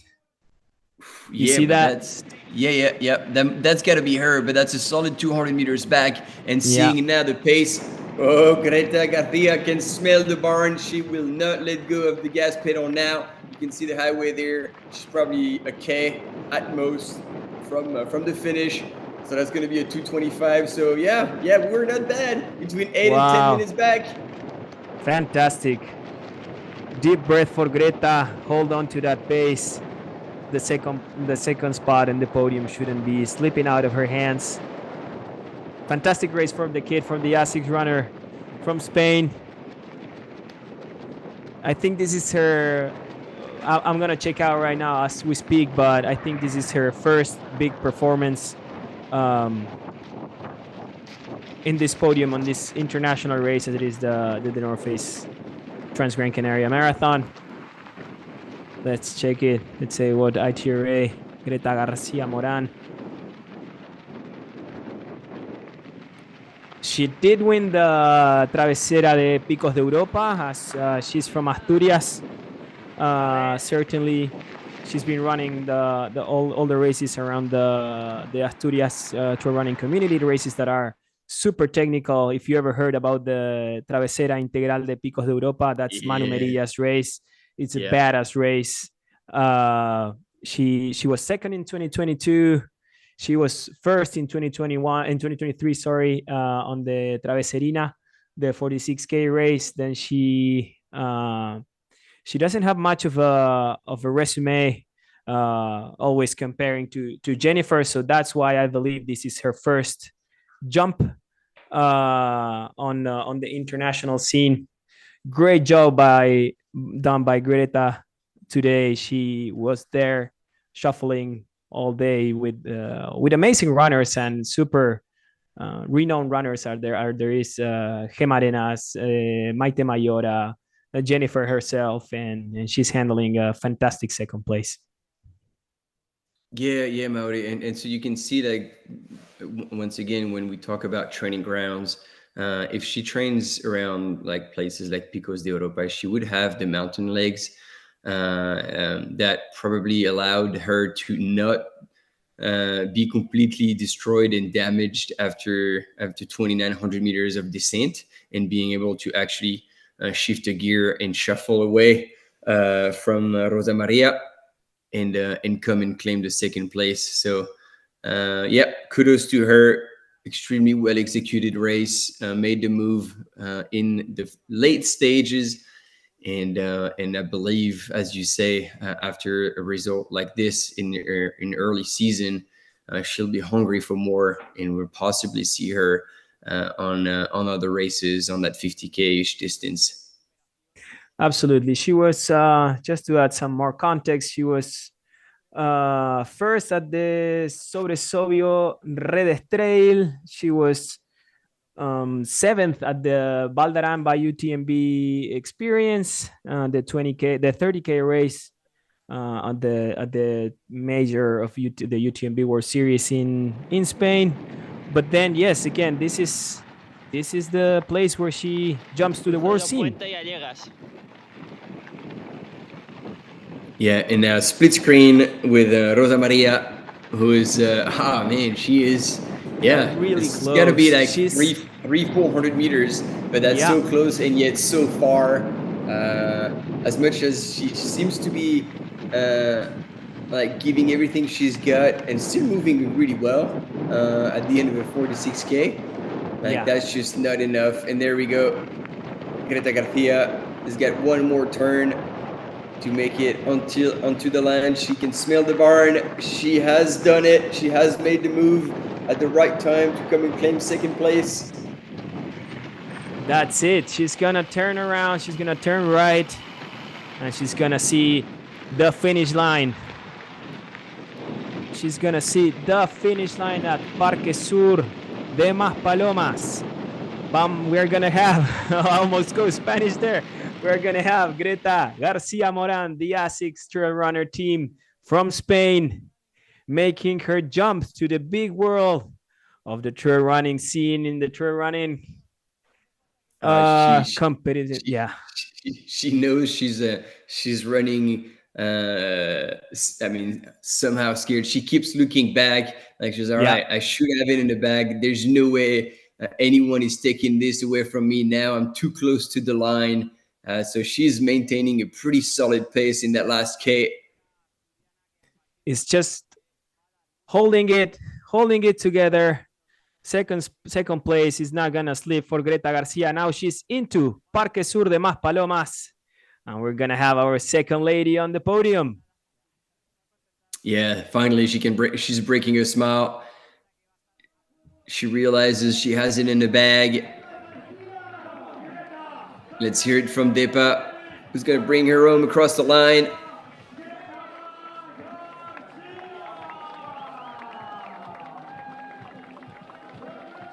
And there she goes. Greta Garcia Moran is the second place of the 2024 The North Face Transgrancanaria. The Spaniard from Team ASICS had a fantastic battle with Rosa Maria Lara, who is coming just a few steps behind her. What a race, Martin. What a race indeed. In 4:27. Oh, she seems to be a bit warm.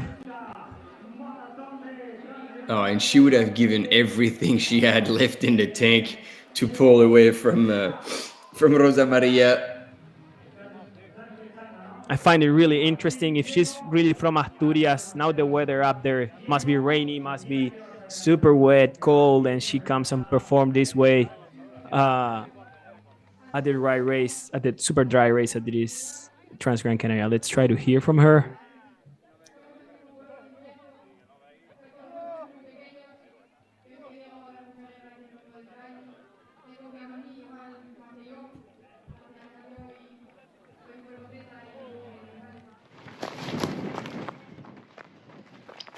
Well, we couldn't hear her speech right after, but it doesn't matter because we are crossing the road with Rosa Maria Lara, who's going to take third after an amazing battle with Greta Garcia Moran. Yeah, what a close race. Yep. They did battle for, so it was not just between them. They were, there was a group of 6 runners, 5-6 runners battling together for these 2 podium spots. Then in the end, it was both Greta and Rosa who took the lead, who took the advantage on the rest of the runners. But now it's done. Greta Garcia was second, and now Rosa Maria Lara is gonna take third at this 2024 The North Face Transgrancanaria. Yeah, pretty solid podium. The young guns are showing up, hungry. Absolutely. I'm just seeing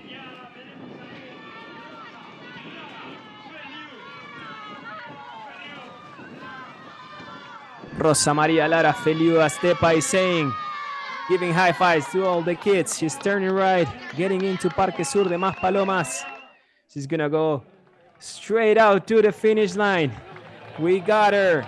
Rosa Maria Lara is our third spot in the podium in 4 hours and 30 minutes. The Compress Sport athlete takes third at the 2024 The North Face Transgrancanaria Marathon.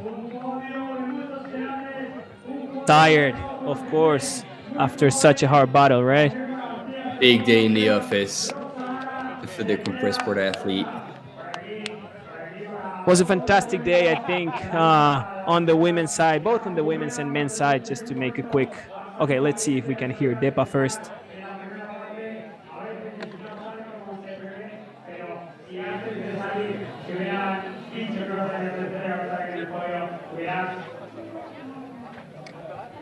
Vale.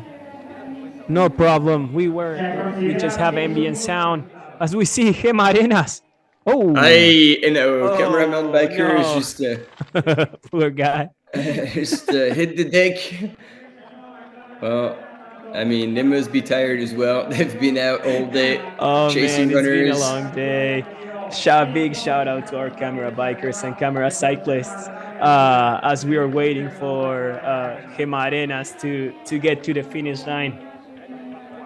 We're gonna see her in a second. I know our cameras are with Rosa now, but soon we will have our fourth woman really close, actually pretty close to Rosa and Greta. A great job by Gema also. Yeah, no, I was thinking the same. It's like she is not far back, and she finished really strong. We talked about this, like as far as the Tunte aid station when she came out of it after like being crewed by her husband. She's like she is just doing what she knows. She got the experience, so she's pushing hard on that last section, but she managed her effort, her nutrition plan, and she's gonna finish with nothing left in the tank. That's an amazing image. Giving high fives to all the kids. And there she goes. She's gonna be fourth. She was third last year in 4 hours and 21. She's gonna be fourth this year with a different level of competition. She's got it. Gema Arenas Alcázar. She's still in the game in these short distance races. Fourth place for Gema Arenas Alcázar on the 2024 the North Face Transgrancanaria Marathon. Beautiful.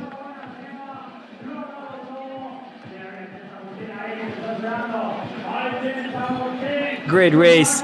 What a show up for the Homa trail running team with her, with Miguel Eras, with Inés Astrain, who's also racing this marathon. It's great to see new teams, new support from brands on the trail running world. We see her husband, Agustin, cheering for her. Great job for Gema. Oh, they're losing it in the finish line. We all know that song. Know too well.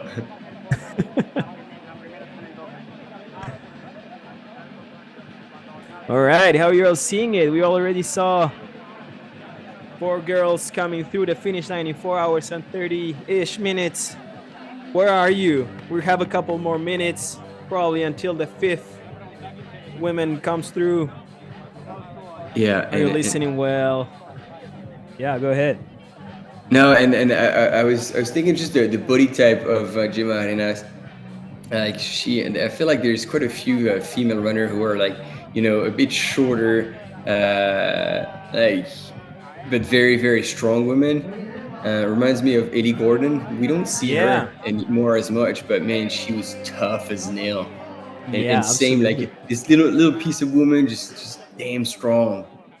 Yeah, absolutely. And okay, we're back on the screen soon as we wait for the 5th lady. Hey, we're still alive. You can see us here. It's Martin and Mauri, still awake. It's a party. Hope you. Oh, we have confetti, dude.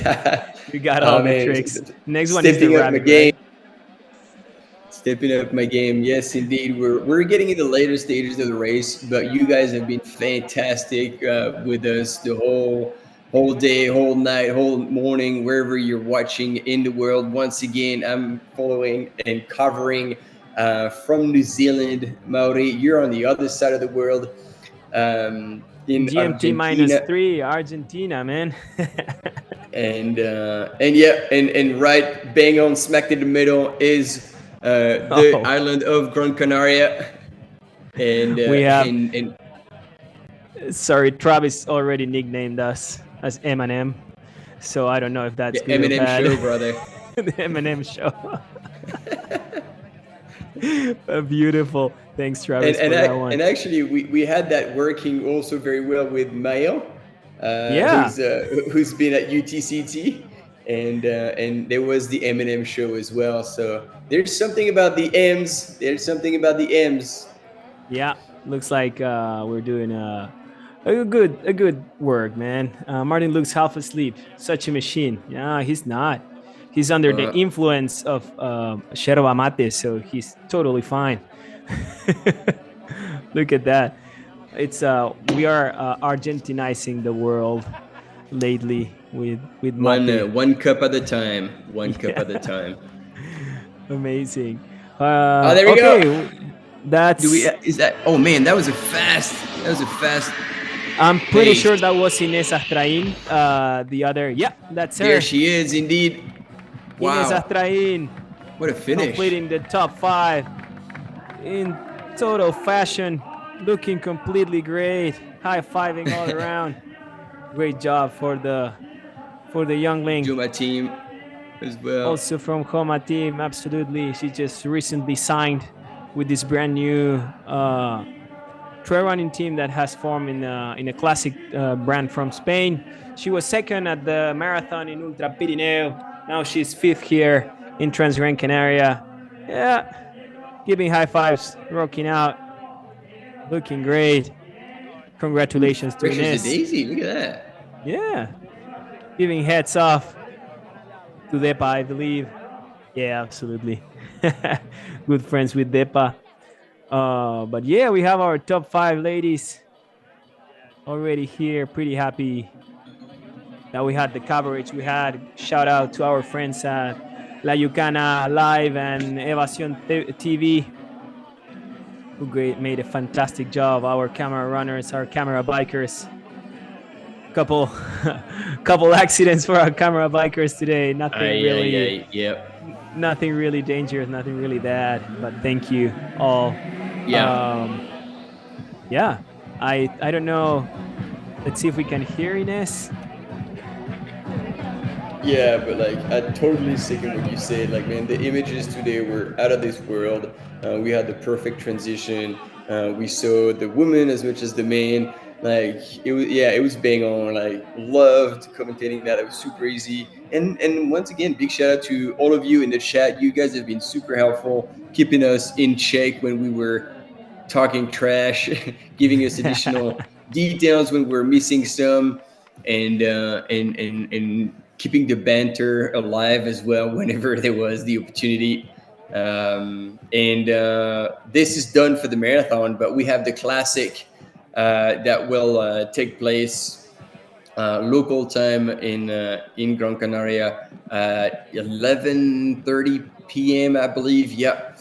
And that will be all the way through the day and the night and the day. And I don't know what the cutoff is for all these runners, but that's going to be a long time out there to experience the North Face Transgrancanaria Classic. Absolutely. We're going to be broadcasting the start of the race and a couple hours there, not during the whole night, because it wouldn't make any sense. The race goes through the night, through the mountains, in places where reception is not really good. So we're doing the start like the previous minutes of the start couple minutes after. Then we're cutting out, we're taking a nap, and then we're coming during the morning local time to bring you all the action straight out from Roque Nublo to the finish line from both the men and the women on the Classic, which is the third stop of the World Trail Majors and the race that created it all 25 years ago here in Gran Canaria. So yeah, hope you'll all tune up there, come play with us, chat with us. Martin and I will be happy to see you here. I will be stoked to see you here. We would love to see you here. And you know what we would love even more? Bring your friends. Bring your friends.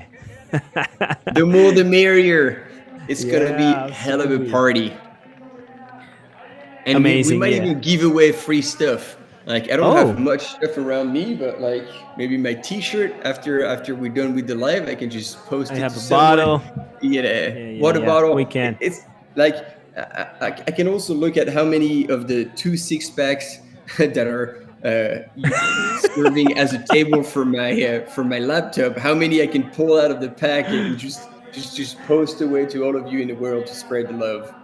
Absolutely. Just bring your friends. We're going to be here. We're going to be chatting. We're going to be loving this sport for a couple hours as we see Depa and Guillaume just talking. These two guys, Guillaume on the left and Depa on the right, they have a long job ahead because they are not just waiting for the first 10 as we are doing. They are waiting until the last runner to come through, and they still have like 30 hours for the classic. But yeah, it's gonna be fantastic. Zava says, "Sorry guys, I'll have to be excused. I'm on duty from 23:59. Zava is gonna be racing the classic, so this is amazing too that you could get the preview of the final part of your course. And we will waiting for you. We'll be waiting for you, cheering for you here on the streaming. 100%. We'll be there. We'll be there. Any? Oh yeah, Adam. Appreciate it. Yeah, you can call Maori Mari. That's fine. Mari. You can take it. That's fine. Yeah, I've heard a lot of those, so it's totally fine. Mary sounds okay. Yeah. Well, I mean, they call me Martine. Martine in French is a woman, so yeah. we can roll with a whole lot of stuff. Yeah. You I think you and I have been called the weirdest names all around, right? Yeah, pretty much. And I think we're we have a bit highlights. Yeah. Highlights of the race of Rosa Maria Lara, our third position today in the marathon at the Northeast Transgrancanaria. We saw her crushing it. We saw her struggling. We saw her back crushing it. And it's just amazing. She just did a great job. I love the battle between her and Greta, the sportsmanship between them, also just pushing each other, trying to get the best out of them. Also trying to catch Jennifer, I believe. I know they may have known that they were kind of far away. Oh, look at that. You see that? That is Ayagaures. They crossed each other. She was getting out of the aid station, and Greta was coming in. So that battle has been really, really long. It's a long battle. Yeah. Battle is the word. I thought you were talking about the bottle. No. My English is starting to crash. And correct me if I'm wrong, but was it about this location where you were following the first woman when somebody last year or even 2 years ago now, you guys were covering with Albert, and then somebody just walked right in front of your table, and I can remember Albert. Nope. I still have a gif of that. We do have a gif of that moment. Yeah, it was to put in context, I was doing the Spanish commenting the past couple of years with Alberto Jorquera, our friend that is actually on site now. He's commenting on the live Spanish streaming, and we were standing right aside of this finish line in Parque Sur de Maspalomas, and it was not, the fences were not as they were not really tight to call it. Yeah, and a person just decided to jump the only fence that we had, jumped it and walked right in front of us in the camera, and it was not just jumping or running in front of the camera. He was hanging out there. She hang out. It's like, come through here, we can get in here. And so they were like discussing, and we were discussing, and it's probably the best moment in my short trail running commentating career. It's the perfect GIF I have, and I have a sticker, WhatsApp sticker, also doing like this. Nope. Yeah. Nope. So it gets interesting cool when you are in town. So really cool. And it was exactly that. Yeah, awesome. That was a great moment in that, and we certainly loved seeing it and watching it over and over again. It was beautiful. I know in Segama there has been also interesting moments around the finish line and the streaming Oh set. yeah. There's not even any barrier. Like there's just a bit of tape, and then everybody just goes over it and just walks behind the commentary booth. And when they walk, they just take a Like, look, what's take a happening? peek at the screen, and until they realize, oh, I'm on the screen, and then just walk away as if nothing happened. It's like, bro, there what are was you doing? a there was a moment at the Spanish set last year where John Albon came to say straight out to say hi to Albert, and he asked Albert to crack his back, like to. I don't know if you saw that one, but that was another beautiful gift that the live streaming gave us last year. But yet again, it's beautiful. We had a solid amount of imagery today. I'm pretty happy on how everything turned. We're now seeing Depa waiting for some more ladies to come through. But yeah, it was a beautiful, beautiful, beautiful day of streaming. We'll just let you for a second with Depa dancing there.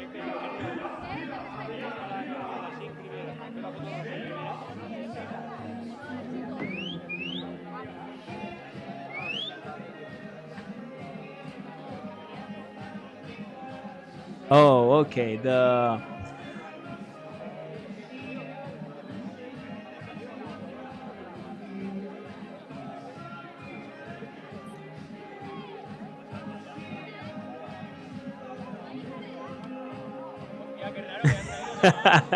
Our friend Mikel, that's on the other side. You cannot hear. We just hear him.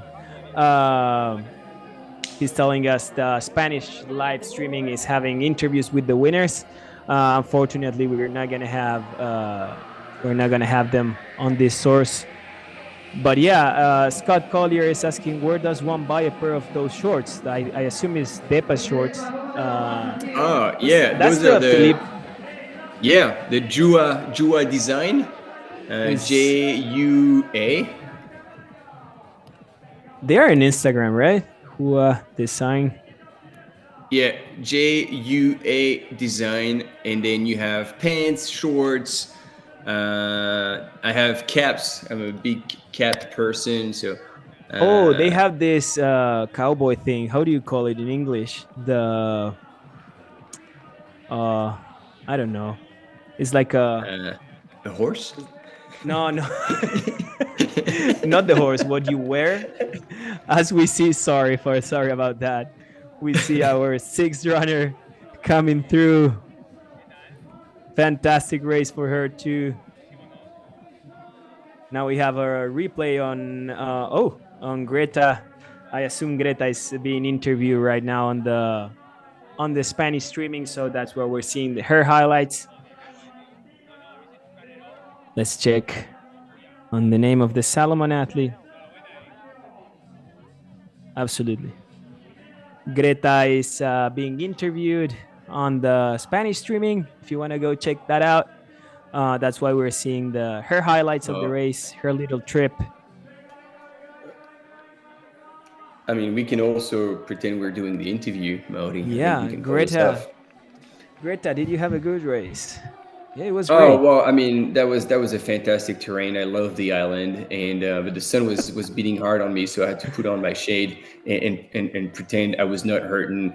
But because I knew I was leaving it for the last push to take second place, I absolutely loved that finish line. Loved everyone, making sure nobody's gonna pass me. Yes, big high fives. Love you all.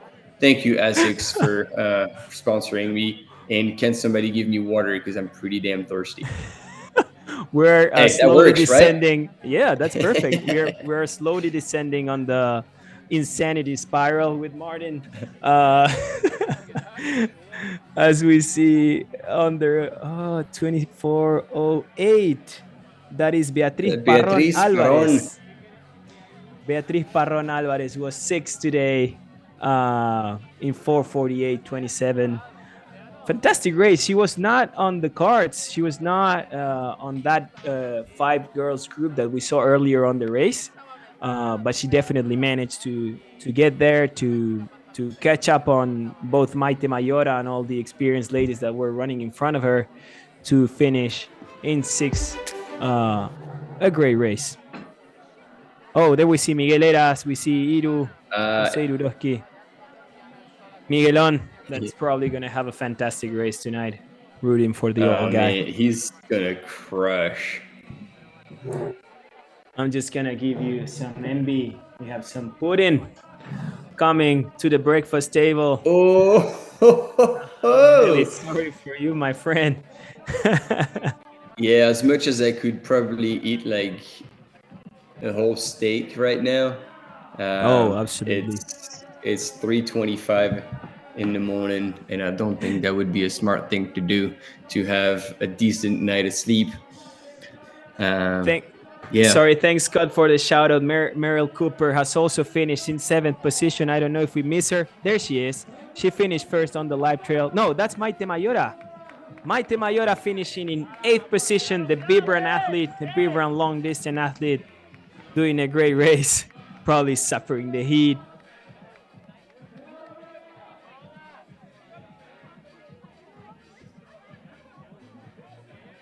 So as we see Meryl Cooper in 7th and Maite Mayora in 8th, you're going to see our faces in a second. And we're going to say goodbye for a couple minutes. We see the hug now between Maite and Gema, 2 of the most badass women in the Spanish trail running scene. And that's us, Martin. Now we are back in camera, ready to say goodbye.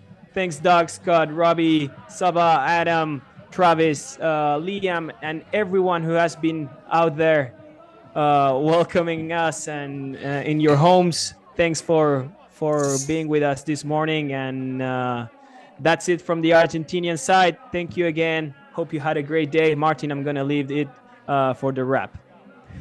Yeah, thumbs up, my friend. Absolutely love doing that with you and everyone covering this marathon distance on the North Face Transgrancanaria. It's good to have the North Face back in the house again as the main sponsor. Also part of World Trail Major. And if you missed that news, Gran Canaria is the official sponsor of the whole World Trail Major series. So we are on that island to cover the marathon and the classic. So it's been real. It's been fun. Loved it once again. Pretty grateful to get the opportunity to share that with you all. And we'll see you in what will be only a few hours, I'm guessing. Just a few hours. Yeah. You don't want to take. You want to make the count. Don't count. 9 or so hours, and we'll be back for the classic. Until then, maybe go for a run, go for a feed, a sleep, whatever. But be there because we need you. If it wasn't for you, we wouldn't be doing this live coverage. So thank you. And we'll talk to you soon. And see you later.